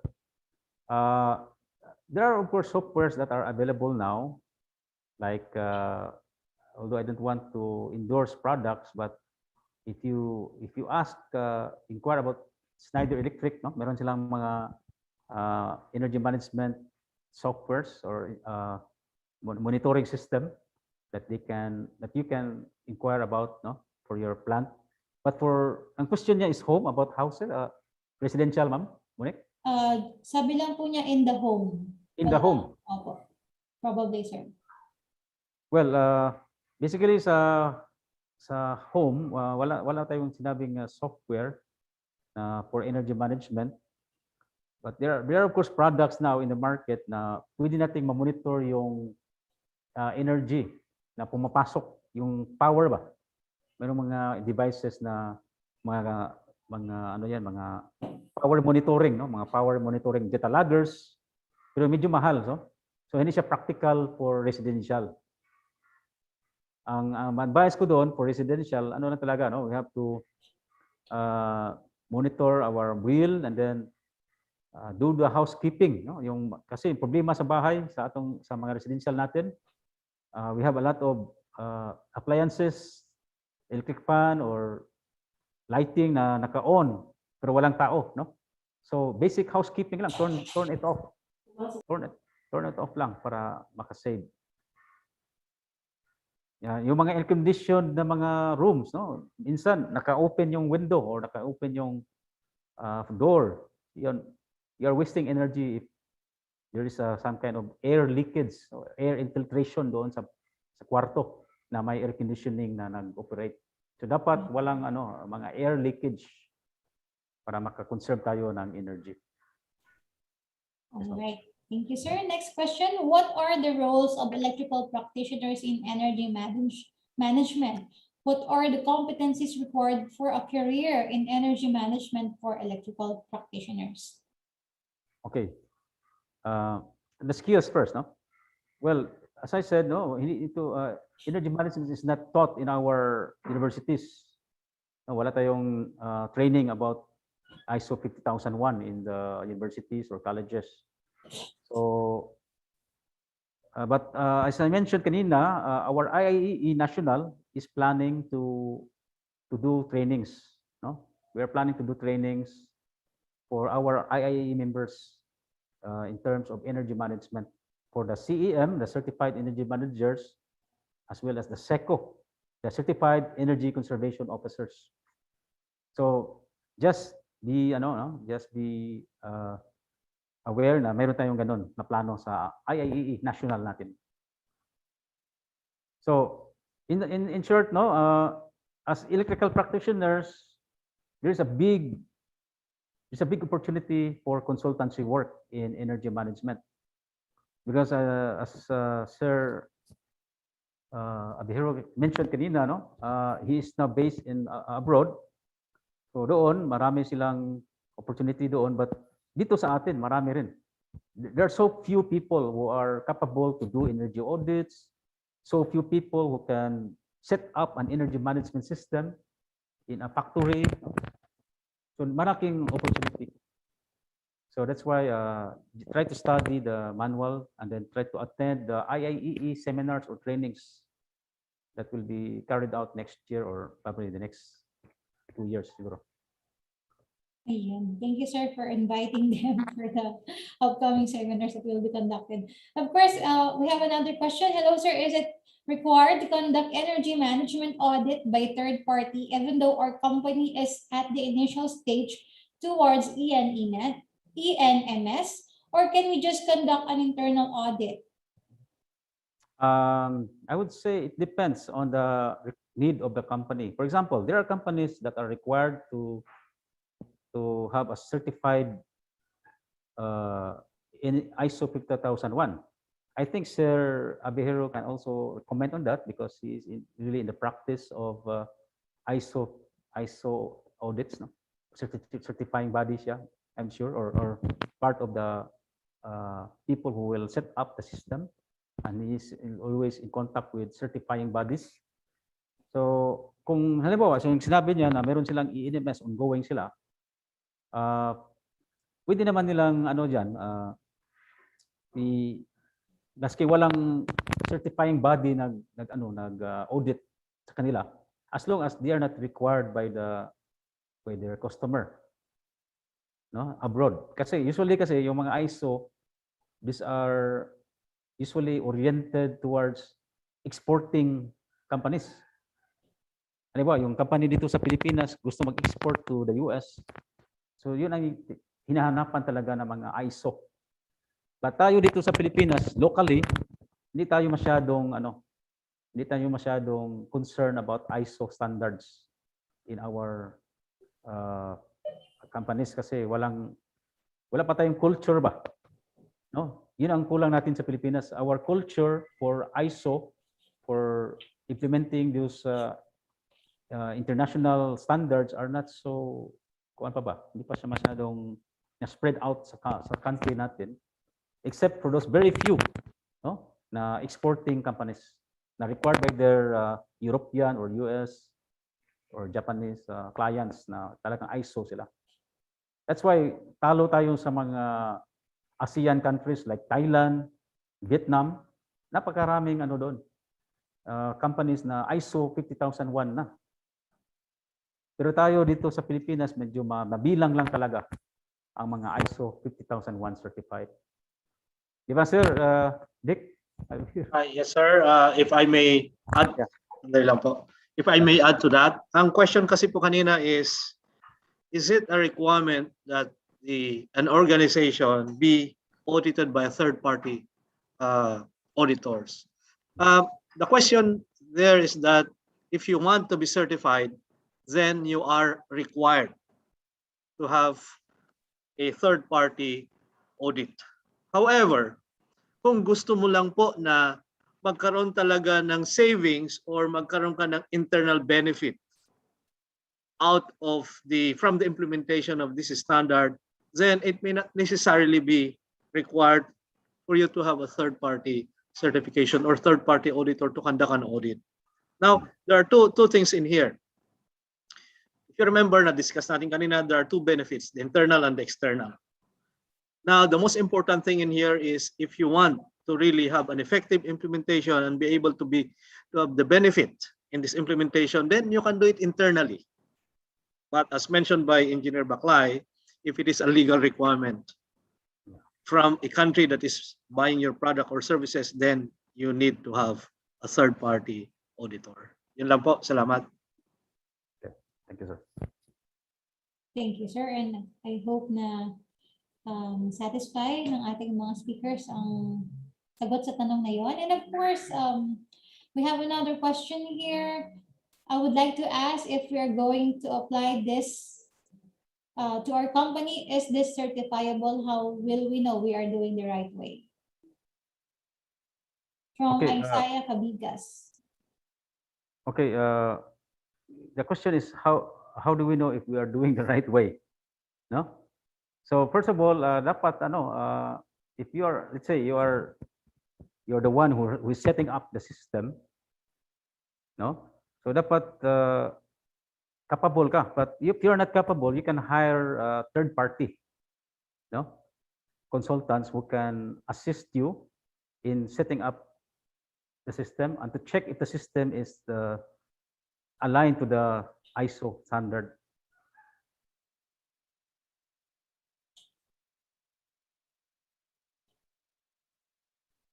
Did I answer that? Okay, sir. Thank you, Sir Magdaleno. And another question here, is there an annual energy consumption requirement in kilowatt hour to get ISO 50001 certified? Yung sinasabi kong annual na reporting, that is the DOE requirement. It does not have to be part of the ISO certification.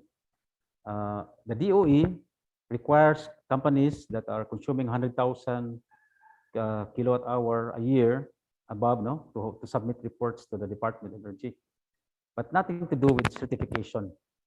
Sa ISO certification, iba yung proseso. The certification sa ENMS is more on nag-conform ba yung yung ENMS sa standard, no?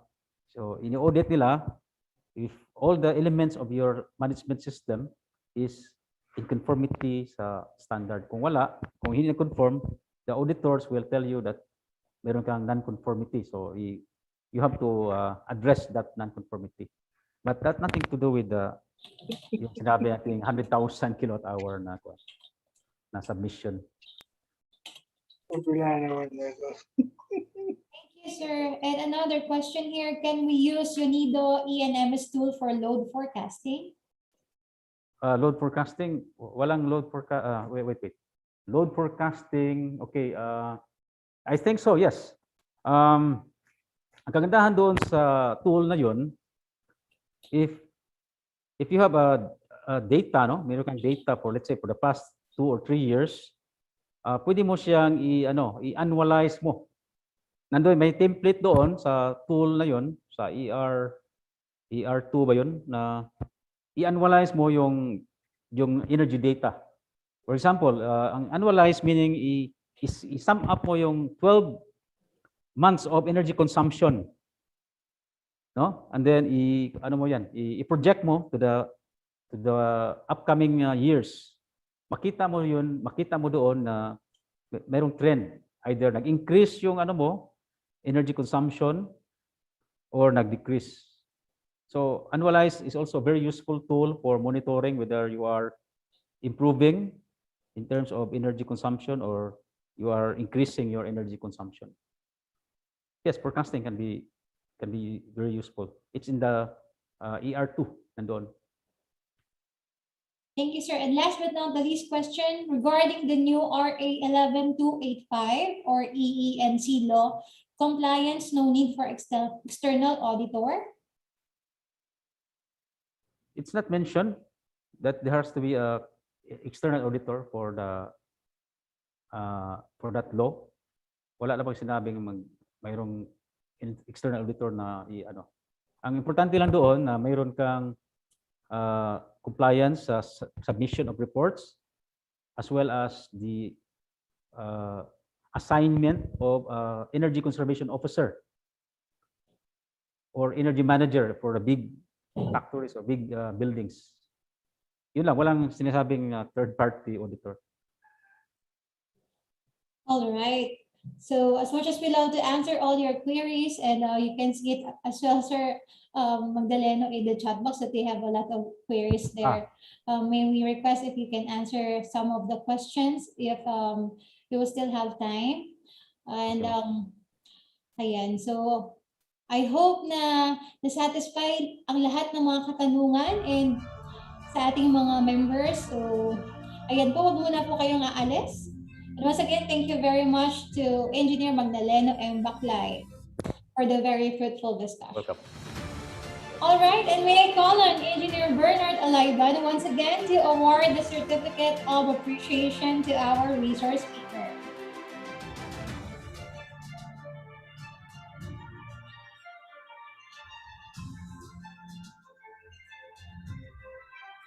Thank you, Ma'am Monique.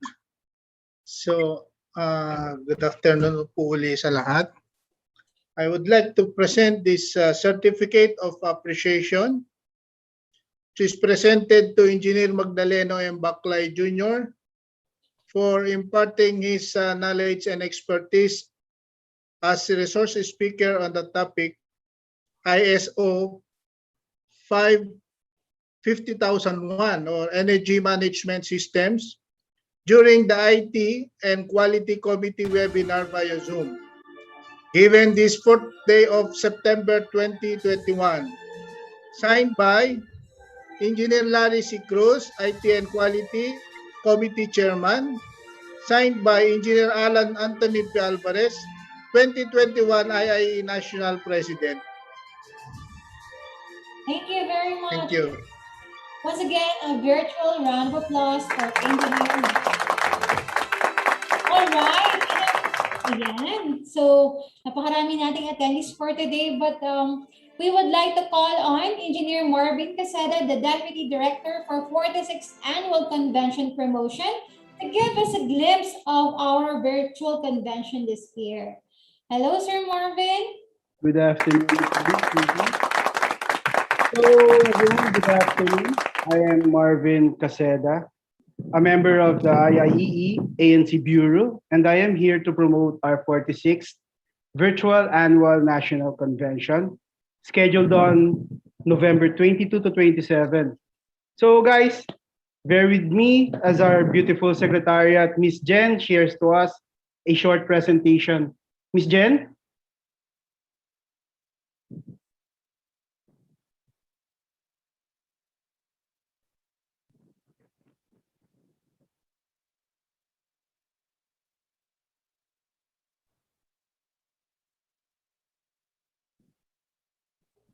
Hello, sir. It's already... Yeah. Okay. Present siya, Jen. Next, Jen.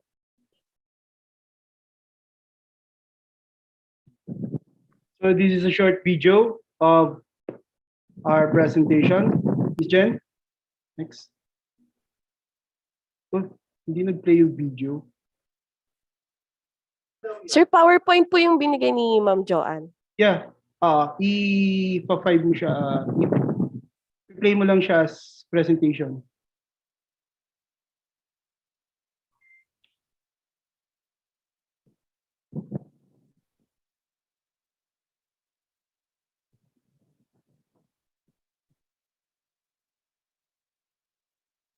Hold on. So, siguro dyan, ako na lang. Sige, sir.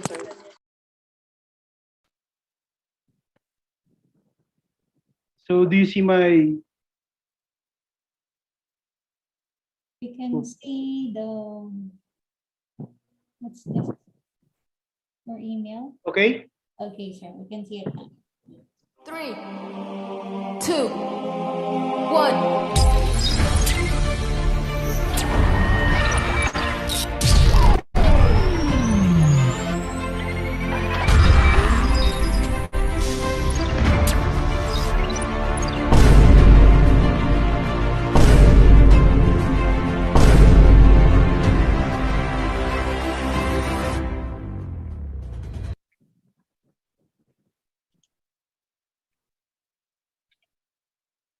So here are our convention packages.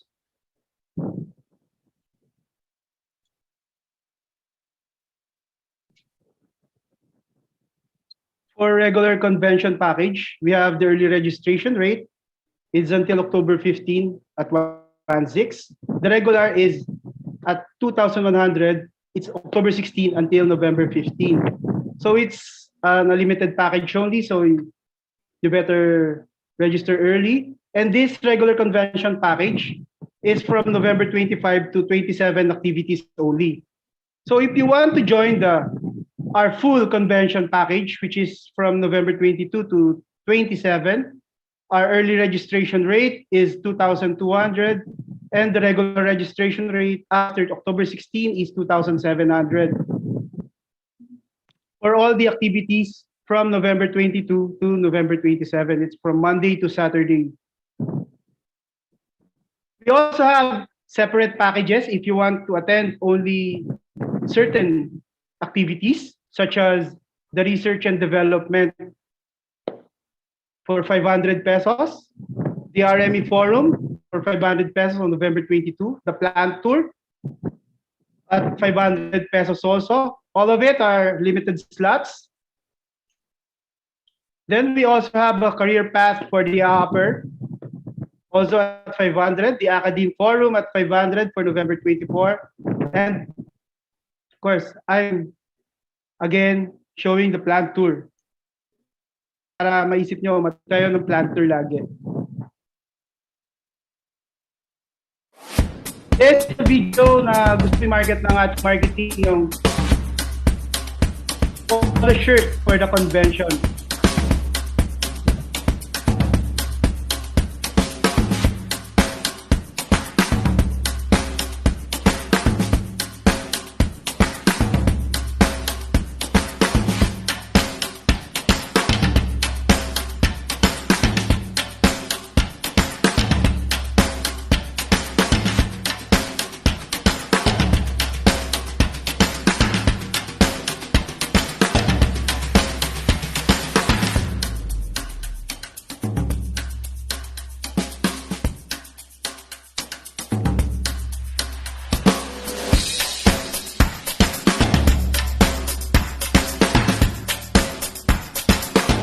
Mga gusto umorder, just contact IIE.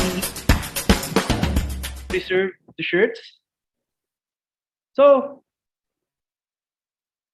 thank you very much, guys. See you in November. For clarifications, just to reiterate, mga questions and clarifications, you may contact Miss Jen, Miss Joanne, and Miss Lara. Miss Jen, could you show us the contacts for the three of you para makita ng ating mga participants, yung contacts ninyo, kung saan kayo pwedeng kontakin.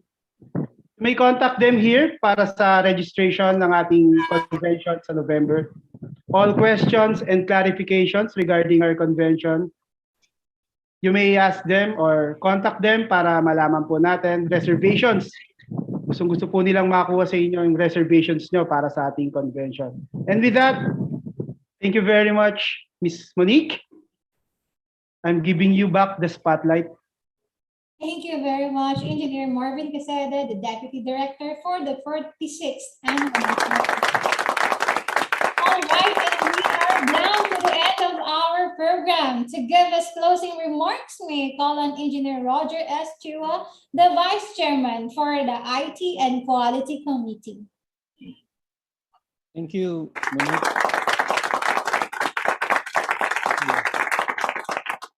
Good afternoon to everybody, and thank you to the Executive Director, Engineer Marvin, for sharing the highlights or the plans for the 2021 ANC. We would also want to thank Engineer Vic and Engineer June for sharing their knowledge, their insights with us, and to the participants who gave 3 hours and counting of their afternoon today to be able to join us in our IT and Q committee presentation. Lastly, we would like to also thank the staff who put in more time than anybody else, especially Jen, SJ, and our host, MC, Monique. The contact details of Engineer Vic and Engineer June, you may inquire and ask from Monique and Jen. And on behalf of the IT and Quality Committee, we'd like to thank you and wish you all a safe weekend. Bye-bye. Thank you very much, Sir Roger Chua. And once again, we are grateful for your presence in attending our webinar this afternoon, and we hope to see you guys in the 46th Annual National Convention. Once again, my name is Monique, your host for this webinar, saying bye-bye and God bless everyone. Keep safe, guys. So can we have a screenshot of the members who are present in the Zoom? Ayan.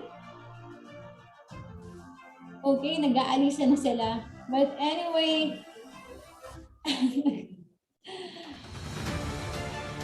Thank you sa lahat na nag-attend. thank you so much po, Sir Larry, Bob, Orvin. Salamat po sa lahat.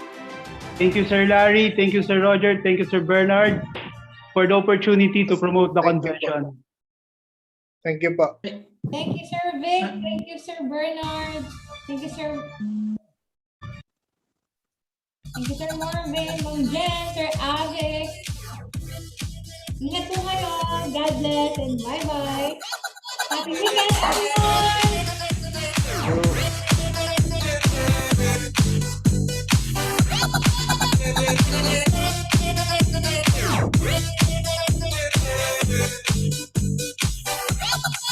Thank